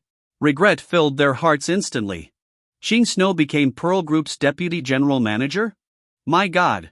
This should have been our Mu family's pride, a source of glory. Oh, I'm so stupid. Why did I let greed blind me? If we hadn't cheated Qingsnow out of 5 billion, we'd be celebrating now. With a deputy general manager of Pearl Group as our daughter, we'd be unstoppable in Yun City. It's your fault. If Wanqing had contributed some money back then, things wouldn't have turned out like this. Now it's over. The Wanqing company is going bankrupt, and our Mu family is in debt. We'll have to beg for food. Zhao Lan and Mu Bo blamed each other. Mu Wanqing stood like a lifeless shell, her confidence shattered beyond repair. Her dignity and pride had vanished the moment she knelt before Ye Chen. Her much-touted business acumen became meaningless when she heard that Mu Qingsnow had become Pearl Group's deputy general manager. Because she knew that no matter how hard she worked, even for a lifetime, she could never reach Pearl Group's upper echelons. That supreme position wasn't attainable with mere effort. The three of them left Hidden Dragon Villa, filled with despair. At that moment, a Maybach suddenly stopped in front of them. They were stunned as they looked at the luxurious car. The door opened, and a stunning woman stepped out. Her features were delicate, her figure perfect, and her aura extraordinary. The woman looked directly at Mu Wanqing and smiled slightly. Are you Mu Wanqing, President Mu? Ha! President? Not for long. Who are you? I don't think I know you, Mu Wanqing replied indifferently, her mood low. Let me introduce myself. My name is Xiao Xinran. You may not know my name, but I can tell you that the one I represent is the eldest young master of the Shang Jingyun family, Xiao Xinran said arrogantly. Hearing the words Shang Jingyun family, Mu Wanqing's eyes lit up. The Yun family was a powerful and influential clan in Xinjiang, capable of rivaling even Pearl Group. Mu Wanqing became nervous, thinking the woman was here to settle a score. You've got the wrong person. It's Ye Chen who offended you. We have no ties with him anymore. If you're here for revenge, look for Ye Chen. Mu Wanqing said quickly, stepping back warily. Xiao Xinran smiled faintly. President Mu, no need to be nervous. We're here for you, and it has nothing to do with anyone else. My master admires your talent. You must know that all of Jiangzhou is like a backyard garden to my master. He's planning to establish an elite Jiangzhou association and needs a president. You are the only candidate. Once you become president, you'll be the most influential figure in Jiangzhou. All its elites will look up to you as their idol. Hearing this, Mu Wanqing and her family were utterly shocked. The leader of Jiangzhou's elites? Supported by the Shang Jingyun family? This was a pie falling from the sky, landing directly on Mu Wanqing. For a moment, Mu Wanqing stood frozen, an overwhelming sense of joy surging through her. A blessing in disguise? Suddenly, her heart surged with boldness. Perhaps her era, the era of Mu Wanqing, was finally beginning. Mu Wanqing had just experienced the depths of despair. The appearance of Xiao Xinran felt like a guiding light leading her way. At this moment, she was immersed in extreme joy, unable to think clearly. She didn't stop to consider. What qualifications did she truly have to become the leader of the Jiangzhou Elite Association? Under normal circumstances, Mu Wanqing might have been suspicious. Why would someone suddenly come to her, offering such an explosive position? Was there a hidden agenda? What exactly did the eldest young master of the Shang Jingyun family see in her? Was she simply being used? However, these obvious flaws were willfully or unintentionally ignored by Mu Wanqing. Right now, she was like a drowning person clinging desperately to a straw. President Mu, what do you think? Xiao Xinran asked with a smile. All right, I will work hard to be the leader of the Jiangzhou elites and will never disappoint young Master Yun. Mu Wanqing agreed without hesitation. Then, President Mu, please make your preparations. I will await your arrival in Jiangzhou, Xiao Xinran said with a slight smile before getting into the car and leaving. Returning to the Mu family's old residence, the Mu family members were still immersed in endless joy. Mu Wanqing had shed her previous despondency, now exuding confidence and pride. Wanqing, I told you our Mu family wouldn't fall like this. Soon, you'll be the leader of the Jiangzhou elites, with the Shang Jingyun family backing us. Our Mu family will truly soar to great heights. Mu Bo felt his blood boil with excitement. Wanqing, this time, you must regain our dignity. Kneeling to Ye Chen was such a humiliation. That shameless Ye Chen must be reveling in his triumph, just waiting to laugh at us. Zhao Lan added, pursing her lips. Dad, Mom, don't worry. Ye Chen thinks he can dominate us just because he relies on King Snow's reputation. His ideas are too naive. Tomorrow night is King Snow's inauguration banquet. We'll go together, and I'll show him the difference between him and me. Mu Wanqing took a deep breath, a trace of sharpness flashing in her eyes. The thought of kneeling before Ye Chen today and seeing his condescending expression filled her with endless frustration. She was determined to reclaim the dignity she had lost. The next day, Mu Kingsnow's inauguration banquet as the deputy general manager of Pearl Group was held with great fanfare. Nearly all the top family heads of Yun City were present. Everyone understood that Mu Kingsnow's position as deputy general manager of Pearl Group was entirely due to Ye Chen's backing. With Ye Chen's support, Mu Kingsnow was destined to rise rapidly. Naturally, all the influential figures had to show their respect.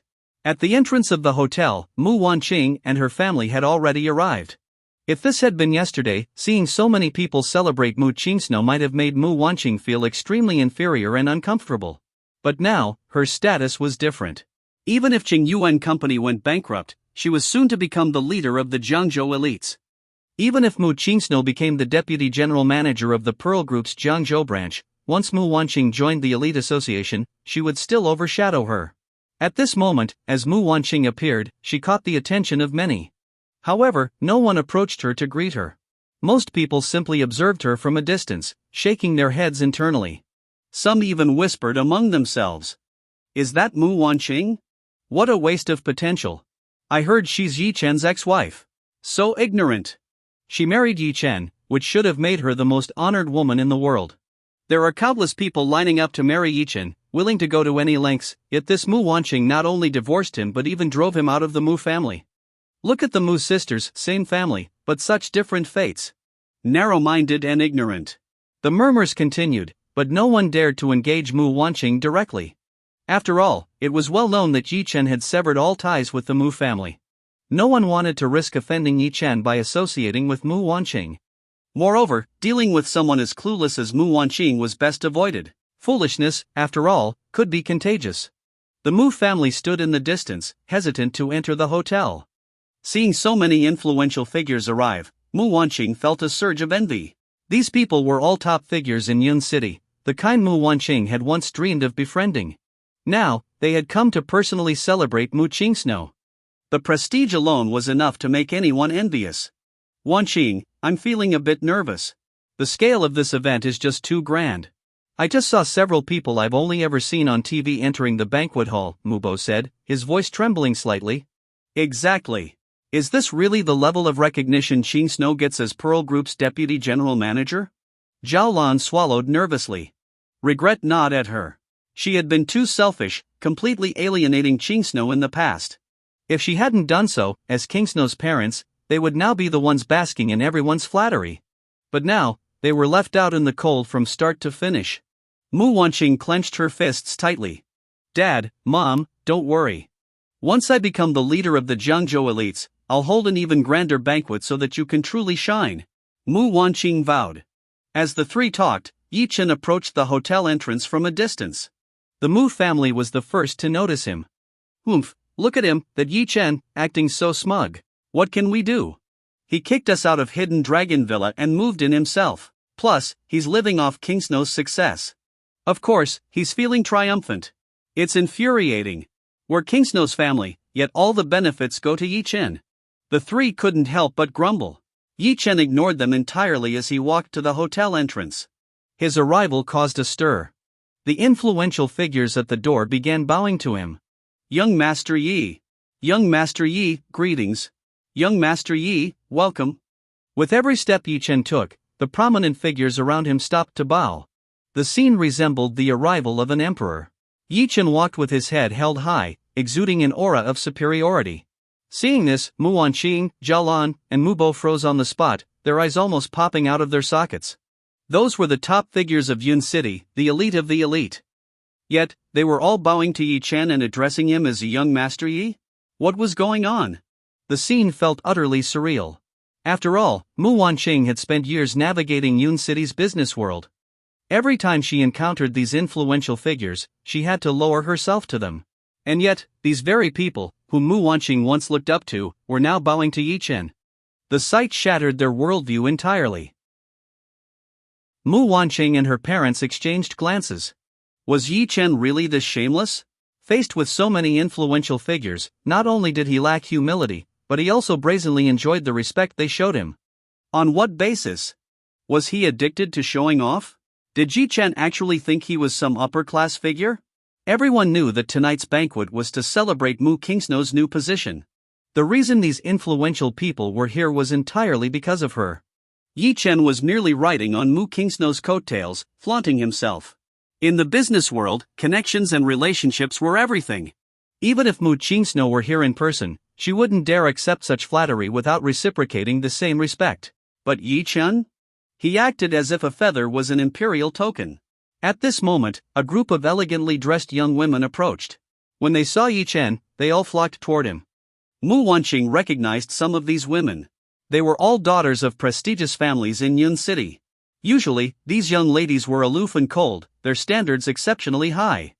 Coming from noble backgrounds, they never needed to bow to anyone. In fact, countless wealthy and handsome young men pursued them. For them, finding a boyfriend required sifting through the best, great family background, good character, and high standards. Yet, these usually cold and proud young ladies now seemed to treat Ye Chen like a treasure. They crowded around him, addressing him as young Master Yi, clinging to him as if they wanted to throw themselves into his arms. Anyone aware of their status would recognize them as noble women, but to the uninformed, the scene might look like a group of courtesans competing for a client. Watching this, Mu Wanqing felt disgusted. Ye Chen was reveling in his petty success. It was revolting. Deeply revolting. Ye Chen probably enjoyed being surrounded by so many beauties, but why would these distinguished women attach themselves to him? It wasn't because Ye Chen was extraordinary but because their families sought to curry favor with Mu Qingsno, who had just been promoted to deputy general manager of Pearl Group. Ye Chen didn't even realize the negative impact his actions could have on Mu Qingsno. She had just taken her first step and naturally needed the support of Yun City's elite. But with Ye Chen behaving like this, these influential figures might not say anything openly but would surely harbor complaints in private. Ultimately, Ye Chen would be unaffected. But if Mu Qingsno ever lost favor, these elites would hold her accountable. Water can carry a boat but also overturn it.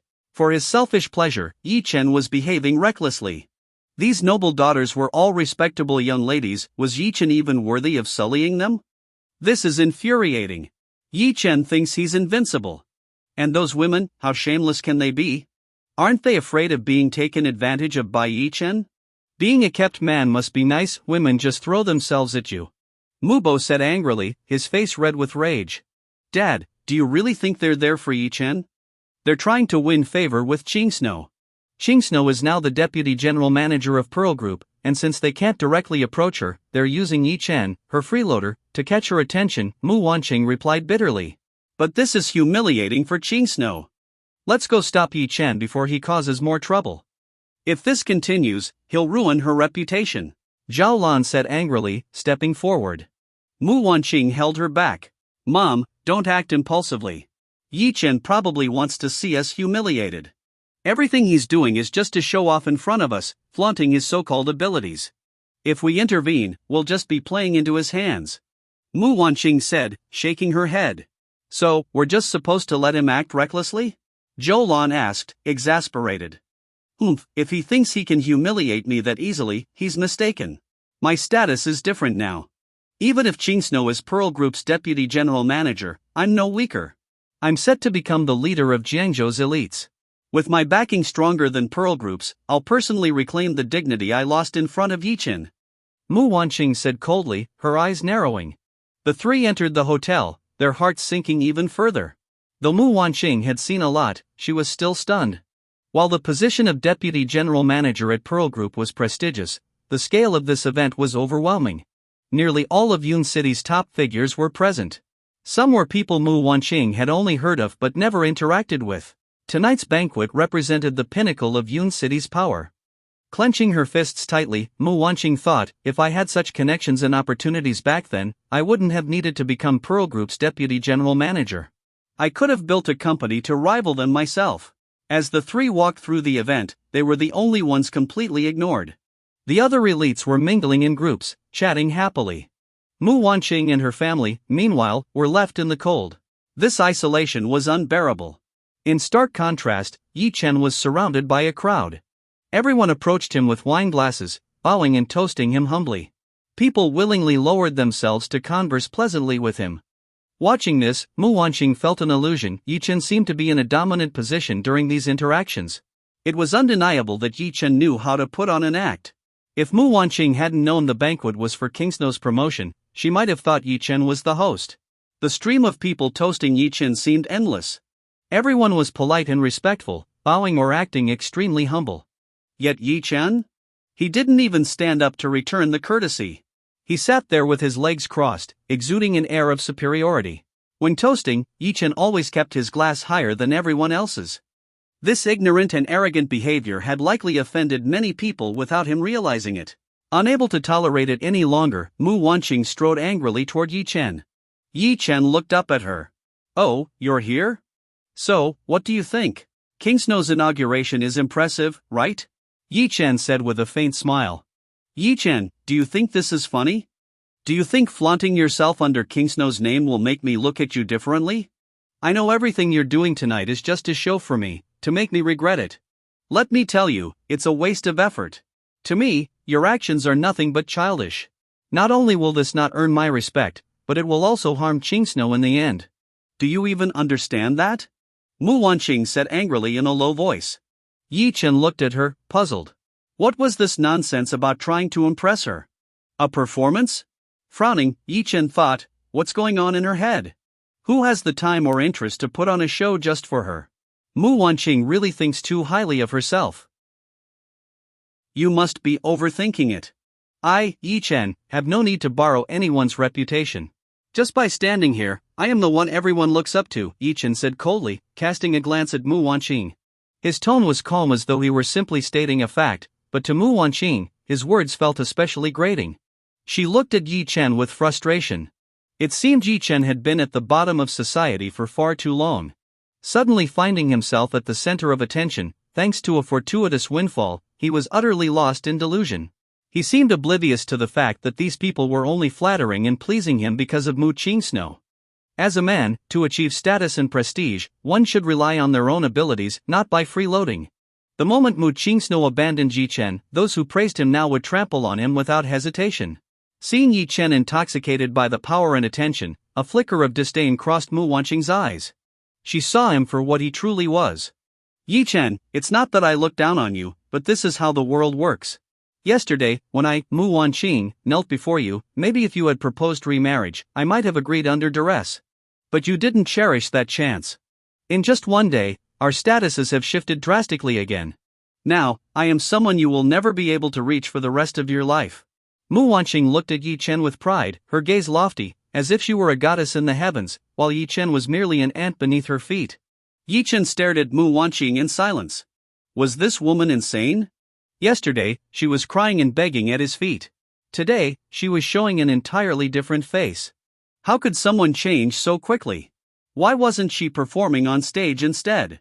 Sure, you're someone I can't reach. Who said anything about wanting to remarry you? Do you really think you're some rare treasure everyone is scrambling to have? Ye Chen scoffed, his tone full of disdain. Hearing this, Mu Wanqing's face changed slightly. In the past, such words from Ye Chen would have infuriated her. But now, she held back because her status had fundamentally changed. In her eyes, Ye Chen was now insignificant. Words won't help you. The gap between us is growing larger and larger, so vast you can't even begin to comprehend it. Mu Wanqing said arrogantly. Kid, don't get cocky in front of us. You're just freeloading off Qingsno. Don't forget, blood is thicker than water. Once we reconcile with her, you'll be nothing more than garbage we can toss away anytime. Zhao Lan said with mockery. Exactly. Do you think a little flattery makes you powerful? Wanqing will soon be the leader of Jiangzhou's elites, backed by the Shangjing Yun family, you know? Mu Bo sneered. I heard you offended the Yun family's young master. Why don't you kneel before Wanqing and beg? Maybe she'll say a few good words for you in front of Yun Shao, and he might leave you with an intact corpse. Zhao Lan added with cutting sarcasm. Their mockery was relentless, and they didn't hold back as they laid out Mu Wanqing's bright future, intending to crush Ye Chen's spirit. Ye Chen, however, suddenly understood. So this was why Mu Wanqing's attitude had changed so drastically from yesterday to today. Previously, all of Mu Wanqing's business partnerships in Yun City had been terminated, forcing her to kneel before Ye Chen to minimize her losses. But now, Mu Wanqing must have become the latest pawn of Yun Haoge, following in Mu Fei's footsteps. Mu Fei's downfall was still fresh in his memory, yet Mu Wanqing had jumped headfirst into the same pit. Despite knowing about Ye Chen's feud with Yun Haoge, she still chose to align with him. How brainless could she be? Ha! The Shangjing Yun family? Mu Wanqing, do you really think they value your abilities?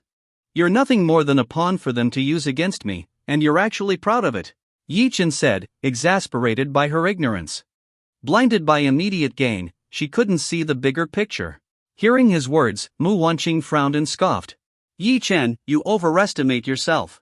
Do you think Yun Shao needs anyone's help to deal with you? He's from the Shangjing Yun family. Do you have any idea what kind of power they wield? You're nothing but a frog at the bottom of a well. Mu Wanqing dismissed Ye Chen's words outright.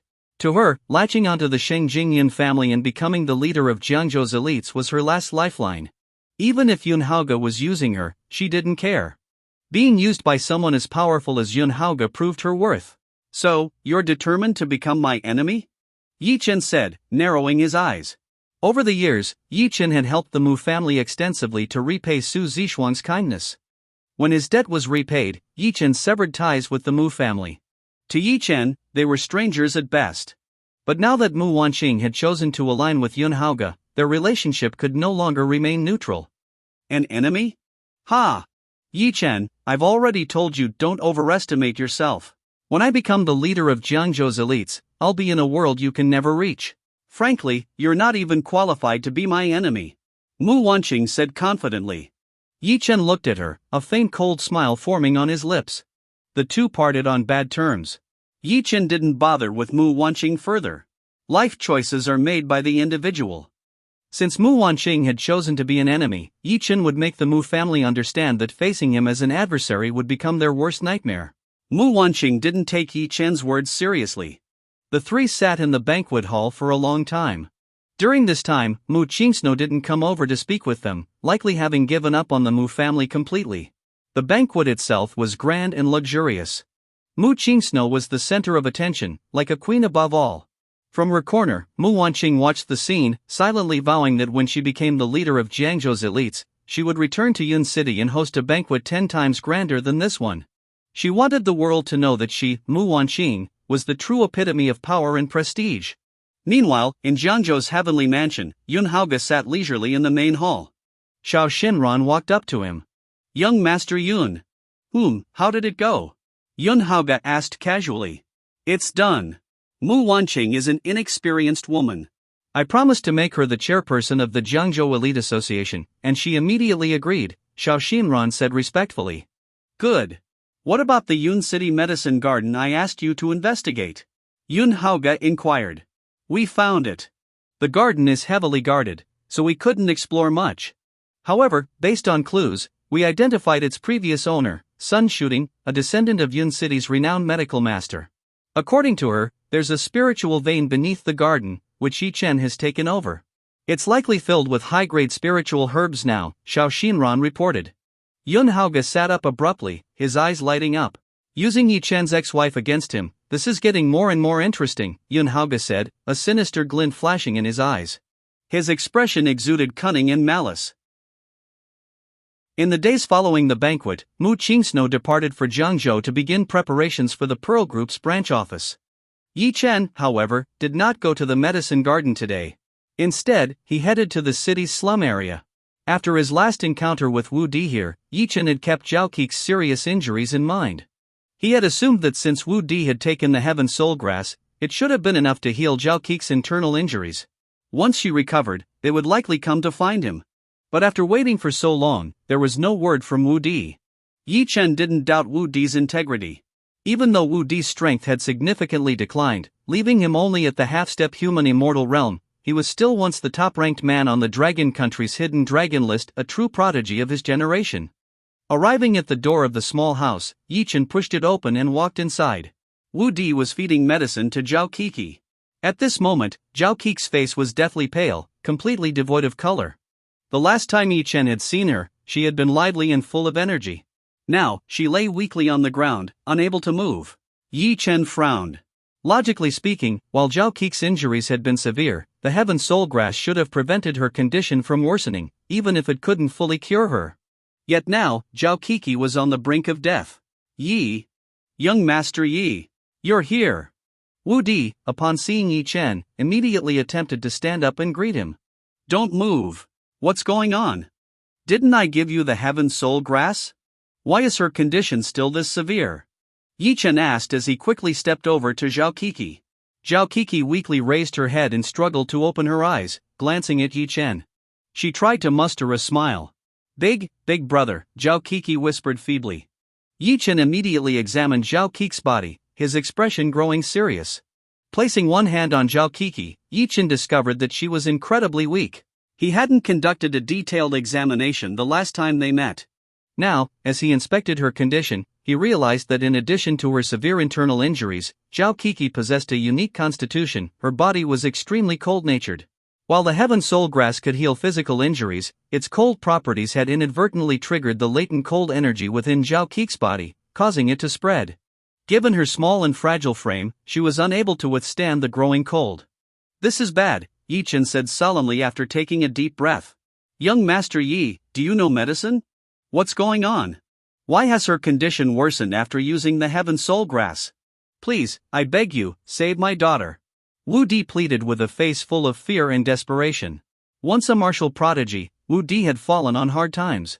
In the face of his daughter's life-threatening condition, his martial prowess was useless. All he could do was place his hopes in Ye Chen.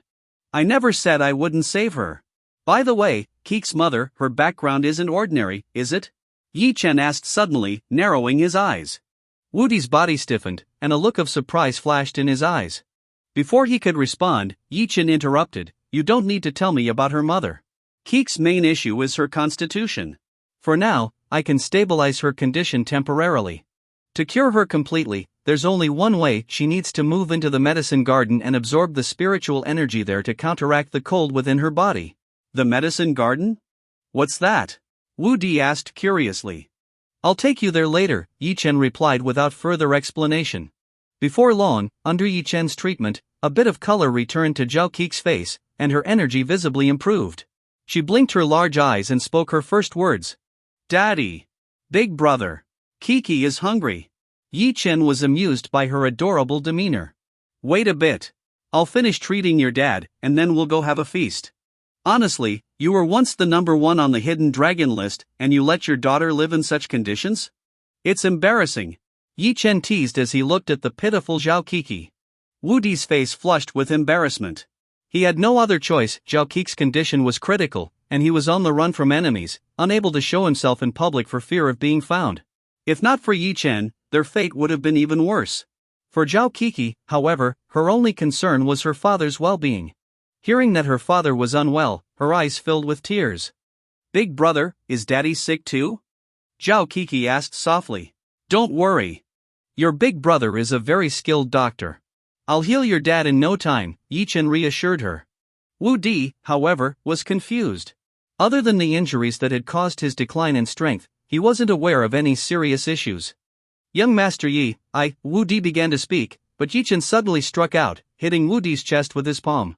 In the past, Wudi would have instinctively reacted to such an attack. But now, in his mind, his life belonged to Ye Chen. Even if Ye Chen wanted to kill him, he would not resist. With a loud bang, Ye Chen's palm struck Wudi's chest, causing him to spit out a mouthful of black blood. Before Wudi could react, Ye Chen lifted him and began applying pressure to specific acupuncture points on his body. Moments later, Wudi's eyes widened in realization. He felt a surge of energy coursing through his body. Boom! Wudi's aura erupted, and his entire demeanor became more composed. He stepped back, sensing the strength within him. In disbelief, he looked at Ye Chen. What? How was this possible? Not only had Ye Chen healed his injuries, but with a simple gesture, he had restored Wudi's strength to the human immortal realm. It was terrifying. Utterly terrifying. For the first time, Wudi truly grasped the extent of Ye Chen's power. He pulled Zhao Kiki close, and the two knelt before Ye Chen. Young Master Yi, words cannot express my gratitude. From this day forward, my life belongs to you. Ye Chen glanced at them, a faint smile appearing on his lips. All right, enough kneeling. I'm not a fan of this. Get up. Kiki, let's go have that feast. What do you want to eat? Ye Chen asked, smiling. Big brother. I want to eat crab. All right, you'll have all the crab you want today. At the same time, at the Mu family's old residence, Mu Wanqing had just received a call from Xiao Xinran, confirming her upcoming appointment as the chairperson of Jiangzhou's elite association. She had even exchanged a few words with the Yun family's young master, whom she had never met before. This left Mu Wanqing overjoyed. Wonderful! Dad, Mom, Yun Xiao said my position as chairperson is already secured. Soon, I'll be heading to Jiangzhou and becoming the leader of its elites. Mu Wanqing exclaimed happily. That's great. Our Mu family will finally regain its dignity. Those companies that terminated their partnerships with us, once you've solidified your position in Jiangzhou, they'll be lining up to apologize. Mu Bo said, his eyes narrowing as he envisioned the Mu family's rise to prominence. We must celebrate such wonderful news. Let's go. Mom's treating everyone to a feast tonight. The Mu family left their old residence in high spirits, reserving the most luxurious seafood restaurant in Yun City, known as Grand Banquet. This was the top-tier dining experience in the city, with a single meal costing the average person a year's salary. As they arrived at the entrance of the restaurant, they spotted Ye Chen. He was carrying a little girl, with a man dressed like a beggar walking beside him. A flash of disdain crossed Mu Wanqing's eyes. Yesterday, Ye Chen had flaunted himself at the banquet using Mu Kingsnow's influence. And now, just one day later, he was reduced to this? He was mingling with beggars? Ye Chen exchanged a glance with Mu Wanqing, both at a loss for words. Ye Chen had no desire to interact further with this woman, so he turned and entered the grand banquet ahead of her. Seeing this, Zhao Lan couldn't help but chuckle. That boy is still pretending. He was clearly just passing by, saw us watching him, and forced himself into the grand banquet out of pride. With his shabby appearance, I bet he can't even afford such a high-end meal, she said mockingly. Ha! Bringing a beggar to the grand banquet? That's a first. Zhao Lan and Mu Bo didn't hold back with their ridicule. Don't bother with him, Mu Wanqing said disdainfully. He's just trying to look impressive. Even if you dress him like a prince, he's still nothing more than a freeloader living off Qing Snow. And now he's mingling with beggars. A man like that will only harm Qing Snow in the end. Mu Wanqing considered herself someone of status.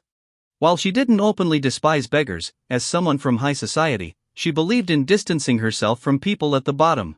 Yesterday, Ye Chen had been fawned over by so many powerful figures at the banquet. What would those same people think if they saw him now, associating with beggars? It would tarnish their esteemed reputations.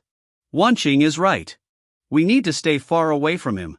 Spending time around someone like that will only lower our status, Zhao Lan said, pulling Mu Wanqing along as they entered the grand banquet. They glanced at Ye Chen, who was seated in a corner with his companions, and deliberately chose a table far away.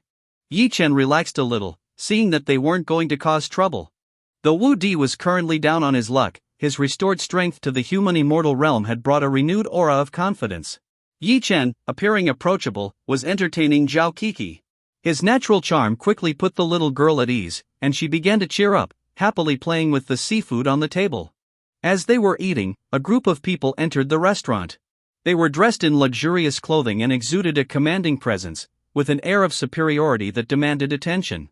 The young man leading the group carried himself with a sense of arrogance, his expression suggesting that he looked down on everyone around him. Following him were several similarly young individuals, along with a few elderly men whose restrained demeanors hinted at their formidable strength. As the group passed Ye Chen's table, Zhao Kiki was playing with a large lobster in her hands. Unexpectedly, the lobster slipped from her grasp and fell onto the leading young man, splashing water onto his clothes. Damn it! Are you blind? You've dirted my clothes, the young man shouted, stopping in his tracks and glaring at Ye Chen and Zhao Kiki. Ye Chen smiled faintly. I apologize. She's just a child and didn't mean it. I'm sorry, he said calmly. He gently tapped Zhao Kiki's hand. Look, you've dirted this brother's clothes. You were being naughty. Apologize to him quickly, Ye Chen said with a smile. Zhao Kiki, realizing her mistake, shrank back and timidly looked at the young man. Big brother. I'm sorry. Kiki didn't mean to, she said softly. This should have been a minor incident. Ye Chen and Zhao Kiki had apologized promptly. However, the young man seemed unwilling to let the matter go. Apologize? Do you even know how much the shirt costs? Do you think an apology is enough? The young man sneered, his tone icy. You're right. Then, how much did your shirt cost? I'll pay you for it, Ye Chen replied, still smiling. Ye Chen had always been a reasonable person. Since Zhao Kiki was at fault, he was willing to take responsibility. But instead of calming down, the young man became even more brazen. He stared down at Ye Chen condescendingly. Kid, do I look like someone who cares about money? He said, smirking mockingly. Then what do you want? Ye Chen's expression began to grow cold. I won't bully you. Just kneel down with that little brat next to you and kowtow a few times. Then I'll let this slide, the young man said arrogantly. Hearing this, Ye Chen's expression turned icy. Wudi, who had been silent, tensed up. He didn't act immediately, as Ye Chen hadn't given him an order, but he was ready to move at a moment's notice. The young man's companions joined in, jeering. Kid, do you know who this is? This is Ainli, the eldest son of the Jiangzhou city lord's family. He's a man of immense power. You should consider yourself lucky that he's only asking you to kneel. Offending Yin Shao means there's only one way out, kneeling to apologize. Otherwise, you'll wish you were dead. The group began flaunting the young man's status. Ainli, the eldest son of the Yin family, held significant influence in Jiangzhou. Since the death of Jiangzhou's former overlord Duan Kai, families like the Yins, who had been suppressed, were now rising to prominence. Ye Chen remained unmoved. One of Yin Li's lackeys, angered by his indifference, roared at him. Are you deaf? When Yin Xiao speaks, you listen. Or do you want me to kill you? The loud outburst startled Zhao Kiki, who burst into tears. Having endured a childhood of hardship and fear while hiding with Wudi, Zhao Kiki had learned to be more mature than her peers. But now, seeing that her mistake had gotten Ye Chen into trouble with such powerful people, she was overcome with fear. Ye Chen immediately comforted her, holding her in his arms. You scared her. Leave before I get angry, Ye Chen said coldly. His icy tone only provoked the lackey further. You dare threaten me, you little punk? I'll make that brat cry even more. I'll shove her head in a toilet, the lackey shouted, stepping forward aggressively. Ye Chen's eyes narrowed. Boom! A powerful aura erupted from him. Smack! With a single slap, Ye Chen sent the lackey flying across the room. He crashed into several tables, drawing the attention of everyone in the restaurant. Yin Li and his group were stunned. They hadn't expected Ye Chen to act so decisively, especially after learning Yin Li's identity. Yin Li's face darkened as he broke into a furious laugh. Ha ha! This is the first time someone has dared to hit one of my men in my presence. Kid, let me tell you, you're dead. At this moment, many people in the restaurant had noticed the commotion. Zhao Lan and Mu Wanqing craned their necks to see what was happening. After understanding the situation, Mu Wanqing couldn't help but feel her heart tremble. Ye Chen was stirring up trouble again. Ye Chen has gotten himself into trouble again. How dare he provoke the eldest son of Jiangzhou's city lord? He's asking for death. Mu Wanqing sighed. Who does he think he is? Let's see what he'll do now. Offending the eldest son of Jiangzhou's city lord, he'll probably be crushed like an ant. Zhao Lan said with a smirk. Wanqing, don't help him. Let him learn the consequences of offending the wrong people. Mu Bo said firmly, taking a deep breath. They observed the situation unfold, expecting Ye Chen to back down upon learning of Yin Li's identity as the eldest son of Jiangzhou's city lord. But to their surprise, because of a little girl's tears, Ye Chen acted directly. It was barbaric. Rude. The atmosphere had become incredibly tense, and a conflict seemed inevitable. Mu Wanqing abruptly stood up. Wanqing, what are you doing? Didn't we agree not to help him? Zhao Lan grabbed her daughter, concerned about getting involved and potentially being dragged down by Ye Chen. Mom, I don't want to help him either. He's nothing but trouble and completely useless. But think about it, if Ye Chen escalates this and truly offends Jiangzhou City Lord's son, who will suffer in the end? Mu Wanqing said seriously. Zhao Lan paused, then exchanged a glance with Mu Bo. Qing Snow, they said in unison. Exactly. Even though Qing Snow hates us now, we're still family. How can I stand by and watch Ye Chen drag her down with him? Mu Wanqing sighed. At this moment, Yin Li's cold gaze was locked on Ye Chen, and the tension had reached its peak. Although Ye Chen continued comforting Zhao Kiki, his aura had already exploded outward. Just as the situation was about to erupt, Mu Wanqing rushed forward. She immediately pointed at Ye Chen and began scolding him. Ye Chen, are you insane? How dare you hit Yin Xiao's men? You're always hanging around with these lowlifes, what's the point? Every time you cause trouble, someone else has to clean up after you. You're absolutely useless. Her sharp words left Ye Chen speechless. He had been prepared to kill Yin Li on the spot, but now this woman had jumped in. And was she out of her mind? Calling Wudi a lowlife? Judging people by appearances, huh? Did she even know who Wudi was? Wudi was once the top-ranked master on the Dragon Country's hidden dragon list, a figure far above ordinary people. Mu Wanqing's status didn't even qualify her to know his name. And yet, she called him a lowlife? What a joke. But Mu Wanqing didn't even glance at Wudi. To her, he looked like nothing more than a beggar. Turning to Yin Li, she smiled politely. Yin Xiao, this man is a friend of mine. I apologize for his recklessness. Could you please let this go on my behalf? Yin Li frowned, his expression cold.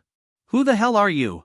What makes you think you can ask us to give face to you? Snapped the lackey who had been slapped earlier. Where had this woman come from? She was ridiculously self-important. Mu Wanqing, however, held her head high with pride. In the past, she wouldn't have dared to step in like this.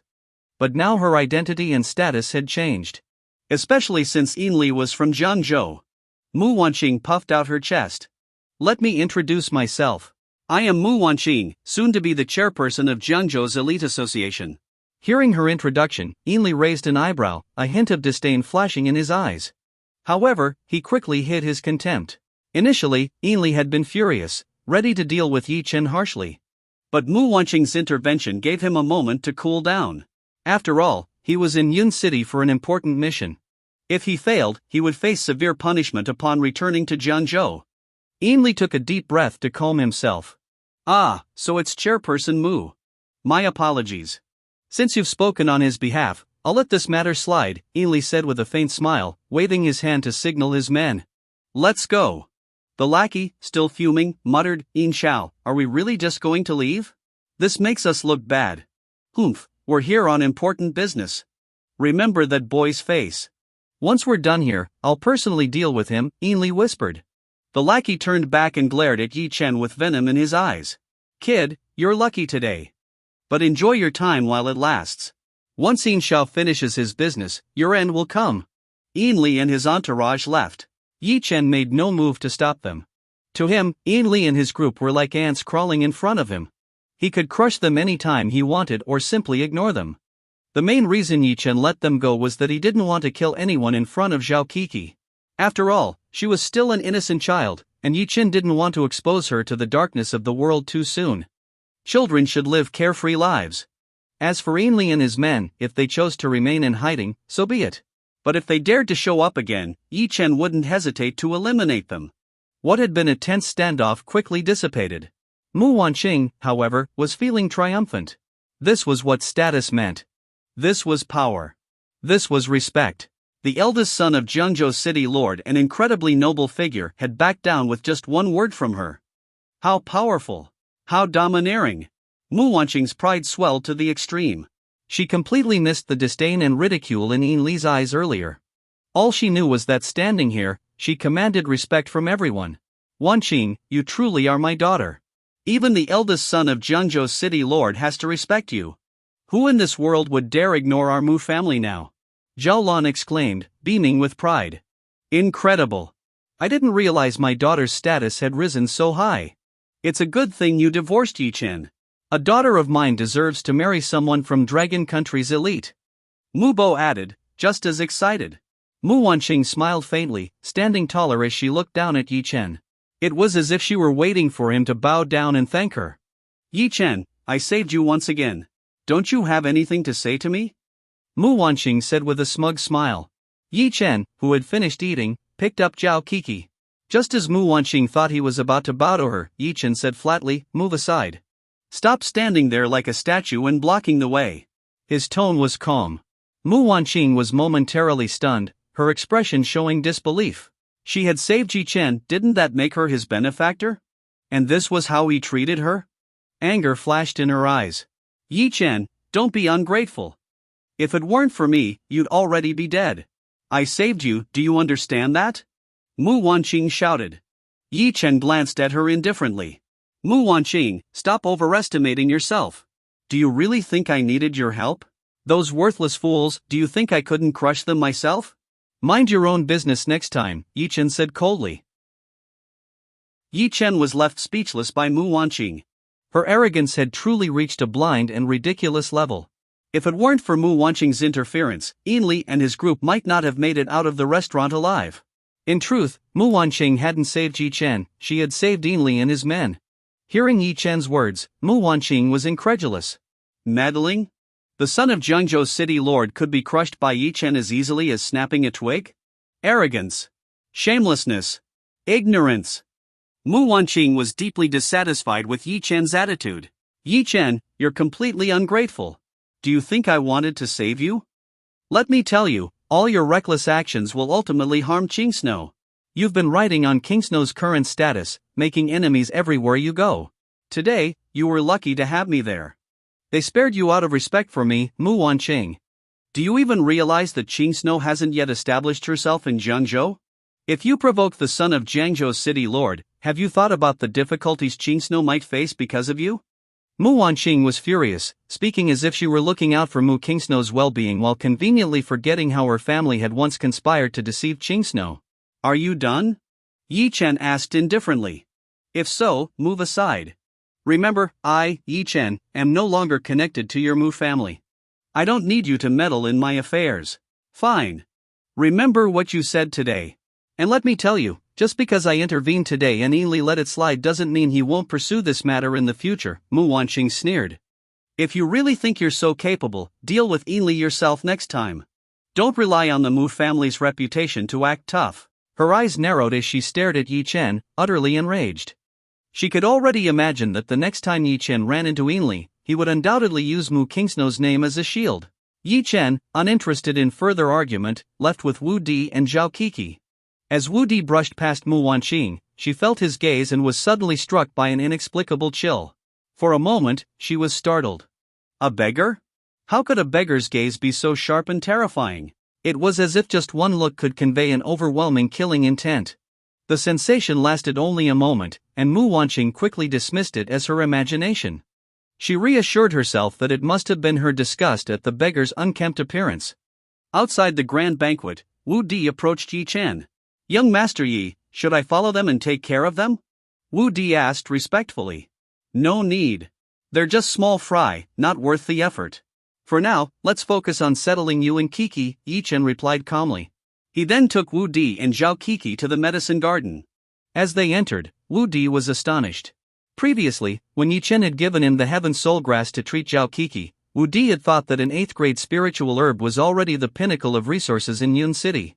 But here in the medicine garden, Wudi immediately sensed the abundance of high-grade spiritual herbs. His heart trembled. As someone who had seen the world, Wudi knew that such top-quality herbs were rare even in Dragon Country. Only a few prominent medical families might possess them. This medicine garden was nothing short of a treasure trove of medical resources. At that moment, Lu Yao hurried out and was slightly surprised to see Ye Chen with 2 others. Young Master Yi, who are these 2? She asked curiously. This is Wudi, and this is Zhao Kiki. From now on, they will be living in the medicine garden, Ye Chen explained, briefly describing Zhao Kiki's need to absorb the garden's spiritual energy to heal. Lu Yao quickly understood and, seeing the adorable Zhao Kiki, couldn't help but take a liking to her. She walked over, picked Zhao Kiki up, and began playing with her. After getting acquainted, Lu Yao took Zhao Kiki away to explore the garden. Ye Chen turned to Wudi. From now on, you'll live here. The garden's safety is your responsibility, Ye Chen said with a faint smile. Wudi nodded solemnly. He understood the immense value of the medicine garden. Despite once being the top-ranked expert on the Dragon Country's hidden dragon list, he was more than willing to guard this place for Ye Chen. After all, Ye Chen had allowed Zhao Kiki to stay in such a valuable place for treatment. Moreover, Ye Chen had restored his strength to the human immortal realm. This debt of gratitude was enough for Wudi to pledge his unwavering loyalty. Rest assured, young Master Yi. Without your permission, no one will set foot in this garden without stepping over my dead body. Wudi declared firmly. Ye Chen felt reassured. With Wudi guarding the garden, any attempts to breach it would be nearly impossible. Meanwhile, Mu Wanqing and her family had finished their meal. Despite the expensive seafood, Mu Wanqing found it tasteless. Her anger toward Ye Chen still simmered. She took out her phone and dialed a number. Soon, the call connected. What is it? Came a cold voice from the other end. Qingsnow, are you still mad at us? Mu Wanqing asked, taking a deep breath. Mu Wanqing, stop pretending. Say what you need to say, or I'm hanging up. I'm busy and don't have time for petty matters, Mu Qingsnow replied coldly, clearly still resentful of her family. I just wanted to tell you that even though you've gone to Jiangzhou, Ye Chen is still using your name to stir up trouble. Today, he nearly offended Ainley, the son of Jiangzhou's city lord. Luckily, I stepped in and resolved the matter using my status and connections. I thought you should know, Mu Wanqing said. I'll be heading to Jiangzhou soon to become the chairperson of the elite association. With this position, even Jiangzhou's elite will have to respect me. If you encounter any difficulties in Jiangzhou, feel free to use my name. It'll help. Even though you hate us, we're still family. I suggest you publicly cut ties with Ye Chen. Otherwise, he'll drag you down sooner or later, Mu Wanqing added, speaking at length about Ye Chen's supposed misdeeds and her own rising status. Mu Qingsnow wanted to laugh but couldn't. Instead, she felt deeply disappointed. How could she have such an ignorant sister? Chairperson of the elite association? Was that supposed to be impressive? Even the most prestigious title was meaningless without wealth, connections, and power to back it up. What was more ridiculous was Mu Wanqing's continued belief that Ye Chen was riding on her coattails. Mu Wanqing, you're right about one thing. I may hate you all, but we're still family. So I'll give you some advice. You should really take the time to understand Ye Chen. If you truly care about the Mu family, you should work hard to reconcile with him, Mu Qingsno said, unable to hold back. Her words made Mu Wanqing frown in discomfort. Qingsno, did Ye Chen put you up to this? Tell him I'll never reconcile with him in this lifetime, Mu Wanqing snapped. And don't take out your anger on me. I genuinely wish you well as the vice president of the Pearl Group. I won't envy or undermine you. But don't forget that I'm about to become the chairperson of the Elite Association. The gap between me and Ye Chen will only grow. Surpassing you is just a matter of time, so don't try to use Ye Chen to block my progress. Mu Wanqing said bitterly. Hearing this, Mu Qingsno was left speechless. Mu Wanqing, you're hopeless. Just wait and see, you'll regret this, she shouted before angrily hanging up. Mu Wanqing was utterly stunned. What was there for her to regret? After ending the call, she let out a heavy sigh. Wanqing, what did Qingsno say? Is she still mad at us? Zhao Lan asked as she came closer. After all, Mu Qingsno was now the vice president of the Pearl Group, a position of high status and influence. Moreover, this role came with dividends, no small amount of money. Zhao Lan naturally wanted to reconcile with Mu Qingsno. After all, they were her family. Now that Mu Qingsno had achieved success, they hadn't benefited at all. Instead, that opportunist Ye Chen was reaping all the rewards. She's still angry. Mom, you won't believe it, Qingsno even suggested that I reconcile with Ye Chen. I have no idea what she's thinking. Mu Wanqing said helplessly. Well, it's our fault. We shouldn't have treated Qingsno that way back then. She holds a grudge, and we should understand, Zhao Lan said with a deep sigh. Even if she's upset, she shouldn't treat us like this. She knows full well that Ye Chen is a jinx, yet she still advises Wanqing to remarry him. It's obvious she's afraid Wanqing's status will surpass hers, so she wants to use Ye Chen to hold Wanqing back, Mubo said, visibly displeased. Mom, Dad, let's stop this. Qingsno is still my sister. Even though her actions seem petty, I won't hold it against her. My rise is unstoppable now. Even if she resents me, I'll still try to help her in the future, Mu Wanqing said with a sense of self-righteousness. Hearing this, Zhao Lan and Mubo shook their heads, sighing. If only Qingsno had half of Wanqing's vision, our Mu family wouldn't be in this state, they lamented.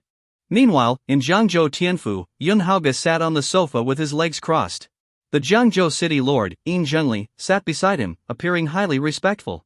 After the death of Jiangzhou King Duan Kai, Yun Haoge had supported Yin Zhengli in rising to power. Although some forces still caused trouble in secret, Yun Haoge didn't see them as a threat.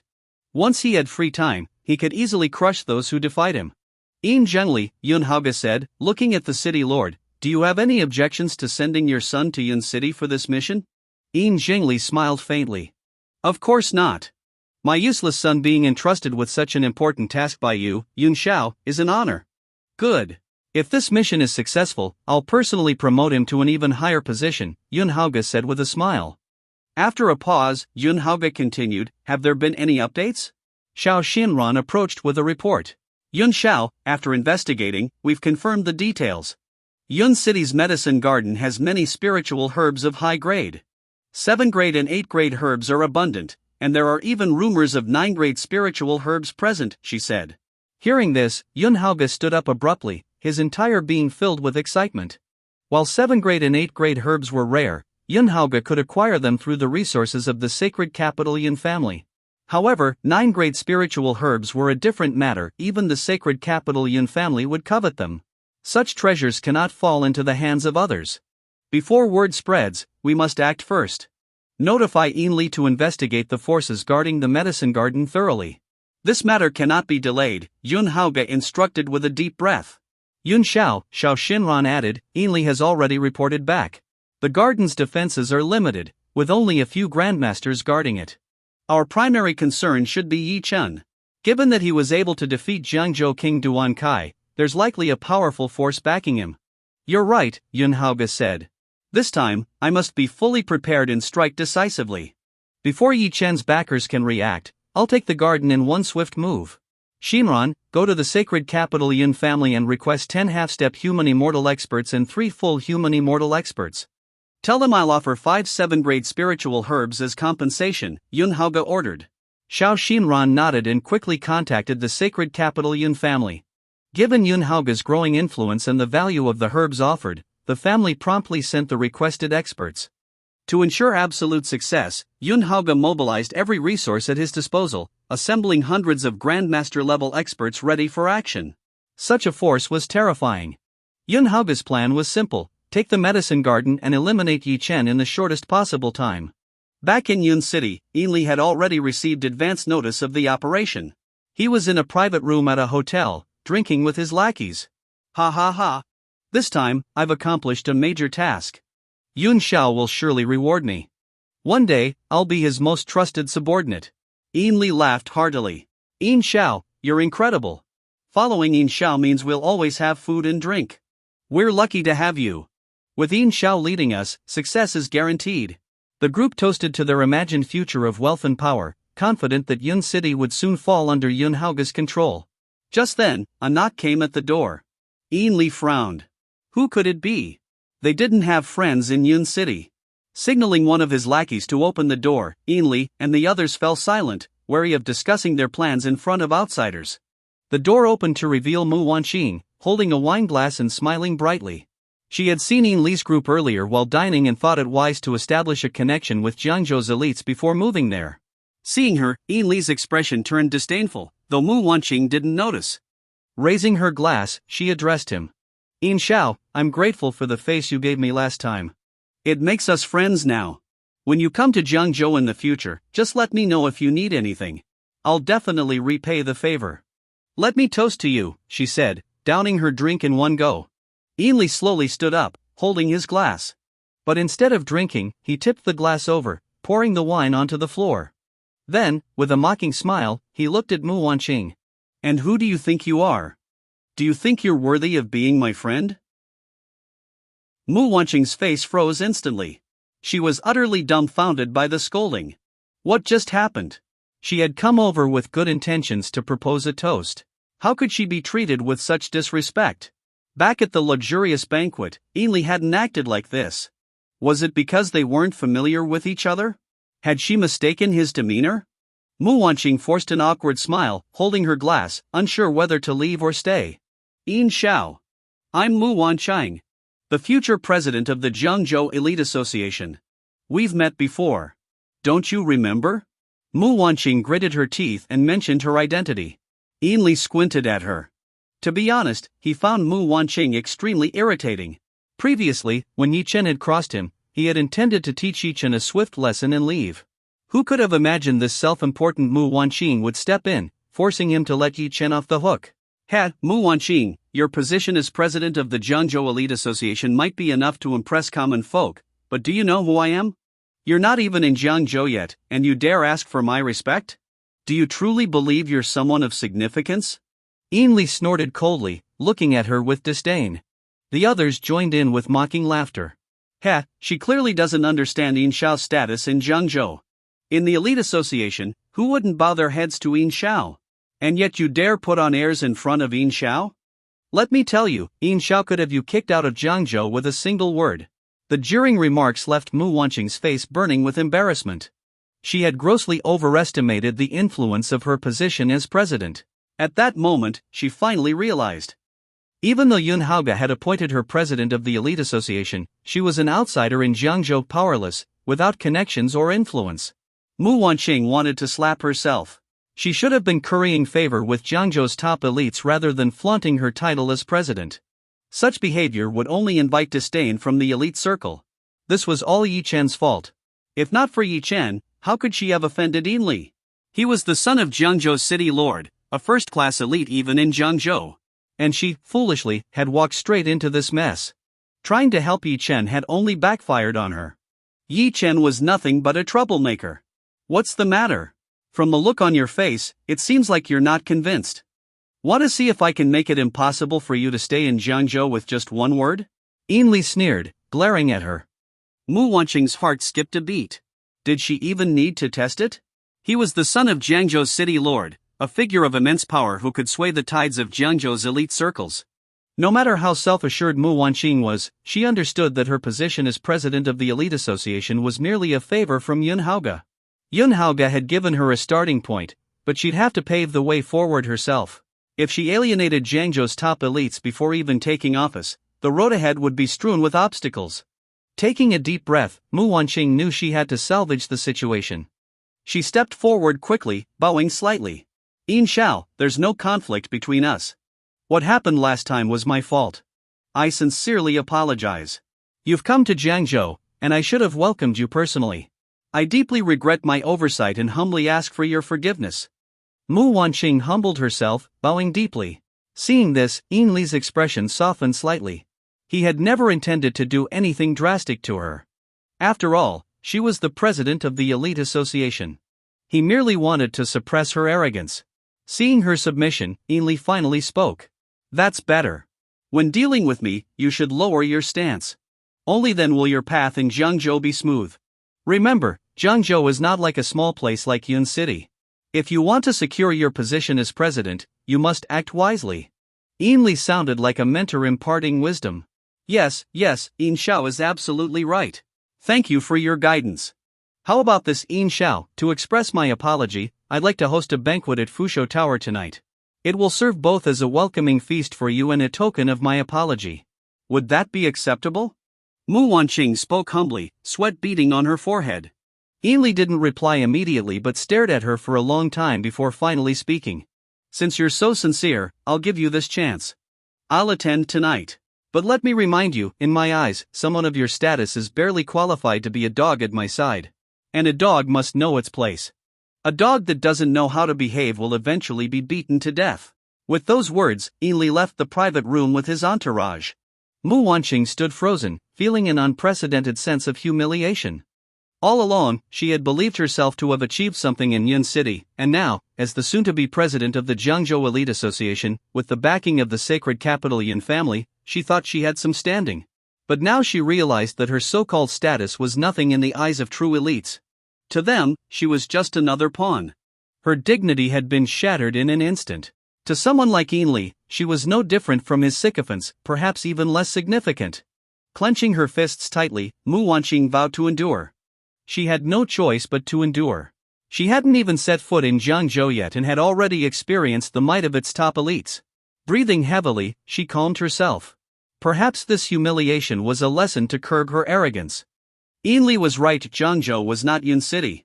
It was a grander stage where every step had to be taken cautiously. Once Yin Li and his entourage had left, Mu Wanqing lifted her head, a determined glint in her eyes. She had always been a woman who refused to accept defeat. Today's humiliation would be the fire that forged her path to success. She would rise above. And one day, she would not only trample Yin Li underfoot but make all of Jiangzhou bow before her. Lost in thought, Mu Wanqing finally calmed down after a long while. Exhaling deeply, she took out her phone and booked the most expensive private room at Fusho Tower. Then she made another call to Ye Chen. If she wanted to appease Yin Li, she needed to rectify her earlier mistake. She had intervened to save Ye Chen, but Ye Chen had offended Yin Li. She had to make Ye Chen kneel and apologize to Yin Li personally. Only then could she truly resolve Yin Li's resentment. As for Ye Chen's feelings, Mu Wanqing didn't consider them at all. In her elevated perspective, Ye Chen was merely a struggling nobody. Who cared about the emotions of a nobody? Besides, she believed Yin Li was vindictive. Forcing Ye Chen to apologize might humiliate him, but at least it could save his life, couldn't it? After a few rings, the call connected. Ye Chen's voice came through, puzzled. "Why are you calling me?" Mu Wanqing's expression froze. She was stunned by Ye Chen's blunt refusal. Did she hear him right? Not only did he reject her so directly, but he also dared to hang up on her. Being humiliated by Yin Li earlier was bad enough. After all, Yin Li's status was undeniable and beyond her ability to confront. But who did Ye Chen think he was? How dared he hang up on her? If it weren't for the fact that she needed to use Ye Chen to improve Yin Li's impression of her, there was no way she would have called him in the first place. Taking a deep breath, Mu Wanqing suppressed her anger and dialed Ye Chen's number again. "Mu Wanqing, are you done yet? I've already said, I have nothing to do with your family anymore. Why do you keep bothering me? Don't you find it annoying?" Ye Chen's voice was impatient. Since the Mu family had chosen to sever ties with him, he had no intention of maintaining any connection with them. Ye Chen, do you think I enjoy calling you? Would you at least let someone finish their sentence before hanging up? I'll say this only once, it's not me who wants to see you. Grandma wants to meet you. She's arranged a table at Fusho Tower. Whether you want to come or not is up to you. After saying this, Mu Wanqing hung up the phone herself, her face slightly flushed. She knew very well that if she told Ye Chen the truth, he would never come. If that happened, her plan would fall apart. So, she used Grandma as an excuse. She believed that as long as it was Grandma who wanted to see him, Ye Chen would definitely come. Evening. Outside Fusho Tower. Mu Wanqing and her family stood nervously at the entrance. Mom, Dad, when Yin Xiao and his group arrive, be careful with your words. Yin Xiao is the son of Jiangzhou City Lord, a true elite. If I want to establish myself in Jiangzhou in the future, his help will be indispensable, Mu Wanqing reminded them. Don't worry, we understand. Wow, this is the first time we're dining with someone of such high status. The son of Jiangzhou's City Lord. His position and power are truly incredible. I'm feeling a bit nervous. If we can build a connection with him, Wanqing's future will be limitless. Zhao Lan and Mu Bo were visibly uneasy. They had never interacted with anyone of Yin Li's stature before, and now that they had the chance, their nerves were showing. Mu Wanqing reassured them briefly. Before long, Yin Li arrived with his entourage of lackeys. The moment Mu Wanqing saw Yin Li, she hurried over with humility. Yin Xiao, thank you for gracing us with your presence. It's truly an honor. Mu Wanqing said with a bow, her face full of respect. Mu Wanqing, not bad. At least you know how to behave. Let's see how well you've arranged everything, Yin Li said with a faint smile, clearly enjoying the feeling of superiority. Rest assured, Yin Xiao, I prepared a surprise for you tonight. I'm sure you'll be pleased. Mu Wanqing replied with a smile. Watching Mu Wanqing's behavior, Zhao Lan and Mu Bo didn't feel the slightest discomfort. Instead, they thought their daughter had grown mature. In their view, to achieve greater success, one had to follow society's rules, including being humble before powerful figures. After all, this was the son of Jiangzhou's city lord. If kneeling was required, they would do it without hesitation. Mu Wanqing led Yin Li and his entourage into the private room, seating him at the head of the table. The other guests took their seats in order, while Mu Wanqing sat near the door. As for Zhao Lan and Mu Bo, there was no place for them at the table. Their sole purpose for being there was to serve tea and water, as Mu Wanqing didn't trust the waitstaff to do a good enough job. However, as time passed, Ye Chen still hadn't shown up. Mu Wanqing had planned for him to arrive at the start and immediately kneel to apologize to Yin Li. That would have been the highlight of the evening, providing ample entertainment. But Ye Chen, as expected, was unreliable. Seeing no other choice, Mu Wanqing ordered the food to be served. The table was soon laden with an array of exquisite dishes, and under Mu Wanqing's constant praise, Yin Li and his entourage enjoyed themselves thoroughly. After a few rounds of drinks, Yin Li looked up at Mu Wanqing. Not bad, Mu Huizhang. The wine is good, and the food is excellent. You know how to host a banquet. With your skills, you'll surely shine in Jiangzhou's social circles, Yin Li said, offering a rare compliment. Thank you for your praise, Yin Xiao. Mu Wanqing replied respectfully, though she felt a pang of pain in her heart. Of course the wine was good, it had cost her tens of thousands per bottle. She had prepared 4 or 5 bottles, and the total cost of the banquet had run into the hundreds of thousands.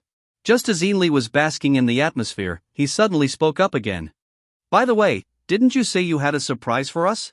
We've been waiting for a while now. Where is it? Mu Wanqing's heart skipped a beat. Glancing at her watch, she silently cursed Ye Chen. Was he really not coming? If he didn't show up, this entire banquet would be for nothing. After all, Yin Li wasn't here for the food. What mattered to him was his face. If Ye Chen could kneel and apologize in front of everyone, it would boost Yin Li's pride and strengthen Mu Wanqing's connection with him. Just as Mu Wanqing was starting to panic, the door suddenly opened. Ye Chen stepped into the private room. Mu Wanqing's eyes lit up. Yin Xiao, here's the surprise I promised you, she exclaimed with a smile. Everyone in the room froze, including Ye Chen, who frowned in confusion. What was going on? Wasn't this supposed to be a meeting with Grandma? If it weren't for Grandma, Ye Chen wouldn't have bothered to come. But now, there was no sign of Grandma, only a group of unpleasant people. Yin Li, seeing Ye Chen, immediately understood Mu Wanqing's intentions. A faint smile played on his lips as he waited for her to continue. Ye Chen, come over here. Mu Wanqing beckoned him. Mu Wanqing, what's the meaning of this? Didn't you say Grandma wanted to see me? Where is she? Ye Chen asked coldly. Grandma? There's no grandma. What you need to do now is meet Yin Xiao, the son of Jiangzhou's city lord. This banquet was arranged to save you. You offended Yin Xiao last time, which was highly disrespectful. Now, come over, pour him a drink, kneel, and apologize for forgiveness, Mu Wanqing instructed. Ha ha, good one. But kneeling isn't enough. He should lick Yin Xiao's shoes clean. Or better yet, become Yin Xiao's dog. Hurry up. Don't keep Yin Xiao waiting for his entertainment. The group burst into laughter, hurling insults and taunts. Ye Chen's face darkened instantly. He finally understood Mu Wanqing's plan. And he found it utterly laughable. All this to please Yinli? She actually thought he would kneel. Ye Chen narrowed his eyes. Mu Wanqing, you've truly outdone yourself. You want me to kneel? And call it saving me? Do you think a bunch of insects like this are worthy of making me kneel? Ye Chen's words immediately silenced the room, and everyone's expressions darkened. This guy was audacious beyond belief. He dared to call them insects? His arrogance knew no bounds. Bang! Yinli's lackey slammed the table and stood up, glaring at Ye Chen. You bastard, what did you just say? Are you looking to die? Do you even know who Yin Xiao is? Calling him an insect? You're clearly begging for death. Mu Wanqing, is this the surprise you prepared for Yin Xiao? Several people began shouting. Mu Wanqing's face turned deathly pale. The moment Ye Chen spoke, her scalp tingled with fear. She cursed Ye Chen furiously in her mind. How could he still act so arrogant in such a situation? She quickly stepped in front of Ye Chen and scolded him in a hushed voice. Ye Chen, are you crazy? That's Yin Xiao. Are you trying to get yourself killed? I don't care what you've done before, but right now, kneel and apologize to Yin Xiao.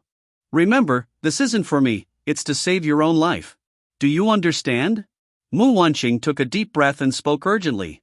Her biggest fear was that Ye Chen would foolishly offend Yin Xiao beyond redemption. When she tricked Ye Chen into coming here, she thought even he would understand the principle of bowing under someone else's roof. Ye Chen stared coldly at Mu Wanqing. Mu Wanqing, if you want to be a dog, that's your business. Leave me out of it. I have nothing to do with your family anymore, Ye Chen said mercilessly. Mu Wanqing froze in disbelief. She was trying to save Ye Chen's life, and he dared to call her a dog? So direct, without even a shred of respect? Ye Chen, you're ungrateful. Do you think I want to care about you? Without me, you'd already be dead. Do you understand that? Mu Wanqing shouted hysterically, her voice trembling with anger and fear. She felt indignant. She was trying to save Ye Chen's life and resolve the tension with Yinli, a win-win situation. But Ye Chen was clinging to some ridiculous notion of dignity? Was dignity really more important than life? Ye Chen, you shameless idiot. Wanqing is helping you, yet instead of being grateful, you're being difficult. If she tells you to kneel, just kneel. What's with all the nonsense? Truly ungrateful. Let me tell you, Qingshui isn't in Jun City anymore. If Yin Xiao wants to deal with you, no one will be able to help you. Zhao Lan and Mu Bo also began scolding Ye Chen in anger. Ye Chen glanced at the Mu family members, a cold smile forming on his lips. They really thought he was some pushover? Taking a deep breath, Ye Chen turned and began walking toward Yinli. Seeing this, Yinli and his entourage assumed Ye Chen was finally going to kneel and apologize. They all wore smug expressions, especially Yinli, who lifted his head high, looking down at Ye Chen with disdain. When Ye Chen knelt, Yinli planned to thoroughly humiliate him, making it clear to everyone what happened to those who dared cross him. Mu Wanqing let out a sigh of relief. That's right, Ye Chen. As a man, dignity is important, but life is even more important. It's better to live on than die foolishly. Apologizing to Yin Xiao will benefit both you and me. Don't be stupid, show enough sincerity. Mu Wanqing smiled slightly, still advising him. However, before she could finish speaking, Ye Chen had already reached Yinli. Under the mocking gazes of the crowd, Ye Chen's eyes narrowed sharply. Suddenly, he lunged forward. Smack! Ye Chen grabbed Yinli by the collar with lightning speed. Before Yinli could react, Ye Chen swung him forcefully toward the wall. Bang! Yinli slammed into the wall with a dull thud, feeling as though his internal organs were about to shatter. The room fell deathly silent. Everyone stared in terror. What just happened? Ye Chen actually dared to attack Ainli? And he didn't just hit him, he smashed him into the wall. It was over. Everything was over. Mu Wanqing's mind went blank, her legs going weak as cold sweat drenched her body. Ye Chen had caused a catastrophe. Kill him. How dare he hit Yin Xiao?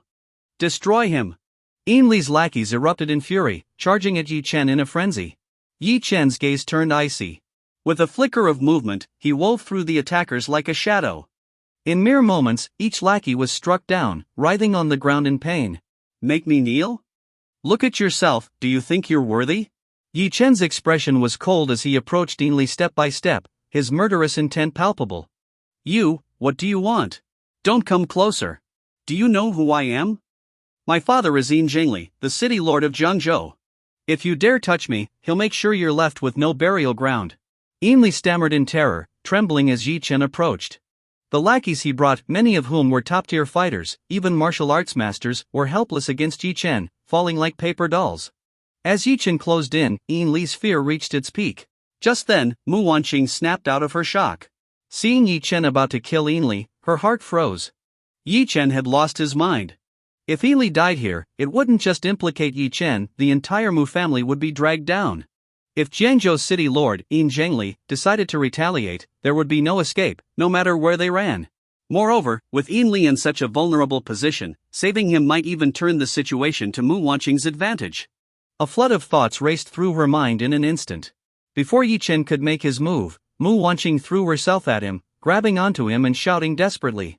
Yin Xiao, I'm holding him back. He's gone mad, run. Run now. Ainli, overwhelmed with fear, scrambled out of the room like a frightened dog. Ye Chen didn't chase after him. Instead, he turned his icy gaze to Mu Wanqing. Let go of me, he said coldly. I won't. Ye Chen, do you even know what you're doing? Ainli is incredibly powerful. Do you understand the consequences of crossing him? Don't think Qingxue will come to your rescue if you kill him. Let me warn you, don't drag me or Qingxue down with you. Mu Wanqing screamed hysterically. Ye Chen stared at her, his expression unreadable. In her eyes, he saw nothing but ignorance and stupidity. With a sudden burst of energy, he shook Mu Wanqing off. She stumbled backward, stunned. Before she could speak, Ye Chen raised his hand. Smack! A crisp slap landed on Mu Wanqing's face, silencing the room. The atmosphere turned icy as everyone froze in shock. Mu Wanqing was stunned. Zhao Lan was stunned. Mu Bo was stunned. Ye Chen had slapped her. He actually dared to hit her. Mu Wanqing covered her face. At that moment, memories of countless events flooded her mind. 3 years of marriage to Ye Chen, and he had always been a calm person. He never even raised his voice at her, let alone hit her. But now, Ye Chen had struck her twice. This filled Mu Wanqing with uncontrollable fury. She glared at Ye Chen with bloodshot eyes, her face full of anger. Ye Chen, how dare you hit me? Her voice trembled as she spoke, but before she could finish, slap. Ye Chen landed another slap on her face. Hit you? So what if I did? If you keep this nonsense up, don't blame me for being even harsher. Do you really think I won't hit women? Ye Chen's icy tone echoed through the room. His outburst sent Mu Wanqing stumbling backward, her heart filled with fear. She had never seen Ye Chen like this, his gaze so terrifying. Ye Chen cast one cold glance at Mu Wanqing before striding out of the room, leaving the Mu family frozen in place. Fear. Shock. For years, the Mu family had treated Ye Chen as a useless nobody. Living under the same roof, they had always looked down on him. No matter how they provoked or insulted him, Ye Chen always tolerated it. But now, with 2 slaps, Mu Wanqing finally realized the truth. The relationship between Ye Chen and the Mu family had reached an irreparable breaking point. She was unwilling to accept it.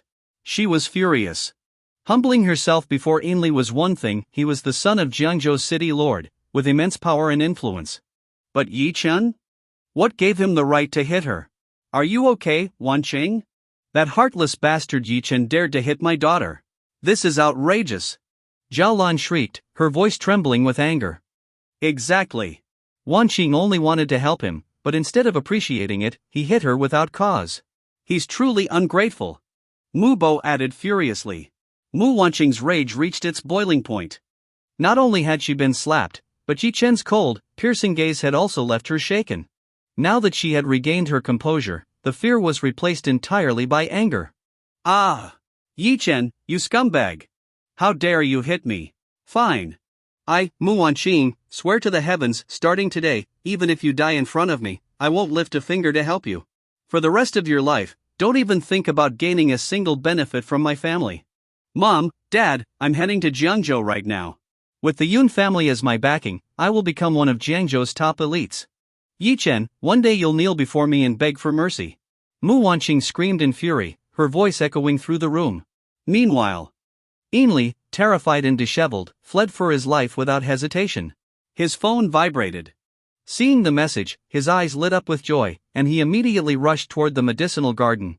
As he approached its entrance, Ainli's eyes widened in shock. Outside the garden stood his father, Yin Zhengli, the city lord of Jiangzhou, leading a group of formidable warriors preparing to storm the garden. The overwhelming aura emanating from the group was terrifying. 3 martial artists at the Rinshin, human immortal, level, 10 at the half Rinshin level, and nearly 100 grandmasters. This terrifying force was enough to obliterate any opposition. Stealth wasn't necessary, they could crush everything in their path with sheer power. Dozens of elite martial artists surged toward the garden's entrance. The guards at the gate shouted in alarm, "Who dares trespass in the medicinal garden?" But no one answered. Instead, an overwhelming wave of energy swept through, obliterating the guards instantly. Even though they were grandmasters, they didn't stand a chance. Yin Jingli smirked. It seemed the owner of this medicinal garden wasn't very formidable, relying on mere grandmasters as guards. 10 of you, go in and clear out any obstacles.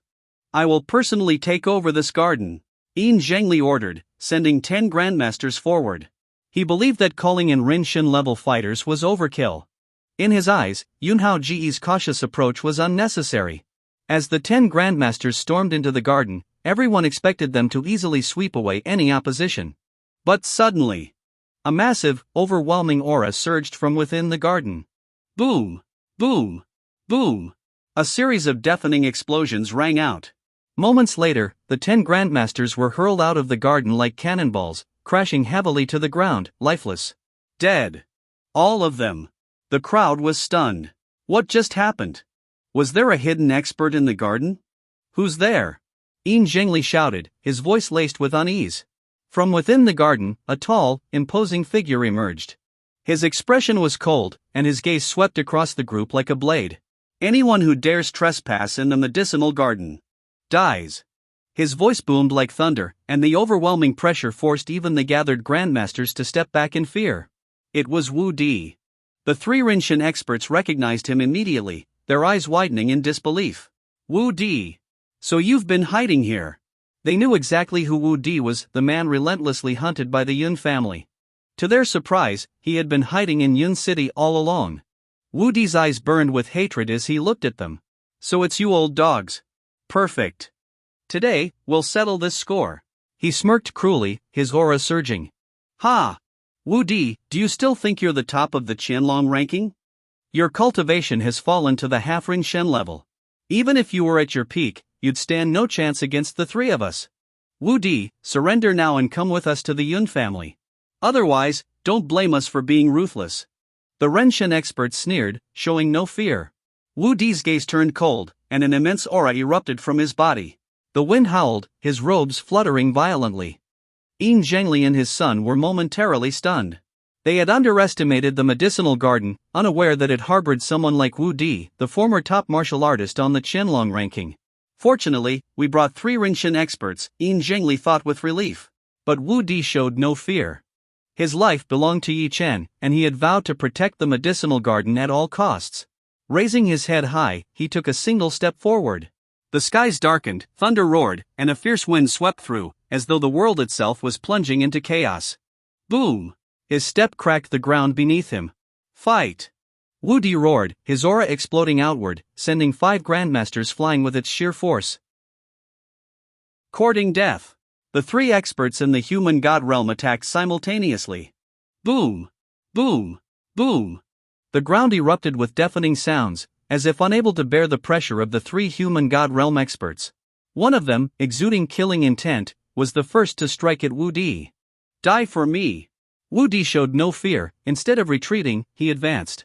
Facing the incoming fist, he shaped his palm like a blade and fiercely slashed toward his opponent. The battle erupted instantly. Bang! The human god realm expert's eyes widened in shock. He hadn't anticipated Wudi's speed to be so overwhelming. Caught off guard, he hurriedly raised his hands to block. Boom! A violent force erupted outward. The human god realm expert staggered backward several steps. What? You've regained your human god realm strength? As expected of a former top contender on the Qianlong ranking, but today, you meet us, your death is inevitable. The human god realm expert squinted his eyes, feeling sharp pain in his arm. To think that, despite being at the same level, he was forced into retreat in just one exchange. This Wudi was stronger than he had imagined. Attack together. The three human god realm experts exchanged glances and launched a synchronized assault. Boom! Boom! Boom! Wudi showed no fear, facing three opponents head-on. In an instant, the earth shattered, and the mountains trembled. This sight left all the martial artists around dumbfounded. After all, three human god realm experts attacking simultaneously unleashed unimaginable power. Although Wudi was also in the human god realm, it seemed impossible for him to contend with three opponents of the same level. However, at this moment, Wudi exuded unmatched dominance. His fists moved like meteors, and, shockingly, he fought the three experts to a standstill. Terrifying. Utterly terrifying. No wonder he had once been the top prodigy of the Qianlong ranking. To think he could hold his ground against three top-tier experts while in the human god realm. This battle, even if Wudi didn't emerge victorious, would be recorded in the annals of history. Yet Wudi was under immense pressure. These three human god realm experts were supreme elites cultivated by the Sheng Jingyun family. Facing them alone, he was driven purely by sheer willpower. He had only one belief, to die, but never let them enter the medicine garden. As time passed, Wudi's spiritual energy was nearly exhausted. He was visibly weakening and about to lose ground. Gritting his teeth, Wudi seemed to unleash a sudden burst of fury. Fixing his gaze on one of the human god realm experts, he moved like a phantom and closed the distance. Completely ignoring the attacks of the other two, he struck. Boom! In a flash, Wudi unleashed a surge of immense power, delivering a palm strike to the nearest human god realm expert. The opponent was sent flying, crashing to the ground and unable to rise. But at the next moment, the attacks from the other two landed on Wudi. Boom! Wudi was sent flying as well.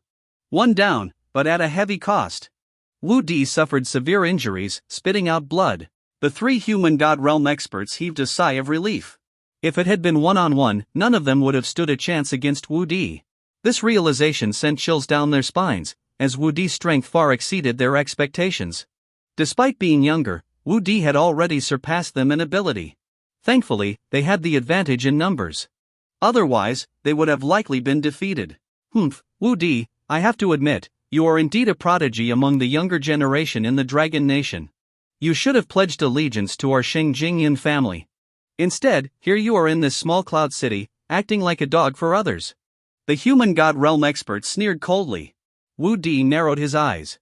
Though he had just defeated one expert at the cost of injuries, attacking again would yield little benefit.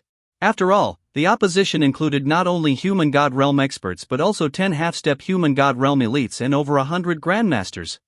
If they all attacked together, even Wudi couldn't hold them off. Slowly rising from the ground, Wudi backed toward the entrance of the medicine garden. Then, he spread his arms wide, his gaze brimming with an unmatched killing intent. Alone, he barred the entrance against hundreds. His stance exuded an aura that no one could pass him. This sight left Yin Zhengli deeply frustrated. Could so many of them not handle Wudi alone? Masters, this stubborn fool needs to be killed. Please, end him. Yin Zhengli cupped his fists and bowed. The two remaining human god realm experts exchanged a glance and nodded. Once again, they charged at Wudi simultaneously. Wudi opened his eyes wide, summoning all his strength into a single punch imbued with a raging aura, targeting one of the attackers. Ignoring the other, he focused all his attacks on one opponent, raining down blows like a storm. Boom! Amid the chaos, all three combatants were sent flying. The injured human god realm expert fell again, severely wounded. This sight left everyone dumbstruck. Wudi's fighting style was reckless, trading life for life. As human god realm experts, they were naturally cautious and never expected such suicidal tactics from Wudi, a once glorified prodigy. Yet now, Wudi was drenched in blood, lying on the ground in a near-mad state. Even the remaining expert hesitated to approach, eyeing the half-step human god realm warriors and grandmasters for support. Don't worry, he's at his limit. Together, kill him. Encouraged, the group mustered their courage and charged. Yet as they took their first step, Wudi, bloodied and battered, slowly stood again, eyes blazing.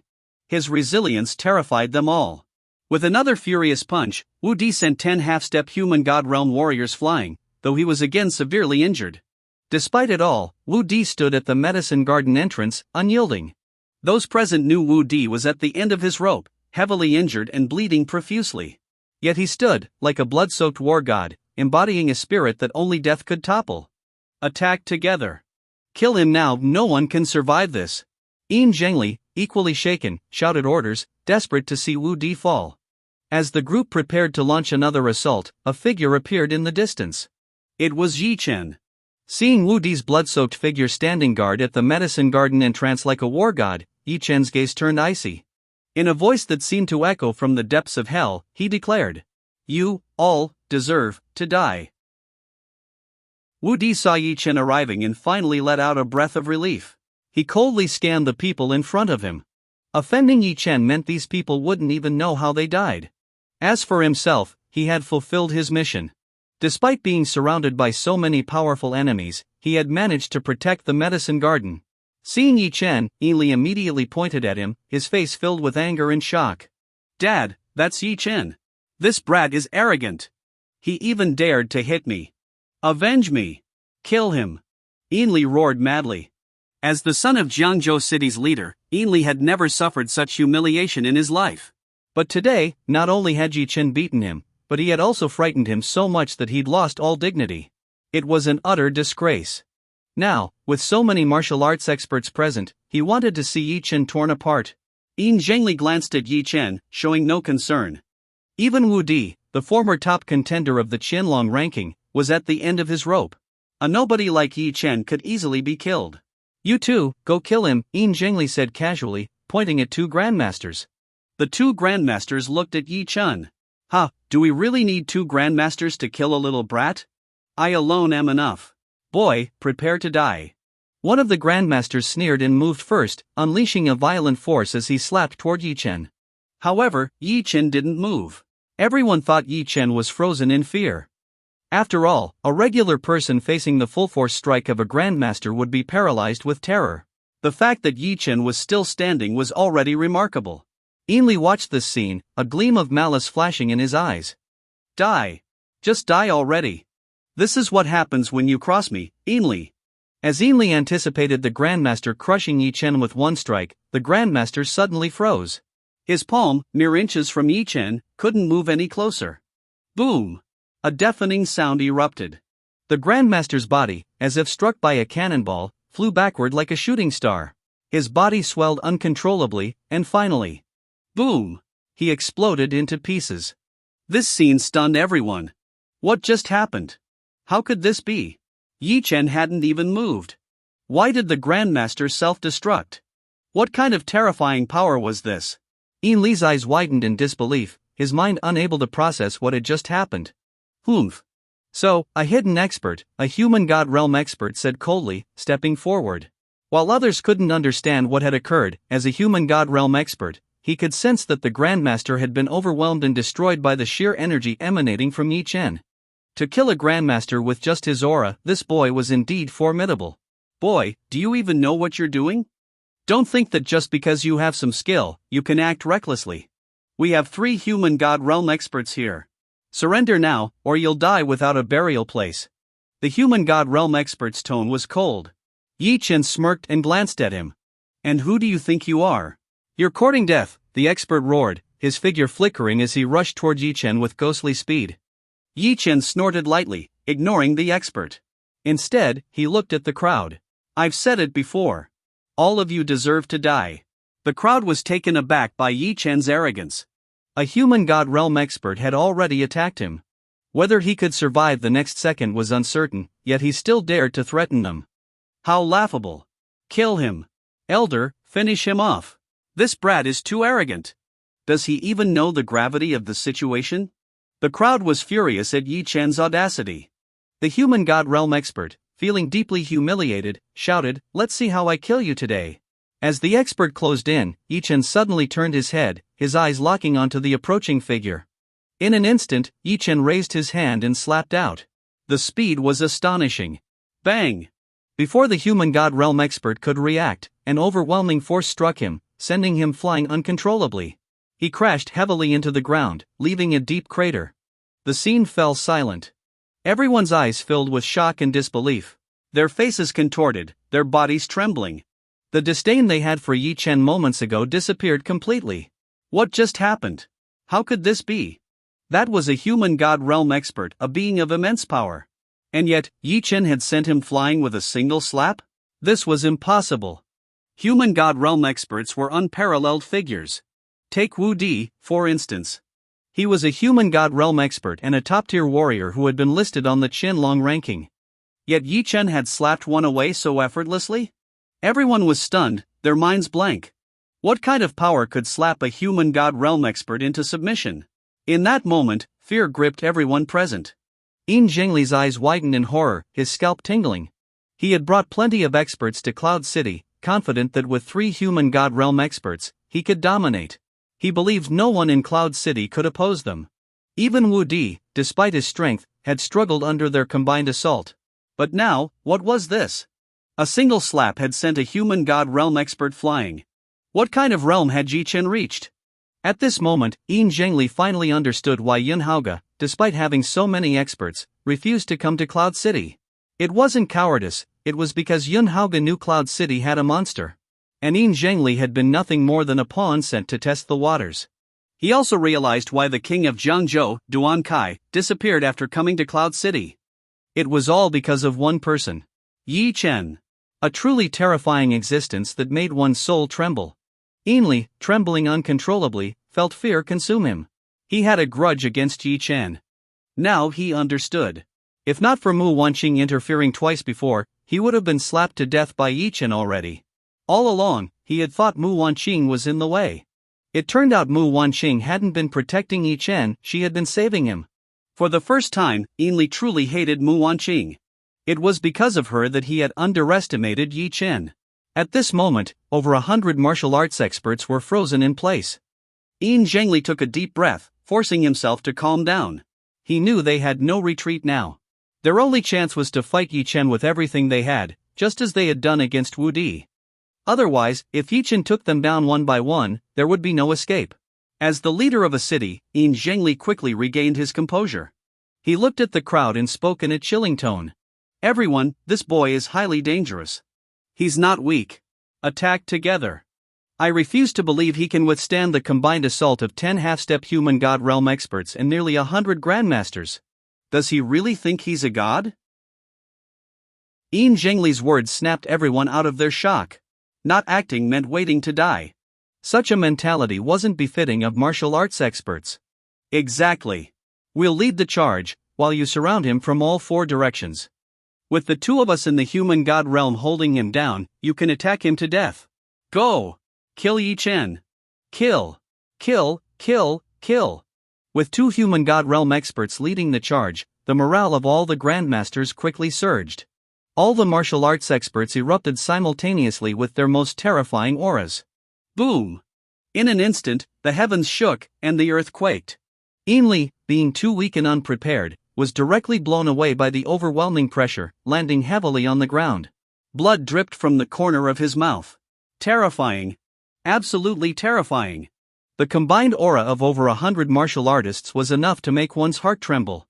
Ainli scrambled to crawl farther away. Even Wudi's expression changed. Over 100 grandmasters, 10 half-step human god realm experts, and 2 human god realm experts attacking together, the sheer force was unimaginably powerful. If they had used this combined assault from the beginning, Wudi wouldn't have lasted until now. Worried for Ye Chen, Wudi dragged his heavily injured body toward him, wanting to help. But he was already at his limit, his internal energy exhausted, unable to contribute. At this moment, over 100 martial artists charged at Ye Chen, their momentum growing stronger by the second. Around their figures, a hurricane seemed to form, as though it would destroy everything in its path. Powerful. Too powerful. Even Wudi felt a sense of despair. This kind of power wasn't something a human god realm expert could withstand. No matter how strong Ye Chen was, what could he possibly do? Ha ha ha. Amazing. This kind of combined attack by experts is incredible. Intertwined energies. Destroy everything. As the overwhelming crowd closed in, it felt like the end of the world to anyone watching. It was over. This time, it was truly over. If Ye Chen was defeated, not only would the medicine garden be lost, but everyone there would also face annihilation. Ainli narrowed his eyes, confident that Ye Chen was doomed. There was no escape. Ye Chen's retreat had been completely cut off. Surrounded on all sides by enemies, their combined momentum reached its peak in an instant.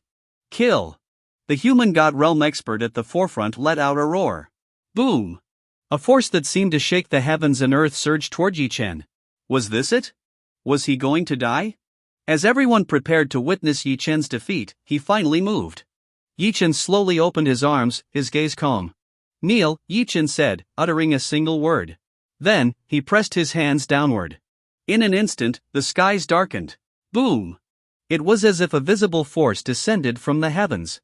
Everyone in front of Ye Chen suddenly froze, feeling a destructive power pressing down on them. Plop! Everyone was forcibly brought to their knees.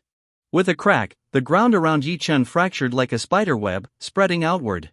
The space seemed to collapse, with an endless, violent force surging around Ye Chen like a raging tide. It was like the apocalypse.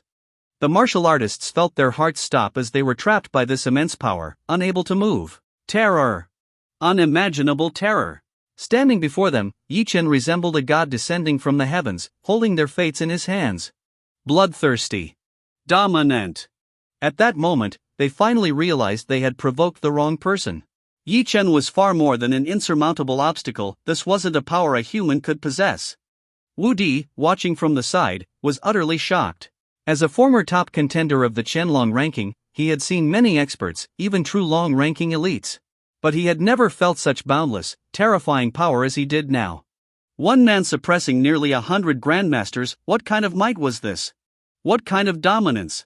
By now, the human god realm experts were consumed by fear, their bodies trembling. We surrender. We surrender.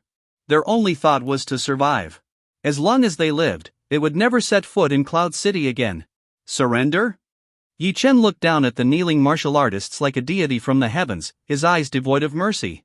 He turned to the dumbfounded Wudi. Do you know why you've been forced to flee with Cuckoo all this time? Ye Chen's voice was calm. Wudi's heart skipped a beat. Before meeting Ye Chen, his life had been filled with fear, constantly running from the Sheng Jingyan family's pursuit. One mistake could have cost him everything. To outsiders, as the top contender of the Qianlong ranking, he seemed glorious. But in reality, he had always known that no matter how strong he was, he couldn't oppose a family with such deep roots.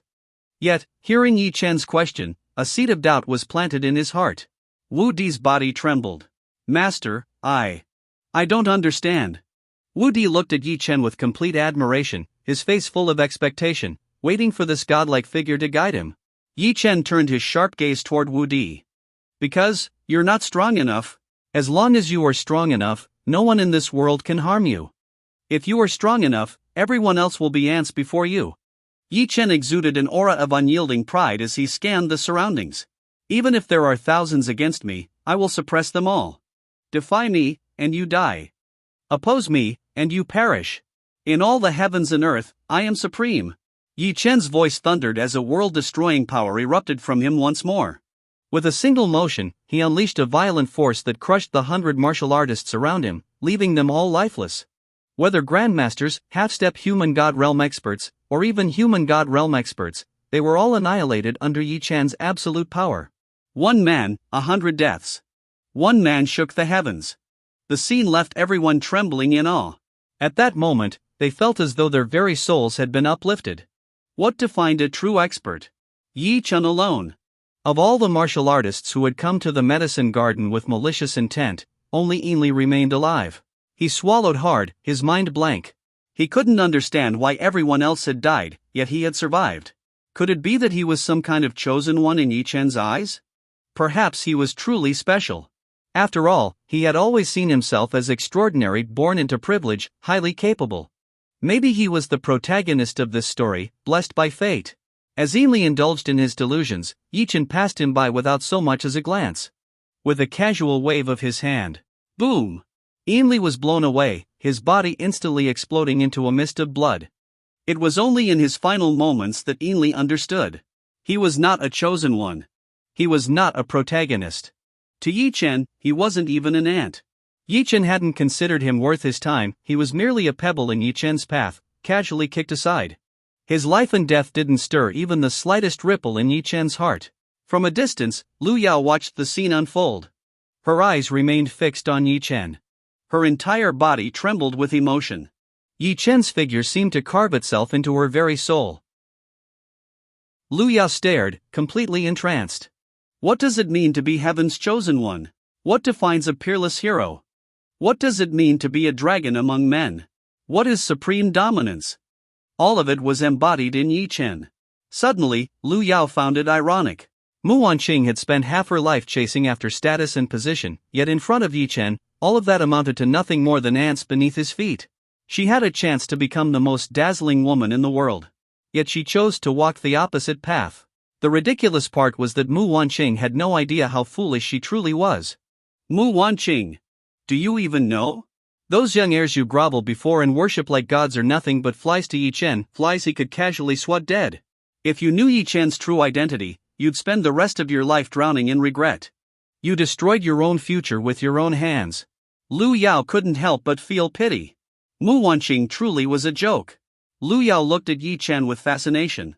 Unlike Mu Wanqing, she had no ambitions of climbing to the top social circles, nor any need to associate with the heirs and heiresses of prestigious families. Her only dream in life was to stay by Ye Chen's side. Not even as his woman. Even becoming Ye Chen's servant would be her lifelong goal. At the same time, the news that 3 human god realm experts, 10 half-step human god realm experts, and nearly 100 grandmasters had been completely annihilated at the medicine garden in Cloud City reached Jiangzhou. Yun Haoge, who was sipping tea, trembled all over upon hearing the news. What? What did you just say? So many experts all dead? How is that possible? What happened? How can this be? Yun Haoge roared in disbelief. Finally, he realized something was very wrong. The complete annihilation of so many experts could only mean one thing: there was an incredibly powerful hidden figure behind the medicine garden in Cloud City. Was it Ye Chen? Or was there some mysterious figure backing him? Yun Haoge couldn't figure it out. The people he sent couldn't even get close to the medicine garden, only able to gather vague bits of information. Whether it's Ye Chen or not, it seems we've provoked someone we cannot afford to offend. Yun Xiao, we're in trouble this time, Xiao Xinran said, taking a deep breath. For the first time, a trace of worry appeared on her usually calm face. To have killed so many experts, it was clear that the opponent's strength far exceeded their imagination. After all, they had sent 3 top-tier human god realm experts. Yun Haoge's expression darkened. He forced himself to stay calm. It's not just trouble. These experts were all borrowed from the Yun family. If the Yun family pursues this, I'll be held accountable. Yun Haoge felt his mind go blank. Just thinking about the Shang Jingyan family finding out about this incident made his skin crawl. Yun Xiao, I think it's time to take action. Why not tell the Shang Jingyan family the truth and push this troublesome Ye Chen onto them? After all, the incident with Su Zixuan years ago involved them too. At worst, we can reveal the hidden truth. If Ye Chen finds out, he'll inevitably target the Shang Jingyan family, Xiao Xinran suggested directly. To be honest, Ye Chen's strength had completely exceeded their expectations. At first, Yun Haoge had suspected there was a powerful figure in Cloud City. After all, the Jiangzhou king, Duan, his own protege, had perished in Cloud City. But at the time, Yun Haoge assumed it was someone backing Ye Chen. Now it seemed that this powerful figure might very well be Ye Chen himself. This realization was what worried Yun Haoge the most. No, doing that would completely cost me my qualification to compete as the Shang Jingyan family's heir. This matter must be resolved personally, without alerting the Yun family. Yun Haoge immediately rejected Xiao Xinran's proposal. To him, Ye Chen might be strong, but that wasn't what mattered. Though Yun Haoge was wary, he wasn't yet afraid. Then what does Yun Xiao plan to do? Xiao Xinran asked. Yun Haoge squinted. Ye Chen's prowess was undeniable. If even 3 human god realm experts and 100 grandmasters couldn't defeat him, then the only solution was to find an even stronger expert to kill Ye Chen. Mo Zun Ji Chu.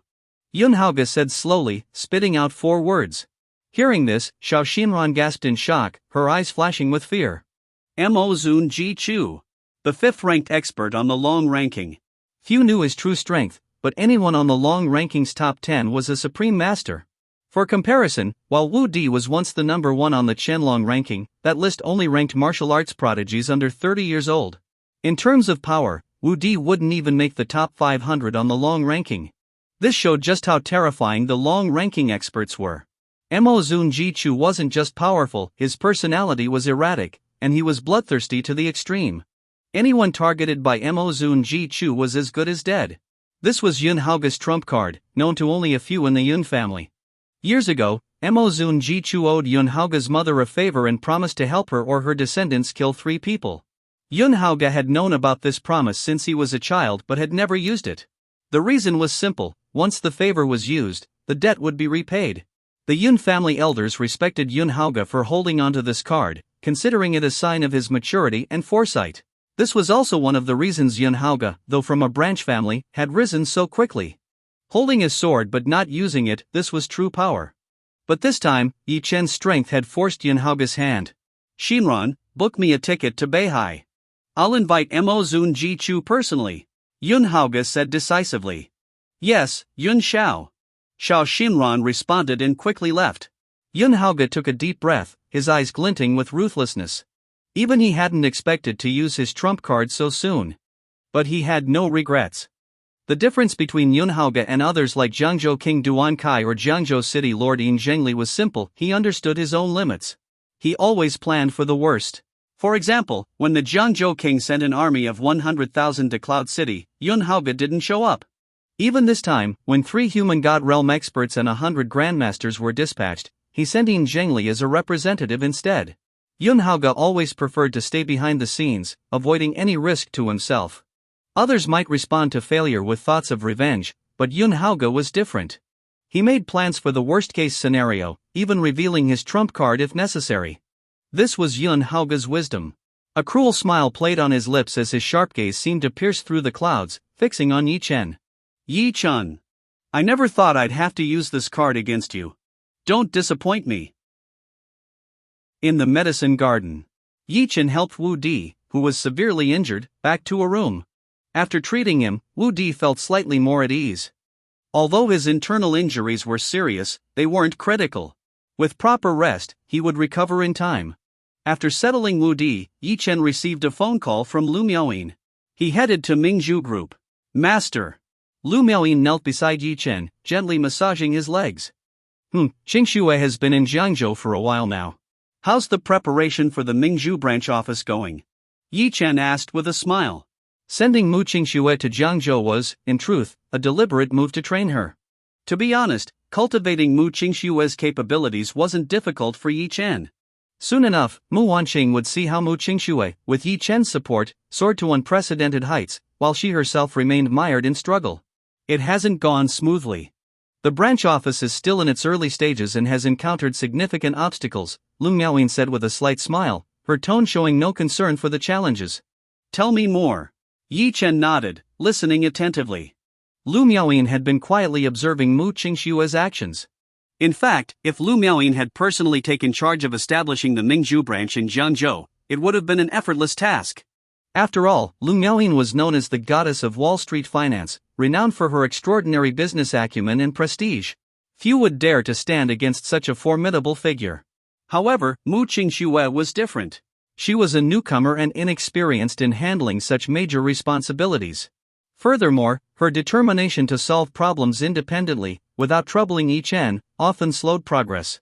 According to Lu Miaoyin, the Mingzhu Group's plan to establish a branch in Jiangzhou was generally welcomed by the local community. After all, the Mingzhu Group, with its stellar reputation and massive resources, was akin to a juggernaut.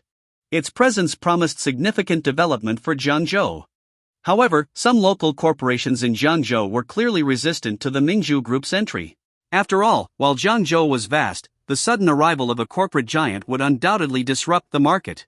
The Jiawo Group, Lu Miaoyin said.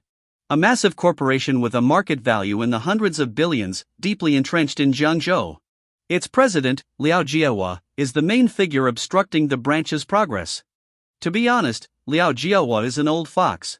For Qingxue to encounter delays because of him is entirely understandable, she added with a faint smile. Ye Chen frowned. By all accounts, the Mingzhu Group's reputation was not just renowned across Longwo but also prominent overseas. As the head of a multi-billion corporation, Liao Jiahua must be aware of the Mingzhu Group's strength. Yet, he dared to oppose the Mingzhu Group. A bold move, indeed. If Qingxue has encountered trouble, why hasn't she come back to ask for help? Ye Chen asked calmly, frowning slightly. Perhaps she wants to handle it on her own, Lu Miaoyin replied with a smile. In truth, Lu Miaoyin held Mu Qingxue in high regard. Though Mu Qingxue was personally cultivated by Ye Chen and wasn't yet the most capable, she was diligent and dedicated to her work. Moreover, she handled matters personally, without exploiting her connection to Ye Chen for undue advantage. At the very least, this was commendable. Let her handle it her way for now. But this Jiahua group daring to obstruct the Mingzhu group is indeed audacious. Miaoyin, accompany me to Jiangzhou. I want to meet this Liao Jiahua, Ye Chen said with a faint smile. Master, although Liao Jiahua is reckless, surely he doesn't warrant your personal attention? Lu Miaoyin remarked, smiling lightly. Having been with Ye Chen for so long, she understood well that Ye Chen wouldn't personally travel to Jiangzhou merely because of the Jiahua group. There had to be another reason. You're too perceptive. The matter of Su Zixuan remains a thorn in my heart. It's tied to the Sheng Jing Yun family and Yun Haoge. Lately, Yun Haoge has been making moves in the shadows, even targeting the medicine garden. Since he's making a play, it's only fair I send him a little surprise in return. Ye Chen tapped his finger on the table. Yun Haoge believed Jiangzhou was his domain. He thought he could hide within its borders. Then I'll overturn all of Jiangzhou, leaving him nowhere to run. Understood, master. I'll book the tickets immediately, Lu Miaoyin said with a smile.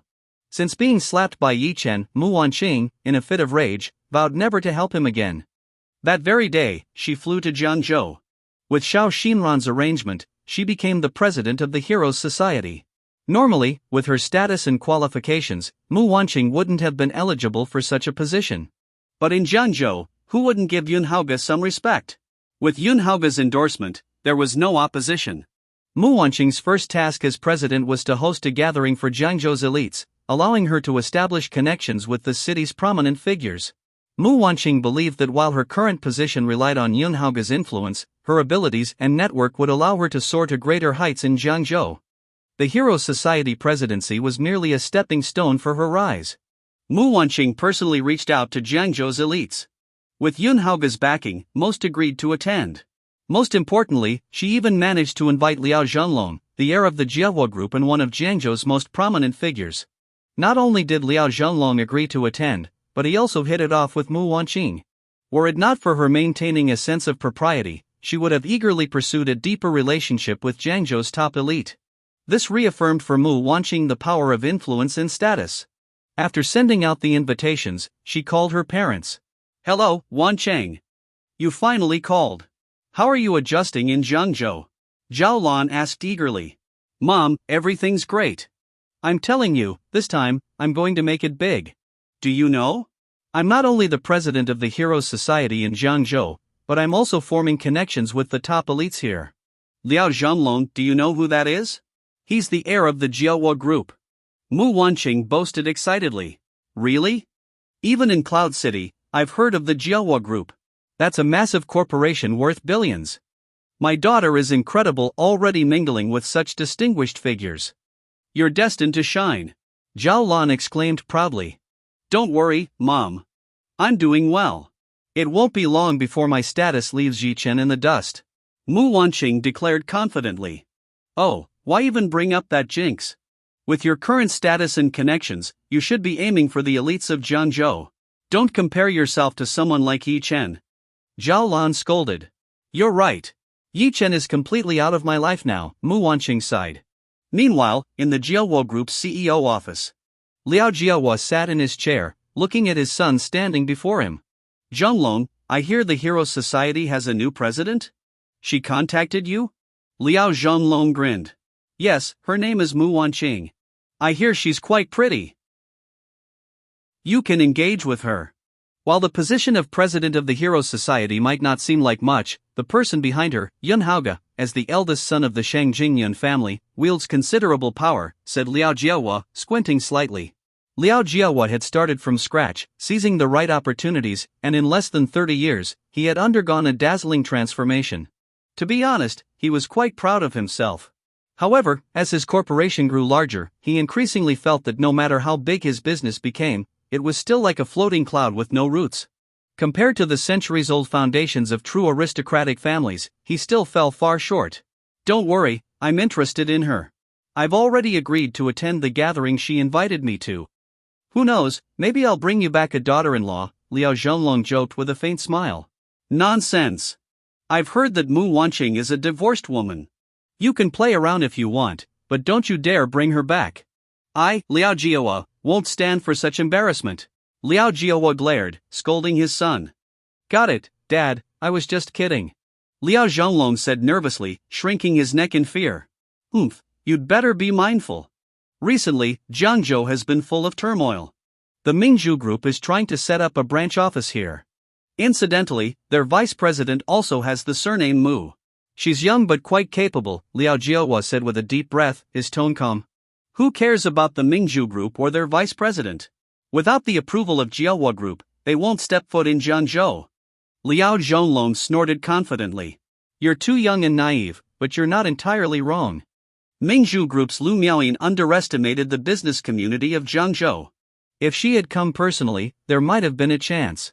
But sending a little girl to do the job? Does she think I, Liao Jiaohua, am easy to deal with? Liao Jiaohua squinted, his gaze brimming with confidence. All right, Dad, I'll leave this to you. I have a party to prepare for. Business isn't as fun as chasing girls. Liao Zhonglong shrugged and slipped away.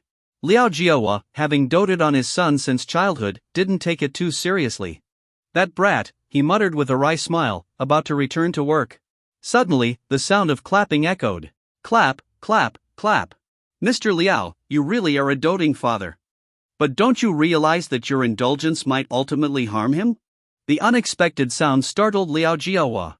He turned to see a man and a woman silently entering his office. This was the president's office of Jiaohua Group, occupying the entire floor. Only his most trusted subordinates had access. For anyone else to enter, they needed his explicit permission. How had these two gotten in?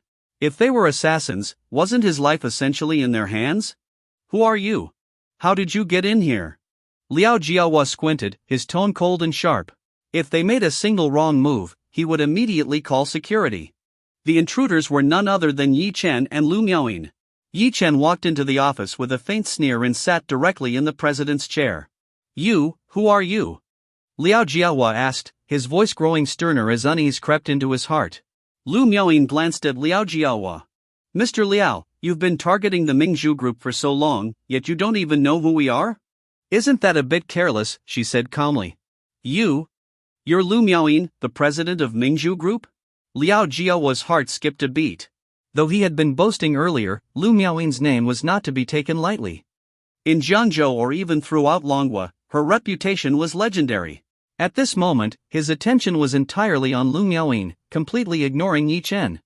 After all, it was Lu Miaoyin's name that demanded respect. He assumed she was the one in charge. Lu Miaoyin, if you have something to discuss, we can compete in the marketplace. Coming to my company like this, are you trying to intimidate me? Let me tell you, I, Liao Jiaohua, am not easily frightened. Liao Jiaohua snorted coldly, his tone laced with defiance. Lu Miaoyin chuckled softly. Mr. Liao, you're overthinking it. I'm not here for you, my master is. With a light laugh, she walked to Ye Chen's side and knelt down gently. Master? Before Liao Jiaohua could process what she meant, he saw Lu Miaoyin kneeling by Ye Chen's side, delicately massaging his legs. Master, is this pressure comfortable? Her expression bore none of the arrogance or confidence of a financial goddess. Instead, she exuded the gentle demeanor of a devoted maid. The sight made Liao Jiaohua's eyes nearly pop out of his head. What the hell? Lu Miaoyin, the goddess of Wall Street, an icon of wealth, status, and power, was kneeling before someone and calling him master? And this master was a young man? He's your master? Liao Jiaohua stammered, his mind reeling. The realization hit him like a thunderclap.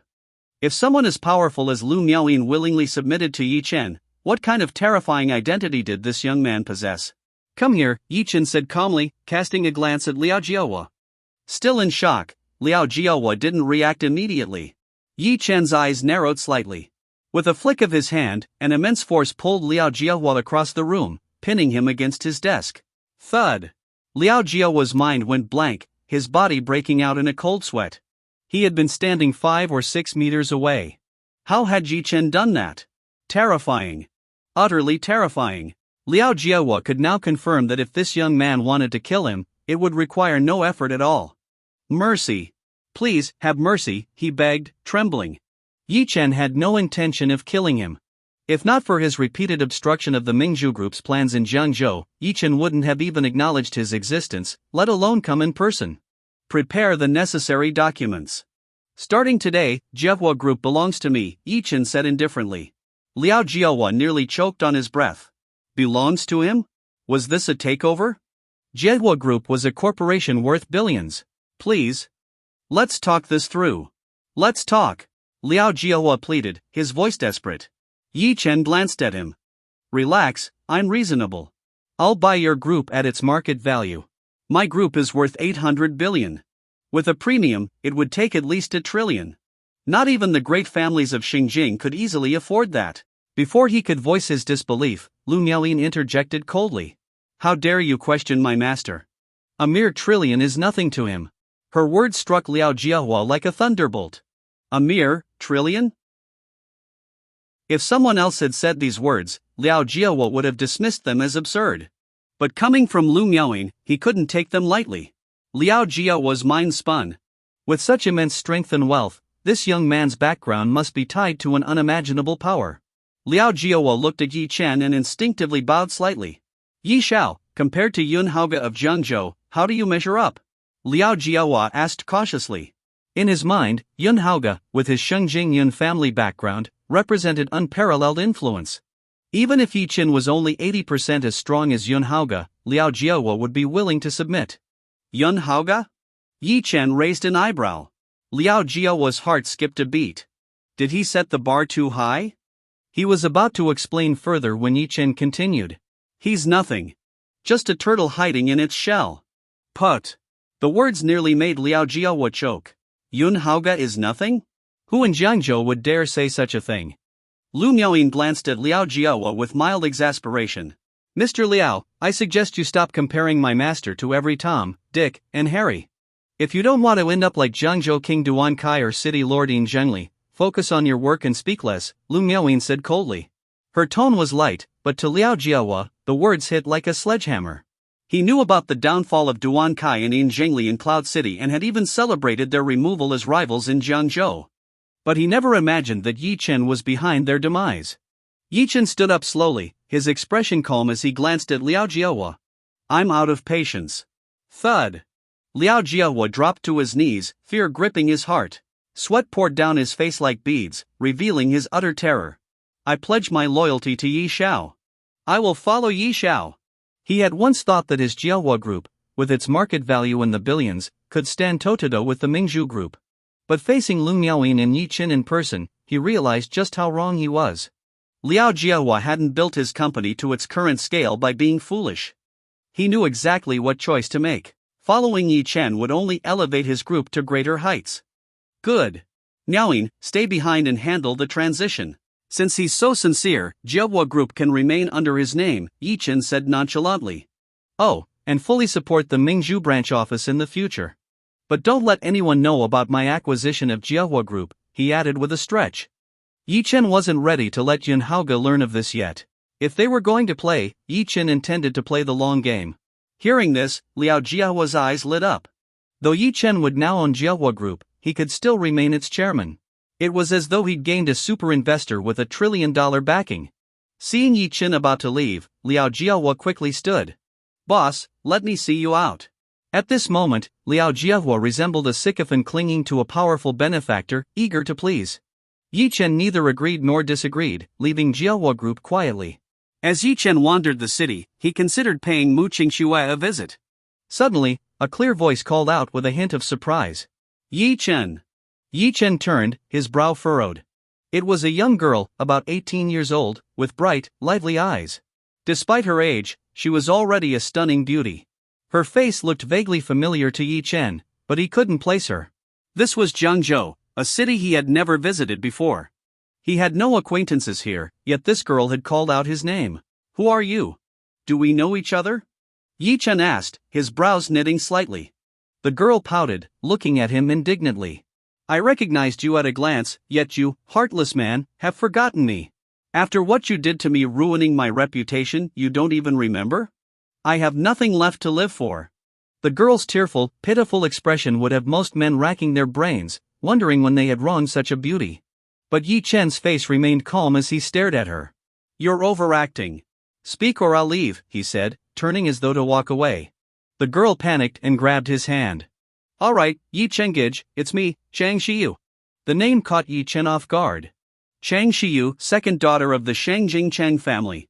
The last time he'd seen her, she had been a little girl, barely over 10 years old. 10 years had passed, and this once little girl had grown into a stunning beauty. "Ah, it's you, little one. You've grown up.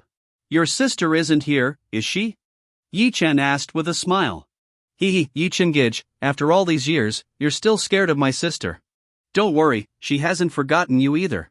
Every time she talks about you, she grits her teeth in anger. Back then, you almost. Before she could finish, Ye Chen covered her mouth. He didn't want to dwell on the past. As long as Chang Shiqing wasn't in Jiangzhou, everything would be fine. "Shiyu, why aren't you in Shengjing? What brings you to Jiangzhou?" Ye Chen asked, changing the subject. "I'm about to start university here, so I came early to get familiar with the city." "What a coincidence to run into you, Ye Chengij." Chang Shiyu replied with a smile. Ye Chen nodded, smiling faintly. Shengjing was a place Ye Chen never wanted to return to, filled with memories he wished to avoid. It was why he had stayed in Cloud City for so long and avoided Shengjing entirely. Originally, Ye Chen had planned to repay the Mu family's kindness and avenge Su Zixuan before leaving for overseas. He hadn't expected to run into an old acquaintance here in Jiangzhou. "Alright then, study hard. If fate allows, we'll meet again," Ye Chen said. Though he bore no ill will toward Chang Shiyu, she was still a member of the Chang family and, more importantly, Chang Shiqing's sister. The less contact, the better. As Ye Chen turned to leave, Chang Shiyu clung to his arm. "Ye Chengij, don't go. It's been so long since I've seen you, and I've missed you. Oh, by the way, there's a party tonight. Come with me." "No, I'm busy," Ye Chen said flatly. "Humph. If you don't come, I'll tell my sister you're in Jiangzhou." Chang Shiyu pouted, her tone playful yet filled with confidence. Ye Chen looked helplessly at the young girl in front of him. To be honest, it wasn't fear that held him back, it was the trouble she might cause. Chang Shiqing, her older sister, had a difficult personality, likely due to her privileged upbringing, which made her arrogant and hard to deal with. What Ye Chen truly feared was unnecessary complications. "Alright, I'll go with you," he said. "Yay! Great!" Chang Shiyu cheered happily and hugged Ye Chen tightly, clinging to him as if she had no intention of letting go. When they arrived at the venue, Ye Chen was stunned as soon as they reached the entrance. Mu Wanqing. The person greeting guests at the hotel entrance was none other than Mu Wanqing. The world truly is small. The last person he wanted to see had appeared right before him. Mu Wanqing frowned when she saw Ye Chen. She stormed over to him immediately. "Ye Chen, what is wrong with you? I've already moved to Jiangzhou, and yet you still managed to find me. We have nothing to do with each other anymore. Can't you just leave me alone? Today is my first time hosting a banquet in Jiangzhou. I won't allow you to ruin it," Mu Wanqing said angrily, lowering her voice. Ye Chen was speechless. As if he wanted to come looking for her. If he had known this banquet was being hosted by Mu Wanqing, he wouldn't have come, even if it meant dealing with Chang Shiqing's madness. Before Ye Chen could respond, Chang Shiyu frowned and interjected. "What's your problem? You were the one who called and invited me to this banquet. I brought Ye Chen here. What's the matter? Are we not welcome?" Chang Shiyu glared at Mu Wanqing, her tone unyielding. Mu Wanqing froze. The girl before her was one of her most important guests, Miss Chang, the second daughter of the Shangjing Chang family. Mu Wanqing couldn't afford to offend someone like her. Internally, Mu Wanqing was stunned. Ye Chen had some nerve. He'd barely arrived in Jiangzhou and already managed to cozy up to a lady from the Chang family. Miss Chang, how do you know this loser? Mu Wanqing asked, her face full of disbelief. To her, the Chang family, particularly the young ladies of Xingjing, were far superior to the heirs of Jiangzhou's wealthy families. She couldn't comprehend how someone like Ye Chen could get close to Miss Chang, let alone accompany her to this banquet. Mu Wanqing could only assume that Ye Chen had schemed his way into knowing Chang Shiyu and convinced her to bring him here all just to bother her. Mu Wanqing took a deep breath and glared at Ye Chen, feeling utterly disdainful. Her current social circle was far beyond anything Ye Chen could integrate into. Even if he managed to connect with Chang Shiyu, his approach was laughable and immature in her eyes. However, with Chang Shiyu present, there wasn't much Mu Wanqing could do to Ye Chen. Chang Shiyu wasn't just the second daughter of the Chang family, she also had her sister backing her. Chang Shiqing, her older sister, was said to be Xingjing's #1 prodigy. Not only was she breathtakingly beautiful, but she also possessed immense power and was a top-tier genius ranked first on Longhua's potential dragon list. Ever since Wudi's downfall, Chang Shiqing had firmly held the #1 position. I can associate with whoever I want. It's none of your business. If we're not welcome, we'll leave. Chang Shiyu said, tugging Ye Chen's arm and turning to leave. Mu Wanqing panicked and quickly ran after her, grabbing her arm. Miss Chang, please don't. I didn't mean any harm. I apologize, I sincerely apologize. Mu Wanqing put on a polite, ingratiating smile. After all, Chang Shiyu's status wasn't something she could afford to offend. Whether Ye Chen stayed or not didn't matter. If Chang Shiyu left, it would be a disaster for Mu Wanqing. Don't apologize to me, apologize to Ye Chen Gij. Chang Shiyu demanded, unrelenting. Mu Wanqing froze. Just moments ago, Ye Chen had slapped her twice, leaving her humiliated. That feeling of disgrace still lingered. Now, she had to apologize to him? This was pure torture. But if she didn't apologize, Chang Shiyu would undoubtedly leave. Clenching her fists tightly, Mu Wanqing forced out 3 words without looking at Ye Chen. I'm sorry. Nope, that didn't sound sincere, Chang Shiyu said, frowning. Mu Wanqing nearly ground her molars to dust. Taking a deep breath, she bowed slightly to Ye Chen. Mr. Yi, I apologize. I was wrong. Please accept my apology. Finally, Chang Shiyu smiled. That's better. Let's go inside, Ye Chen Gij. With that, Chang Shiyu dragged Ye Chen into the banquet hall. Mu Wanqing remained in place, bowing with her head lowered. No one saw the flush of anger on her face. Fury. Extreme fury. Mu Wanqing despised showing such a submissive attitude in front of Ye Chen. She had always believed herself superior to him in every way. Now, not only had he slapped her, but she had also been forced to apologize. It was a humiliation of the highest order. Taking a deep breath, Mu Wanqing resolved to rise higher in status and power. If she could achieve greater heights, she wouldn't have to endure such indignities. Her gaze became determined. One day, she vowed to stand at the pinnacle, trampling all the so-called elites beneath her feet. Her momentary pride gave way to a professional smile as she welcomed more guests. Young Master Wang, you've arrived. Welcome, welcome, it's an honor to have you. Miss Lu, please come in. It's such a pleasure to see you. Young Master Liao, I've been waiting here just for you. Soon, all the prominent elites of Jiangzhou that Mu Wanqing had invited arrived. Though Mu Wanqing was the host, she held little weight in the eyes of these elites. She had to actively engage them, often pouring drinks herself, just to maintain face. Ye Chen watched coldly, indifferent to the gathering. To him, the entire event was uninteresting. He found it amusing that Mu Wanqing humiliated herself to please people who, in his eyes, were insignificant. If Ye Chen wished, even the so-called top elites present wouldn't be worthy of serving as his subordinates. Yet Mu Wanqing chose the most degrading path. As the banquet progressed and the guests drank more, the conversation turned to business gossip. Naturally, the Mingzhu group came up. Liao Zhonglong sneered, standing up confidently. Ha! Mingzhu group? They're nothing. Let me tell you all a secret, Mingzhu group wants to establish a branch in Jiangzhou. Without my Jiahua group's approval, they won't succeed. Even Mingzhu group has to bow to my father in Jiangzhou, he declared smugly. Hi guys, your opinion means a lot to me. I'm working on improving the stories to make them more interesting for you. Please leave a comment and let me know what you liked about this story. Your feedback helps me get better and create content that you'll enjoy. Your feedback is very important to me. Thank you for your support and attention. If you enjoyed this story, I can't wait to share its continuation with you.